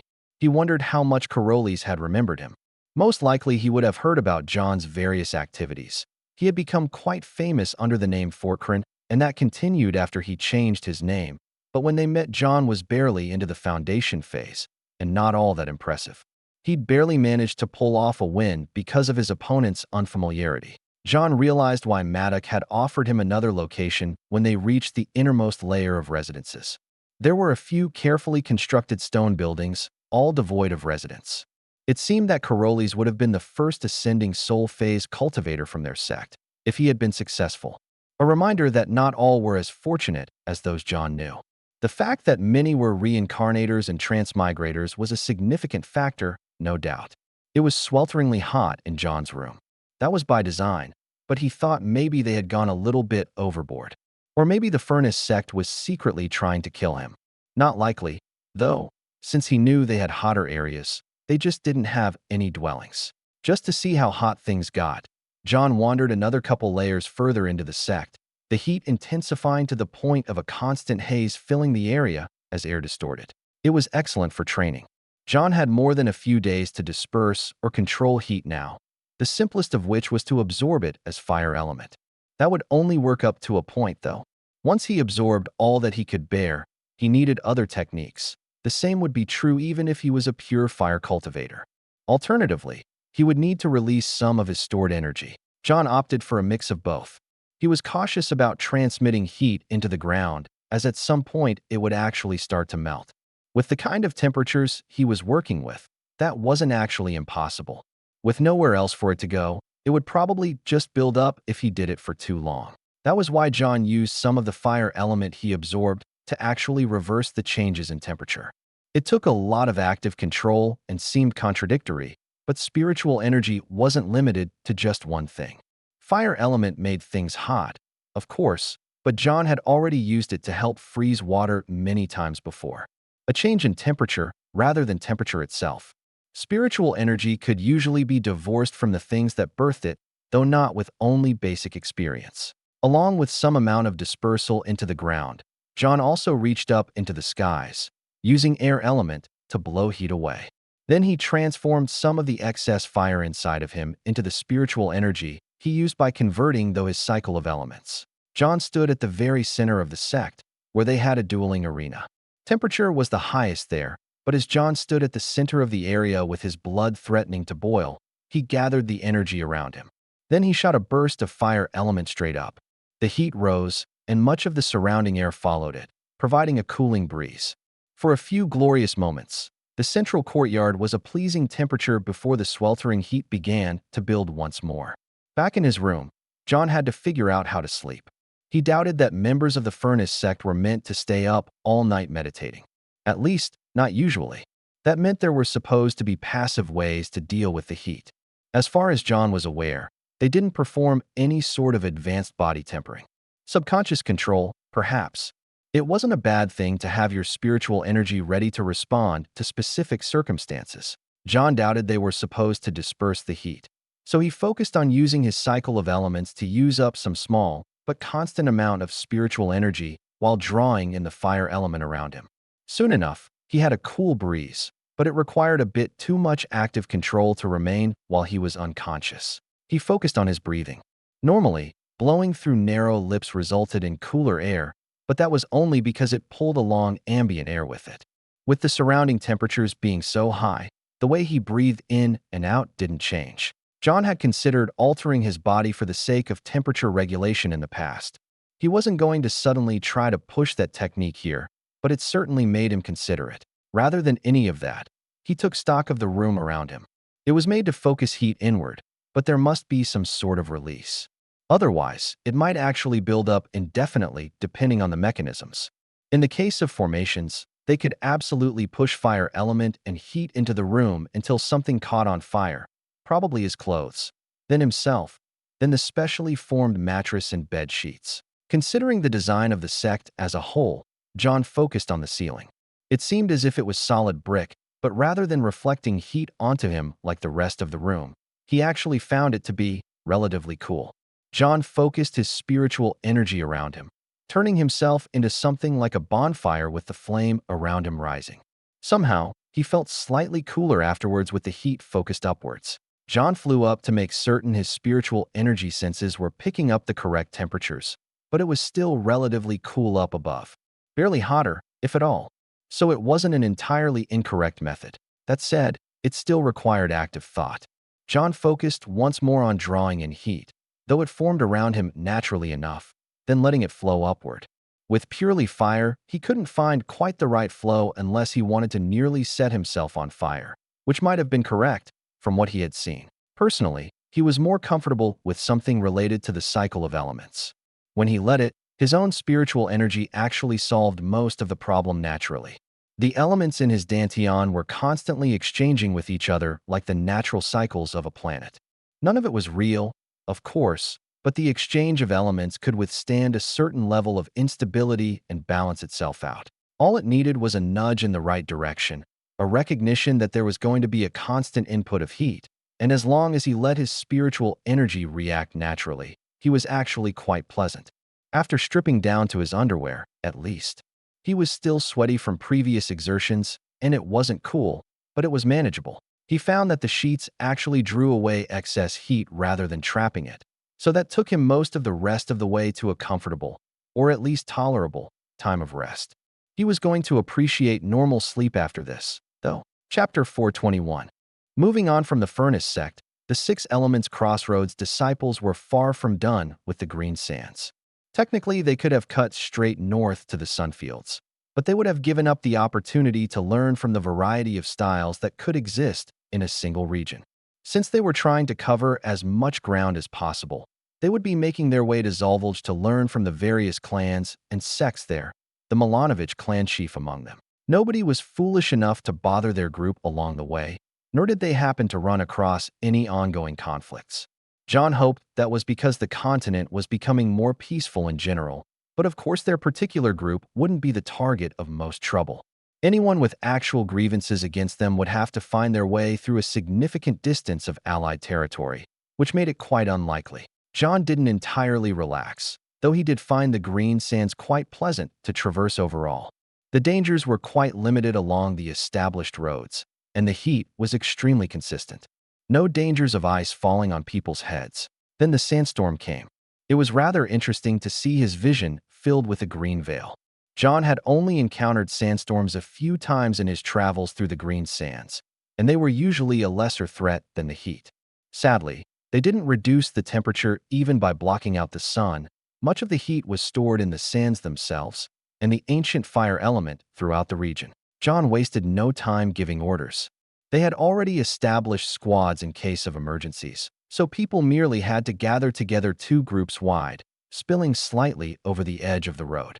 If you can't feel the groups behind and in front of you, or the one to your side, You need to call it out, John warned. The swirling sands would limit the senses of lower-ranking cultivators. Some of them would have to work to remain together. John didn't find it necessary to inform them that he could feel all of them. A little sense of danger would improve the training potential of the situation. As long as it mainly stuck to that sensation while minimizing actual risks, it would be quite effective. John watched as some of the groups tried to retain visual contact by deflecting the sandstorm around them. Everyone had to defend themselves to a certain extent, as the sands were hot enough to burn. Some water cultivators created bubbles of water to protect from both heat and grit. Air and earth cultivators alternatively blew against the sands or caught the sand and forced it away. Those who acted so blatantly would certainly tire themselves early. John saw a few more effective methods, in his opinion. It could be as simple as huddling closer together and splitting the load among the squad, though inefficient techniques would still tire people out. At least that way, the senior disciples would bear more of the burden, so it was reasonable enough to expect them to keep it up for however long the storm lasted. John still preferred the other methods. Air cultivators were better served not by fighting against the wind, but by more subtly redirecting it. John expected most people to recognize that method as superior fairly quickly, though that somewhat depended on how far their senses went. Most squads should have air cultivators of their own, and if they didn't, then one of the 5 neighboring squads certainly would. Obviously, those who didn't have air cultivators had to come up with other methods, or be very efficient with their cross-element techniques. Technically, the sand was not so powerful as to require a totem to counter it, though that still depended on the stronger disciples. The best thing John saw from water element cultivators was spreading their energy thin to create a fog. It seemed at first that further blocking vision would be harmful, but the widespread water element was good at catching the sand and weighing it down. That could create a dead zone in the sandstorm that would last long enough for their group to pass, though much of that depended on the precise angle of the winds. It also served the secondary purpose of minimizing the heat of the sands, so at most they were annoying instead of able to cause burns. The sandstorm was bringing more of the surrounding area onto the proper roads. They would eventually be cleared, but earth cultivators were bulldozing sand out of the way, making it easier for those behind them to walk. John took some time to rearrange some of their groups that had good techniques in the wrong location. The earth cultivators would always be best out front, while the water cultivators would do best in whatever direction the wind was coming from. Air cultivators were best distributed among everyone. Light and darkness cultivators weren't particularly useful against the sandstorm. Since the visual impairment came from physical blockage, they couldn't see better than anyone else. Mostly, they could protect themselves or those around them in primitive ways. A few darkness cultivators had gravity techniques like John's gravity blade, and those clumped the sand into larger chunks that couldn't be blown about so easily.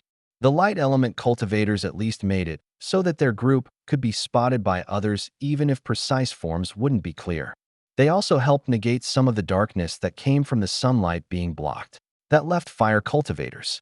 One would think that in a region full of their spiritual element, they would be most effective, but that was not the case. They were able to draw upon the heat in the sands, counterbalancing what they used to shield themselves from the sand impacting them. However, there wasn't much else they could do. A few enterprising individuals began to melt some of the surrounding dunes to glass, or began that project. However, as they were on the move, it was quite impractical to keep the sands held down in that manner. That method would be beneficial if they were to stop, giving them the ability to form some sort of shelter along with the work of earth cultivators. Ultimately, as some of them found out, they were most effective supporting the water and air cultivators.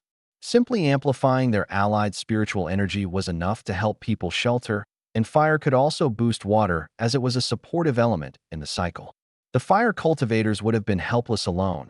It would have been a rather unpleasant slog, but they wouldn't have been in any danger since they could constantly replenish their spiritual energy.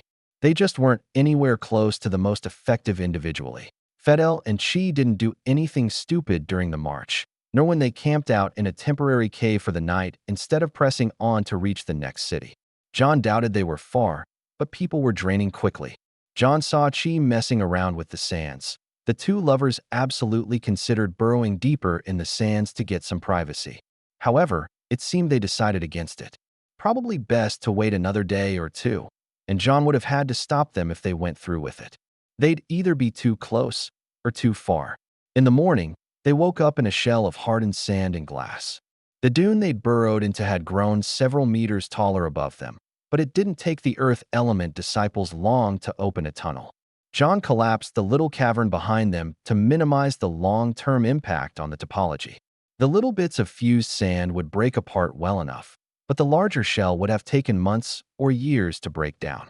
The sandstorm still continued, but the six elements crossroads disciples had plenty of practice converting elements. This was where the fire element cultivators had been most effective at extracting fire from the surroundings and filtering it in measured doses to their allies. As John had suspected, they were only a couple hours from the nearest city. The guards were a bit surprised to see travelers arriving, but it wasn't unheard of. Sandstorms weren't exactly something you could look up in the weather forecast, and not everyone would be comfortable sheltering long-term. They spent the next day and a half in the city until things settled down. That slightly increased their expected expenses, but they weren't paying for expensive rooms. Even the fire cultivators didn't need slightly denser spiritual energy to cultivate with. As they continued along the roads, they did the polite thing and helped clear them. The actual roads were made of solid stone, partially melted together by fire cultivators and finished by earth cultivators from the stone conglomerate. It might have been impossible to find the roads without spiritual energy senses, as they could be buried under significant quantities of sand. Normally, they were traveled well enough that any cultivator could flick away thin layers of sand with any sort of spiritual energy. This took a bit more effort. John joined his disciples, blowing some of the sand onto lower slopes with wind, shoveling larger quantities away with earth element. He probably could have gotten all the way down to the road himself, but he arranged things so that they went through the layers a bit at a time. They didn't fully uncover the road, but they made a clear path for any other caravans to work with. They would be a bit late to their next destination, though certainly the locals would be the ones who could best understand how much sandstorms slowed down travel. And except for particular events, the world wasn't so tied down to things happening on specific days that anyone would have made much fuss even if they were a more minor sect that was simply late for no reason. That was the best part about being out on a journey. Because when he was back home at the crossroads, John didn't have an excuse to not be ready for things when they came about. It was easy for days to be bogged down with social and political visits with no time left for cultivation, or at least any of the interesting cultivation. They arrived around Zolvolge at a particularly normal time. That meant the volcano wasn't due to erupt anytime soon. It wasn't smoking or rumbling or anything of the sort. There was a reason many of the locals lived there. That was the best way to take advantage of any events that came up. It was dangerous, of course, but quite beneficial to their long-term growth if they managed to withstand it. The Milanovich clan's compounds had expanded significantly since John first saw them. Perhaps that should not have been surprising. It had been many decades of constant growth, after all. Even if they were conservative with how many children they had, and there were some deaths to violence, they were simply going to increase. "Yo," Steve called out to John. Lacanus was his local name, but John thought his older name suited him just fine. He was a pretty casual cultivator. Casual as a person, anyway. He did take his power seriously. "You're late." "Sandstorm," John said. "You should have punched your way through it," Steve said enthusiastically. John looked at Justina, raising an eyebrow. "He's been looking forward to meeting again," Justina explained. "He's got some new techniques." John was quite interested in seeing said new techniques, and also certain they would test his ability. Personally, while John thought that a cycle of elements was stronger, there were also mono-element cultivators like Steve who pushed the envelope. You didn't always need flexibility when you were the very best at solving particular problems. And even if Steve was lacking in some areas, Justina would cover for his weaknesses. John absolutely wouldn't want to fight with both of them. He'd have to surpass them at least by a couple ranks to even think about it. And he'd only just recently caught them at the 41st rank. Chapter 422. The most naive way to view the fire element was that it only burned things. Such a surface-level understanding would ruin cultivators who thought that was a sufficient explanation. The element of fire was an embodiment of temperature and in some ways power itself. John prepared himself to face off against Steve. He wasn't sure precisely what new tricks might imply, but at the very least his opponent would be stronger than last time they'd had the opportunity to spar. He was as well, of course. The match would come down to which of them managed to leverage their power most effectively. Against lesser opponents, John expected Steve to open up with a powerful barrage of attacks. That didn't mean he wasn't capable of sustaining long battles, but why bother with one if you could be done early? That left fewer opportunities for somehow slipping up. John could only ready himself for both a rapid brawl and an endurance battle. The two of them were familiar enough with each other that when including the safety measures of the local formations, they could use the majority of their power. As the battle began, John flung one of his throwing daggers in a wide arc. It wouldn't be particularly powerful, but it was infused with water element. If Steve neglected his own defenses, he could find himself in serious trouble. The dagger never arrived. Not because Steve melted it along the way or something of that sort. Instead, his opening move was to flood the area with flames. That shouldn't have stopped John's attack unless he focused on it. But the domain of fire Steve created around him disrupted John's energy control instead of directly counteracting the spiritual energy itself. John found himself instinctively pulling back as if touching a hot stove, an instinct he later determined to have been exactly correct. Quite often Steve was armed only with his spiritual energy. Fire was one of the better elements for offense, and adding a blade into the mix wasn't as much of a force multiplier as it might otherwise be. However, this time he carried a spear. Any change in style made John quite wary, and he took a defensive stance. He parried the first incoming attack with his blade. Flames caught on to him and rushed inward, not burning around the outside of his spiritual energy, but through his water elemental spiritual energy. John had to once more pull back, manipulating the ground in front of him as he retreated backwards. He could only delay Steve for a moment using those methods, but it gave him time to steady himself. The next clash, John responded with mixed water and fire, forming a coating of ice around his own spiritual energy. That slightly held back the rush of heat, but he still found he couldn't engage in a contest of power for more than a moment. His spiritual energy wasn't being burned away bit by bit, but infiltrated and passed through.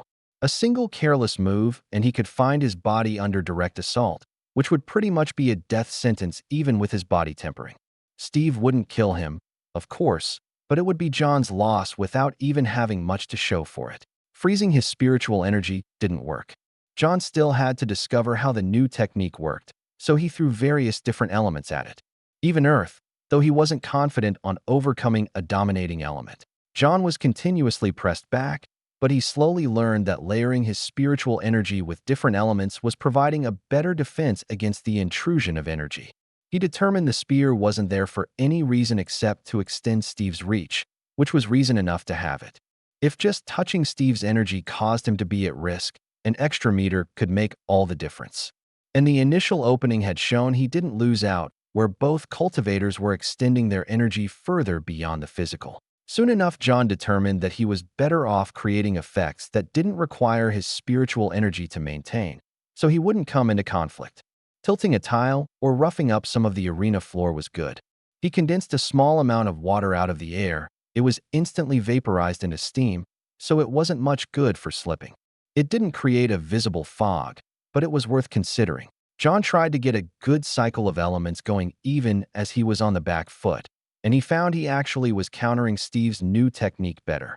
If he used unusual combinations of elements rather than single elements, the fire element didn't penetrate very well. That probably meant it was actively controlled by his opponent, not that it was surprising. If Steve could do that without consciously breaking through defenses, he might be unstoppable. Just to test, John attempted to see if he could overcome Steve's aura with a whirlwind.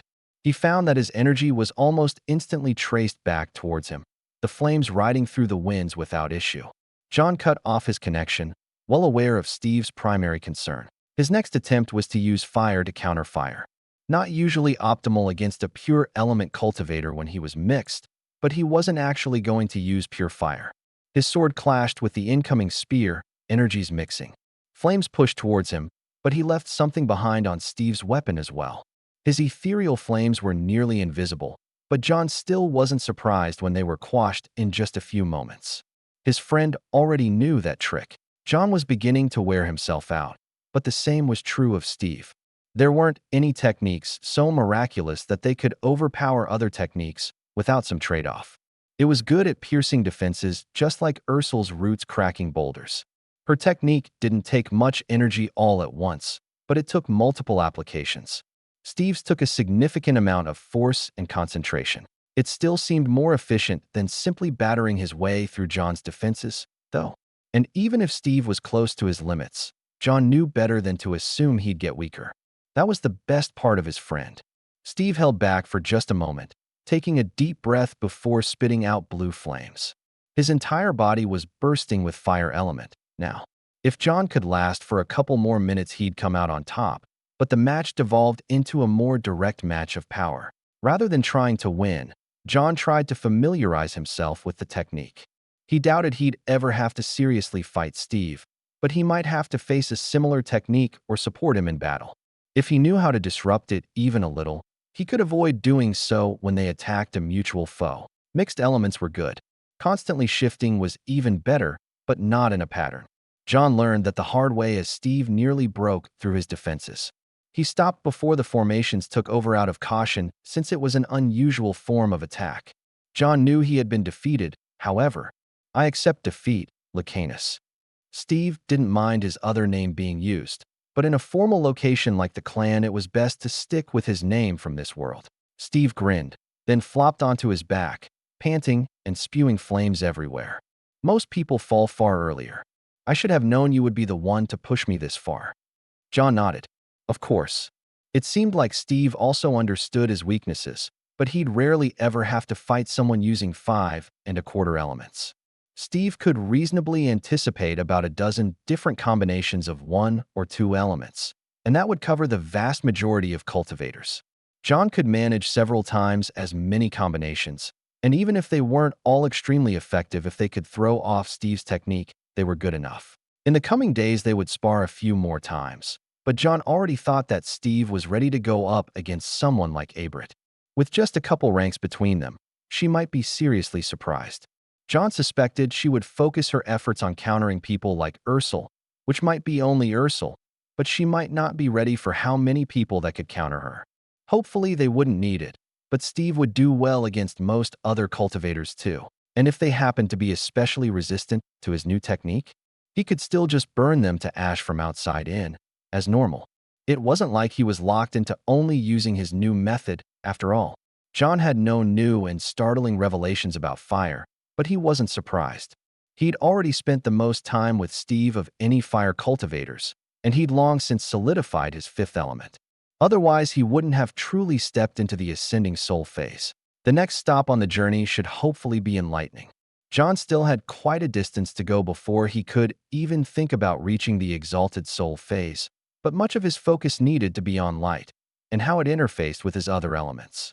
With light element only showing up in a few places, this was the last of 3 locations. The star attraction for most of the expedition would be the Golden Tomb Guardians, of course. Ever since Qian made herself publicly known, their options for training were far improved. Technically, the founding need for their sect had passed, but Qian was not ungrateful for those who had spent so long caring for her when she was weak. Even if they in turn benefited from her presence, some cultivators might have taken undue advantage of the situation by attempting to take all the power of the spirit beast. John was certain he could learn more about light from the Guardians, but he was looking forward to visiting the Summer Sun sect first. They were closer to the border with the Green Sands and took advantage of both the fire and light elements in their region. John didn't expect them to have insights into how to combine light and darkness, but combining light with another element was still a step ahead of most. The Summer Sun sect's boundary was made clear by the sudden presence of constantly burning grass. No, it was more like the grass itself was fire. It was similar to some things John had seen in the Phoenix Forest, but quite different in practice. For one thing, the secondary element was light instead of earth. As they got closer, they managed to see some of the mechanisms in practice. When their shadows began to cross over the knee-high grass by the side of the road, it slowed its flames. As their group continued to cast a shadow, some of it burned out, turning into wilted stalks, however, only while the sunlight wasn't shining on the grass. In short, they absorbed the power of the sun and augmented it to become flames, or flame-like. Interesting, but a bit impractical. They outcompete all other forms of plant life, since they would burn away everything around them. Fortunately, the grass didn't seem to be able to spread any further from the sect itself, and the other natural grasses weren't so flammable that small embers would catch everything alight. The stalks of grass wouldn't be much good at providing light at night, since John presumed the grass would be dormant. Still absolutely worth studying, though. If John could augment his fire element sufficiently with light, it would be great. He didn't need to use all of his elements directly. In the best-case scenario, he would be using light element to fight darkness cultivators directly and rarely other times. Soon enough, they approached the sect itself. Even though ascending soul phase cultivators had been produced throughout the continent, most sects still didn't have one. That wasn't a condemnation of their style, it simply took time. Those sects that had been a bit weaker before the recent surge in cultivation, and especially new sects, could hardly be expected to have reached the very best cultivation on the continent already. It also didn't mean that their potential was any lower. John had heard good things about Astrid, the sect head of the Summer Sun sect. Like many others, even if she didn't outrank him in cultivation, he could still learn something of value from her. Chapter 423. The flickering flames of the perpetually burning grass continued deep into the core of the Summer Sun sect. Most of the sect was kept open, so as to maximize the area that sunlight reached. That continued even into their core. As he observed more of the flickering grass and shadow, John decided that the wilted stalks not in direct sunlight weren't as pathetic-looking as he'd first imagined them. Instead, he considered them to be waiting eagerly for their next opportunity to thrive. The disciples of the sect stood among the fields in the center of the sect, surrounding an individual who could only be their sect head. John found something odd about the view. A grand presentation for a visiting sect wasn't abnormal, so that wasn't the issue. It was something he recognized only subconsciously at first. Then he realized that the disciples seemed to cast no shadows on the area around them, allowing the sunlight to reach all of the sun-dancing grass. It was an eerily unreal picture, but once he recognized what it was fairly easy to reconcile. Greetings to the Six Elements Crossroads. Astrid's voice was filled with supernatural warmth and her hair moved like tendrils of flame, similar to the grass around her. We of the Summer Sun sect welcome your presence. May the light of the sun bless your path. John hadn't been prepared for that exact greeting, but his years of diplomatic experience allowed him to come up with a passable response. We feel the warmth of the sun and bring in turn each spectrum of spiritual energy. That was passable enough. We look forward to exchanging insights on the nature of cultivation. Astrid strode forward, reaching out to clasp his hand with both of hers. You are just as seen and heard previously, powerful and full of a stable flow. I even sense within you the building blocks of light element. A talent like yours is perhaps seen only once in a century. Though her words seemed sincere, John thought they were perhaps too complimentary. He didn't quite know how to respond. You are most kind, he bowed slightly. I have heard of your successes as well, and see around us a thriving sect. Your words are most appreciated. Come then, my disciples will lead yours to their temporary lodging. Guests of your caliber must, of course, be placed among the elders. She gestured to Ahan and Lyre as well. Even if they were a handful of ranks lower than her, they were still in the consolidated soul phase. It was expected that the strongest of any group would be treated with utmost respect, and their cultivation likely matched many of the sect's elders regardless. Buildings were carefully placed with segments of grass to the south, such that they would not block the light of the sun from reaching the grasses. Though it seemed quite common for members of the sect to trod through the grasses, the guest houses had a greater proportion of paved paths, likely to accommodate those of different elements. The flames were, after all, a real enough hazard for those who were not using them as a source of inspiration. At the very least, many would have to expend extra energy on their own protection. They were settled into their rooms, though none carried heavy burdens they needed to divest themselves of. The rooms themselves were quite comfortable, with accommodating formations for those who might wish to minimize the intrusion of spiritual energy. Rather than having any sort of sacred ground, the Summer Sun sect's potential was evenly distributed throughout their territory. It seemed everyone was able to select whichever somewhat private patch of long-bodied flaming grass they wished to train among for the day, with little more to it than that. There were probably still social pressures that kept people in particular groups, but the structure wasn't particularly rigid. Astrid was happy to share her understanding of the sect's techniques, while at the same time John shared any relevant insights of his own. The basics were fairly simple. As allied elements, light could easily support the more destructive fire, Going slightly deeper, it could provide a sort of lively vigor, an on-demand fuel source. Obviously, if John only thought about things in terms of old-world physics, it made little sense. Light wasn't flammable, and even if it was, there was so little of anything there that it wouldn't have produced flames of any merit. But here, in this world, fire elemental spiritual energy could form a flame without any source but the spiritual energy itself. The energy wasn't fuel for the flame any more than other spiritual elements were fuel. They contained a certain amount of power that was transformed into another sort of power temporarily. Anything that remained long-term was an after-effect of spiritual energy. Water conjured by spiritual energy wasn't real, though water element could condense actual water out of the air just as well. Likewise, a wall of earth or a plant energy projection lasted only as long as the spiritual energy, but a boulder that was given momentum by earth element acted according to the laws of inertia. None of these were astounding insights, but rather some of the very basics of cultivation. However, John found he had to review some of the concepts as he moved along to keep himself grounded. John watched as Astrid sat in meditation.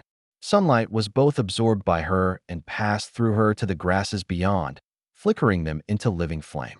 John did his best to replicate the effect and didn't find it too difficult to somewhat manage. Light element already liked to be free, so in the worst case he sort of absorbed and released sequentially. The flames around him were individually weak, but intense together. It was strange to interact with the grass, as it was so tangible. Solid flame, if he had to describe it. The structure of the grass bent and twisted like a flickering fire, but it never stopped being both things, except when it lacked sunlight. Then it was somewhat like a burnout wick, just waiting to be lit again. Astrid didn't convert the light element she absorbed into fire element. If that was the sect's style, they would have likely been considered a pure fire sect. As he had observed earlier, she used her light element as fuel, augmenting not the quantity of fire elemental spiritual energy, but its instantaneous power. That required manipulation of both elements simultaneously, but she performed the task with perfection. As she continued to meditate, John saw flames grow around her.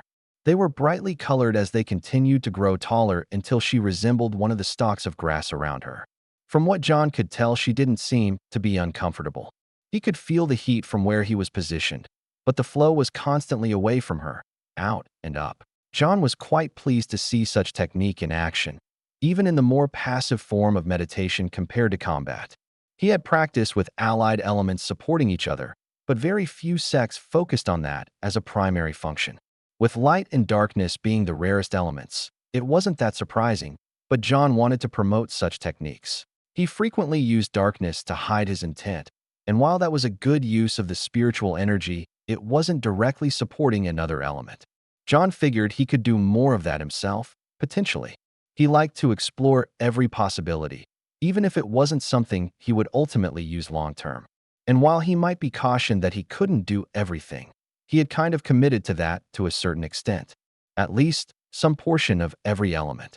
Learning every technique in the world would be more of a burden than a blessing, as he would likely subject himself to choice paralysis, but taking time to pick out ones he thought suited him was an excellent idea. Using light element to bolster fire was great. He couldn't accidentally hurt himself by including darkness if it was all used up. He might change his mind about whether he wanted to do things that way when he was closer to actually selecting a light element totem. But he had 4 ranks before the peak of the ascending soul phase. John focused his thoughts, offering up light to be fed upon by fire. It wasn't as easy as Astrid made it look. John had to pass through a whole lot of hoops before he got a mental construct that worked for him, and he was 100% certain that it was unrelated to the typical understanding of the sect. Sunlight originally was produced from fire, or plasma, if he were being technical. It produced more than one form of light, far more. A broad spectrum of light, including of course visible light, but also infrared and ultraviolet. Some portion of that light was then absorbed on the planet as heat, especially some of the higher intensity infrared. Thus, in terms of spiritual elements, it became fire again. Forcing concentrated infrared light together was supposed to build up heat, but it didn't quite work. John recalled it needed to be absorbed by something to transform into heat. He added some earth element which he then combined with flame created directly by fire element. It certainly wasn't the same method as Astrid had used, but it was still an amplification using mostly light element. As he looked at the flames held in front of him, he also noticed Astrid watching. An interesting result, she said. I can't tell exactly how it works, but you've certainly made impressive flames. John held it for a few moments longer, but he wouldn't take long to run out of light element. He only had about a quarter as much compared to anything else, even if that proportion was very slowly increasing. It's not all that practical until I can get a totem, John admitted. Even so, it is noteworthy. Can you explain how you achieve those results? A certain sort of light is more easily absorbed by common materials to rapidly generate heat, John explained. I added a fragment of earth to be the catalyst. I doubt that would be of much use for you in that manner, but if you wanted to light something in particular on fire, John shrugged. It might be faster. I didn't even sense the earth element, Astrid admitted. It was a small amount. Most cultivators can't distinguish anything below a certain proportion without active effort. Is that a technique you had before? She asked. John shook his head. It's new. Inspired by you. Amazing. You may say so, but I think your method is far more interesting, John said. I don't understand it very well. Is there some secret I'm missing? The secret is all around us, she gestured. Of course, it was the flaming grass. John had inspected it, but he couldn't figure out how it functioned. We create light reactive flame by watching its behavior. John watched as she formed some in her hand, the brightness increasing rapidly before it darkened slightly and the heat intensified. He understood the general idea, but it was more difficult than she made it sound. It will take me some more time to familiarize myself with the surroundings before I can actually use a similar method, I think. It was pretty much impossible to see anything relevant from looking at the grass. It was visually just flames, nor did it look like a stalk of some sort on fire, but like a flame with its own shape. The solid core almost completely faded away when exposed to sunlight. John wondered if he should wait until night to study the structure, but he realized he was sitting on some. And despite his best efforts to minimize his visual blockage, some of the grass directly below him wasn't getting much light. It was long and thin, but rather than being a single flat blade, three seemed to join together around a central stalk. When it wasn't a light, it sort of curled in on itself. John didn't know what those features might have to do with how it functioned, but he was certain he could familiarize himself with it given time. Chapter 424. Stalks of firegrass curled and uncurled as John watched. It was something he could watch over and over just for fun, but implementing cultivation brought it to an even greater level of interest. That was the thing about cultivation. When it was going well, it was something like an obsession. Who would want to stop learning the mysteries of the universe? John was brought out of his reverie by a soft voice. Is it all right if I join you? He raised his head to see Astrid, her hair flickering just like the firegrass. Feel free. I'm just studying the movements here. She sat facing the same patch he was working on, seated at a slight angle. Notably, her shadow wouldn't block the patch John was observing. Thank you. What are you studying? Just the way the firegrass coils. John demonstrated, though he imagined she was already well aware of the details. The twisted blades all contract when it is in shadow, but when it is in sunlight, the stalk twists and turns in sequence, the three blades receiving relatively equal sunlight. As close as it can get without full rotation, though that would require something like loose roots or complex systems. They probably wouldn't be durable enough to be walked upon. Astrid nodded. I've thought much the same. It might seem a bit excessive at first. Most plants share the energy throughout them just fine without doing more than a slow twist of their leaves or flowers to catch the sunlight. However, it appears that firegrass has energy in excess. Perhaps it is trying to avoid overheating, in fact. John hadn't considered that yet. It seems to me that it thrives in the sunlight. Perhaps the line between that and being harmed is thinner than it seems. Would it be unreasonable to experiment on a few stalks? I don't know, Astrid said slowly. We barely have any firegrass. Her grin spread from ear to ear as she looked around the fields that encompassed the majority of the summer sun sect's domain. I can see that, John said. He still presumed that they didn't want people destroying things wantonly, though. Having received permission of a sort, he considered the optimal way to hold the stalks still while minimizing the side effects. Just grasping it wouldn't do much to stop the twisting. Most spiritual elements would interfere with its functionality. Going on the assumption that he was already going to kill some stalks of firegrass, He supposed he could use some slightly harsher methods. He pulled out a few throwing daggers and pierced them through the stalk in several different points. More direct physical interference, less spiritual energy influence. He then held those throwing daggers in place and allowed light to fall on the stalk. It rippled in between the static points, straining against the daggers, but not hard enough to twist apart its own fibers. It sort of wobbled and flopped as it burned until finally it burned out in a very unspectacular manner. I was kind of hoping for something more impressive, John admitted. Astrid shrugged. Such is life. Sometimes, things are unspectacular. John placed the remains in shadow, extracting the daggers. It seemed a bit much to separate the thin stalks, but he couldn't just grab it with his hands. Well, maybe he could. That would be his next attempt, he supposed. He held his hands at about 2/3 up and 1/3 along the stalk respectively. That left room to move at the top, but the majority was relatively stable. Flames erupted as he allowed sunlight to fall on it. Firegrass didn't really burn that hot, so even if it was fire element, the amount was insufficient to overcome diamond defense. And because that was a passive effect, John managed to avoid causing too much physical harm to the stalk or interfere with his spiritual energy. The second stalk flared more brightly for a few moments, much like the first, though it took a bit longer to sputter out. Neither was actually particularly charred, but close inspection indicated that whatever it was that made them gain energy had indeed been overloaded. Well, that's one theory confirmed, at least. Did you already know? Astrid slid slightly closer. I hadn't tried it quite like that. We were aware that it heated and cooled as it moved, however. She looked from the latest stalk to John's hands. You are unhurt. I didn't sense any energy defenses, however. It's a body tempering method, John explained. Truly? That is not common. But I do believe I heard such things mentioned with regards to yourself. It didn't surprise John that people talked about his cultivation. He was rather famous. Can I ask about it? It's called diamond defense. The original method required some expensive materials. Well, expensive for the time at least. My daughter and I have expanded upon it, lowering the required costs in the early stages. That would be Ursel, Astrid asked, assuming it is an earth element technique. Yes, that's right, John nodded. He smiled fondly as he remembered the past. She was a little rascal, you know? She snuck in and stole some of the materials for diamond defense before the age most people began cultivating. Really? That's surprising. Though I did hear about your children being geniuses. The triplets were born elementally infused, John explained. It would have been more difficult to get them to not use the spiritual energy within them than it was to teach them to use it responsibly. Semi-responsibly. I have heard only great things about them as of late, Astrid said.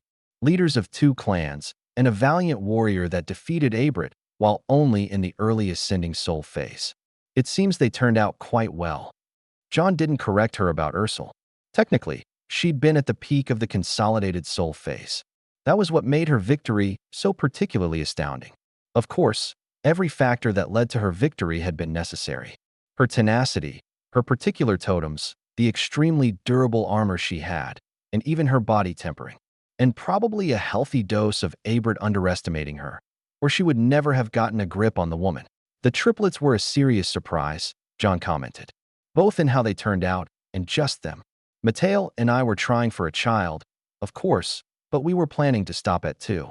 One to take over leadership of each clan when the time came. Less potential for conflict. A reasonable plan, Astrid agreed. Internal conflicts are the greatest causes of instability. I sometimes worry about what the future generations of the Summer Sun sect might have to face. Though I do have competent elders, and I believe they would properly follow a designated successor. I wouldn't expect that to be necessary for a very long time, John pointed out. Unless you're worried about the ascending soul phase? Astrid shrugged. It is impossible to shake some worries.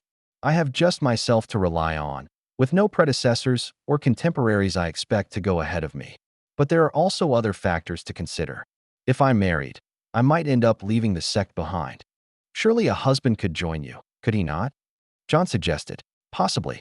That would depend on our relative cultivation styles. Perhaps I would do better in another region than he would here. A fair enough assessment, John said. I also wouldn't suggest trying to manage a long-distance relationship. It might seem reasonable for a few years, journeying back and forth. But if you both have responsibilities, that means neglecting said responsibilities for longer or separation from your spouse. Astrid nodded slowly. I had considered that. Astrid turned to look off towards another part of the sect. Your disciples of the 6 elements crossroads. They have learned to train energies together in dual cultivation. Well, yes, though actual dual cultivation is not performed casually. The conversion of elements is the base form of everything, John explained. There is no sharing of energy for normal training. Though once someone picks out a long-term partner, they can take the next step.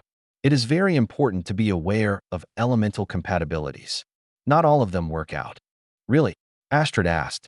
Because I had heard that even light and darkness were compatible. I believe you even have family from such a union. Astrid had really done her research. Though, it was a rather significant circumstance, so it made sense to be aware of it. Nick and Melanthina are a rare exception. Were they not so compatible in other ways, their elements would never match. The troubles weren't just delayed cultivation, either. Airily was not in a good state as a child. I am sorry to hear that, Astrid replied. But it sounds like she is all right now. A solution was achieved. Once she finally got her first totem, yes, John said. Before that, it wasn't known if she would survive. At least it all ended well. It shows you and those around you have great promise. Astrid stood. I'm afraid I have duties to attend to now, but I would love to continue our conversation later. Perhaps over dinner. That sounds lovely. Though he might prefer to avoid such situations, John was not socially incapable. At some point it became quite obvious what Astrid's intentions were. Friendly intentions, some might say more than friendly. But just because he understood didn't mean he knew how to react. When John returned to his room after a lovely dinner, he had some serious considerations to undertake. Though he really just wanted to figure out how to reject Astrid in a gentle manner. There was nothing wrong with her, really. She was kind and intelligent, talented in cultivation, and while John didn't want to consider that humans only had value as cultivators, it certainly helped tip the balance of things. The only real issue that John could think of was that she was too young. She was probably younger than his own children. Except, that wasn't as relevant of a factor as it might have seemed. Because while he was probably a good 30 or more years older than her, it wasn't as weird as it seemed. She wasn't a young adult. She was probably between 50 and 60 years old herself. And based on their cultivations, they were still both considered young. A few decades previously, their relative ages might have been awkward, but at a certain point it just didn't matter. Perhaps the largest problem John saw was that he was thinking about it. No matter what happened, it wasn't something he would jump into easily. Considering all the political and personal factors, it was quite a serious decision. That was why John wanted to cut things off early, so as to not unintentionally lead her on. It would have been fairly simple if he knew for certain that he truly didn't want it. But because he thought about it, the idea wasn't easily leaving his head. It was an issue more troublesome than cultivation. The matters of the soul were relatively straightforward compared to matters of the heart, and it would have to be a matter of the heart. John wasn't interested in any of the political benefits. If he was, with no offense to Astrid, she probably wouldn't be his first pick. The Summer Sun sect was nothing spectacular, and her personal power wasn't yet anything unique. That said, the potential in both wasn't to be underestimated. But none of that mattered, because John had no intention of political marriage. It would just be too complicated. Not that love would be much better. John didn't believe that he loved Astrid after just a couple days, of course. That would be a bit much. It was just that he was a woman he could see himself growing closer to in the ways that would eventually lead to love. Like Mateo, except the two of them started with the premise that they were getting married. Her elemental cultivation might be a problem. Maybe that would be the easiest way to end things. But of course, she hadn't brought up light and darkness just for fun. It could work. And if it did, it might be good for his theoretical try for the exalted soul phase. Using someone for his own cultivation advancement wasn't something he wanted, but if it was mutually beneficial, it had to at least be considered. It would have been so much easier if she seemed like a terrible person. He wouldn't have had to think about it at all. He just hoped he wouldn't lose too much sleep. Chapter 425. When the time came to depart the Summer Sun sect, John was no closer to reaching an answer on whether remarrying was something he wanted or not. A decade or two prior, the answer would have been entirely clear, as he wouldn't have even considered it. Many things had changed in that time, and John was among those things. It would have been convenient if he could simply continue to reject the idea on its face, but he couldn't. Even if he came to the conclusion that he would like to remarry, it wouldn't necessarily be to Astrid. With no offense meant to her, it wouldn't really make sense to jump at the first viable options. She had a number of features that attracted his attention. He liked her gentle but not timid nature. Her intelligence and determination reminded him of Mateo.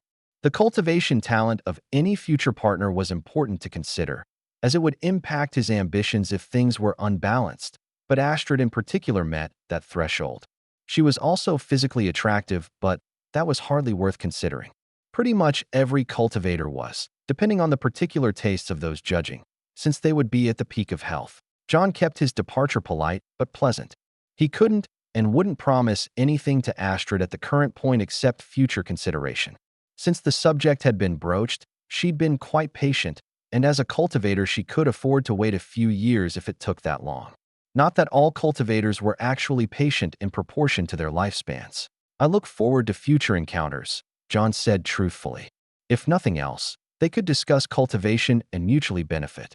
A handful of days of interaction was only enough to open his eyes to certain possibilities, leaving him with a significant amount to think about. Using light to empower fire wasn't unheard of, but John had found a few insights relative to himself.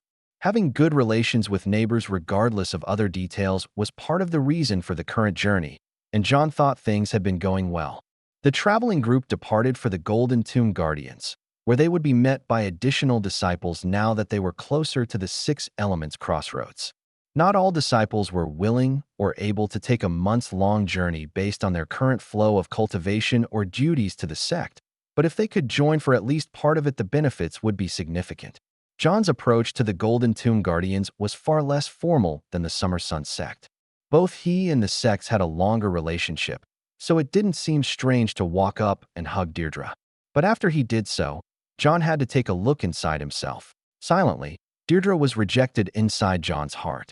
Or something like that, anyway. It wasn't like she had ever shown interest, and John was fairly certain she had something going on with Zachary. There was the matter of her being part of the club, but that wouldn't have been an insurmountable obstacle. While there were risks to becoming romantically entangled with a friend, it didn't hurt to have a basis to the relationship.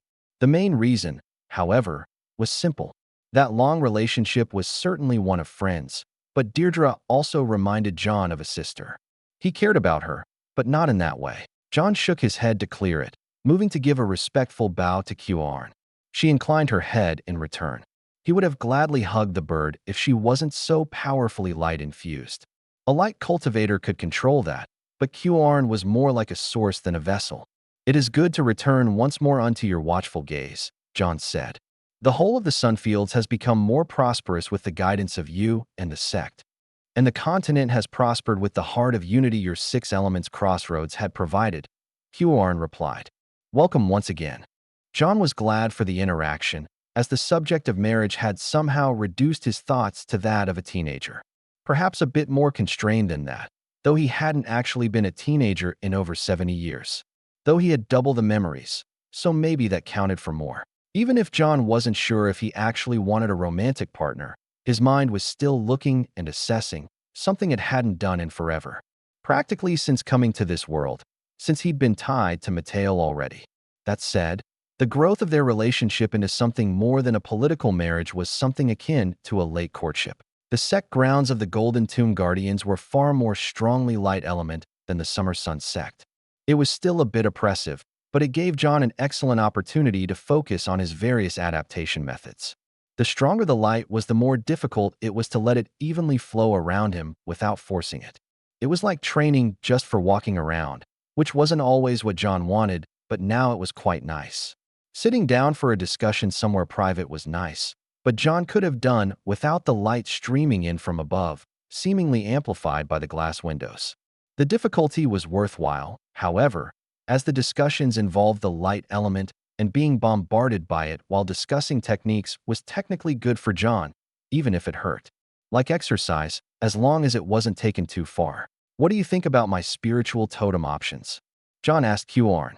Even if she didn't cultivate like humans, she came with some natural insights into light, and she had been around human cultivators for ages. She had more knowledge than any of the current members of the sect. Huarn pondered for a few moments, her reverse silhouette shifting. John never tried to make out details beyond that profile, because it just hurt his eyes. It was probably as bad as staring at the sun, not that she was equally bright, but Huarn did happen to be some tens of millions of kilometers closer. Depending on how far the local sun was precisely, which John didn't quite know how to calculate nor care to. I think, John, that you have already rejected those totems that would be problematic for you. Your reasoning for each of your current candidates is solid. You need light to work with your other elements, and the totems reflect that. However, I suspect that the attunement process will be extremely difficult. I know what you mean, John said. Entering the 6th layer isn't too burdensome for me, but drawing close to light totems is strenuous. And yet, I imagine that is insufficient. Will you not need to face light both inside and out? Huarn asked. This is why I asked you to meet me in the central chambers. Here, it will be most difficult, but I will be watching over you. No serious harm would come to you in your meditations. How reassuring. It was actually a good offer, though. It would be like a precursor to his actual advancement. He still needed to surpass 4 more ranks of cultivation, as he wasn't even in the late ascending soul phase yet. But based on his experience with advancing to ascending soul, he really couldn't begin preparations too soon. I will gladly take you up on that offer. Let us begin now, Huarn said. I know you would normally stabilize yourself first, but diving in a bit off balance might be good for you. Right, John agreed. In that case, he closed his eyes, though that only slightly reduced the brightness of the scene in front of him, and took a deep breath. He could feel the prickling light element dancing around him. His instincts told him to reject it, but that wouldn't be much good for his future advancement. He would need to draw it into him even as he bonded to his final totem. At the moment, he was at his capacity of light element, so he wasn't planning to try that step. Huarn couldn't protect him from internally damaging himself with his own foolishness. John thought about how he should best handle it, and decided that letting it flow into and through him, while at the same time, he pushed out a steady flow of light element, might be best. Normally, he would have already been diving into the sea of spiritual totems, but keeping a conscious focus on his cultivation would make that more difficult. He at least wanted a steady rhythm first. John suspected he was glowing as he released light, at the same time allowing more to enter him. His internal energy was already arranged in such a way that the darkness would not come directly into contact with the light, or close enough to collapse into each other. Once he had a flow that he could have kept going all day in other circumstances, John split off a portion of his consciousness. There was a bit of a trick to diving into the sea of spiritual totems, but he'd done it many times before. Traversing the earlier layers wasn't difficult, even with his attention split. Around the 5th layer, he was feeling the weight of the spiritual pressure and the draw of the various spiritual totems. He could easily chase after them, but he would lose his concentration on the flow of energy. His health should be fine if he simply stopped absorbing and expelling light element. But if he slipped and his control went haywire, he could foresee all sorts of dangers. He'd let himself be thrown out of the sea of spiritual totems first, though he couldn't afford that during his potential advancement. The 6th layer was heavier still. The totems there were powerful, representing concepts that he and others strove for. Whether there was direct influence or not, he didn't know. It was impossible to perfectly describe a totem to another without them seeing it, and if it was, they would certainly be able to find it simply by knowing it existed. John didn't care how much they existed on their own. Totems had real effects. He searched out totems of the light element, not necessarily those he intended to bond to, but any that seemed as if it could support multiple elements. He was already sweating when he looked at the first one, a room full of light with shadowed corners. That particular construct at least balanced his worst fears, but he felt only a weak mental connection to it. Light and darkness had to learn to get along, but simply being separate wasn't good enough. He didn't want to dip into 6 small buckets of elements and use them one at a time. They needed to be a single harmonious whole. He was drawn towards a field of firegrass, likely due to his recent interactions with a physical version. They stretched limitlessly onto the horizon of his mind, strong and powerful. But John didn't want to just turn light into another element. The flow of energy through him was turbulent. Controlling that while resisting the pressure of the sea of spiritual totems was like marching in the desert in military gear. He knew he would have to endure far more for his actual advancement. However, he pushed onward. For a moment, he thought he'd withdrawn from the sea of spiritual totems, for he saw only his own closed eyelids.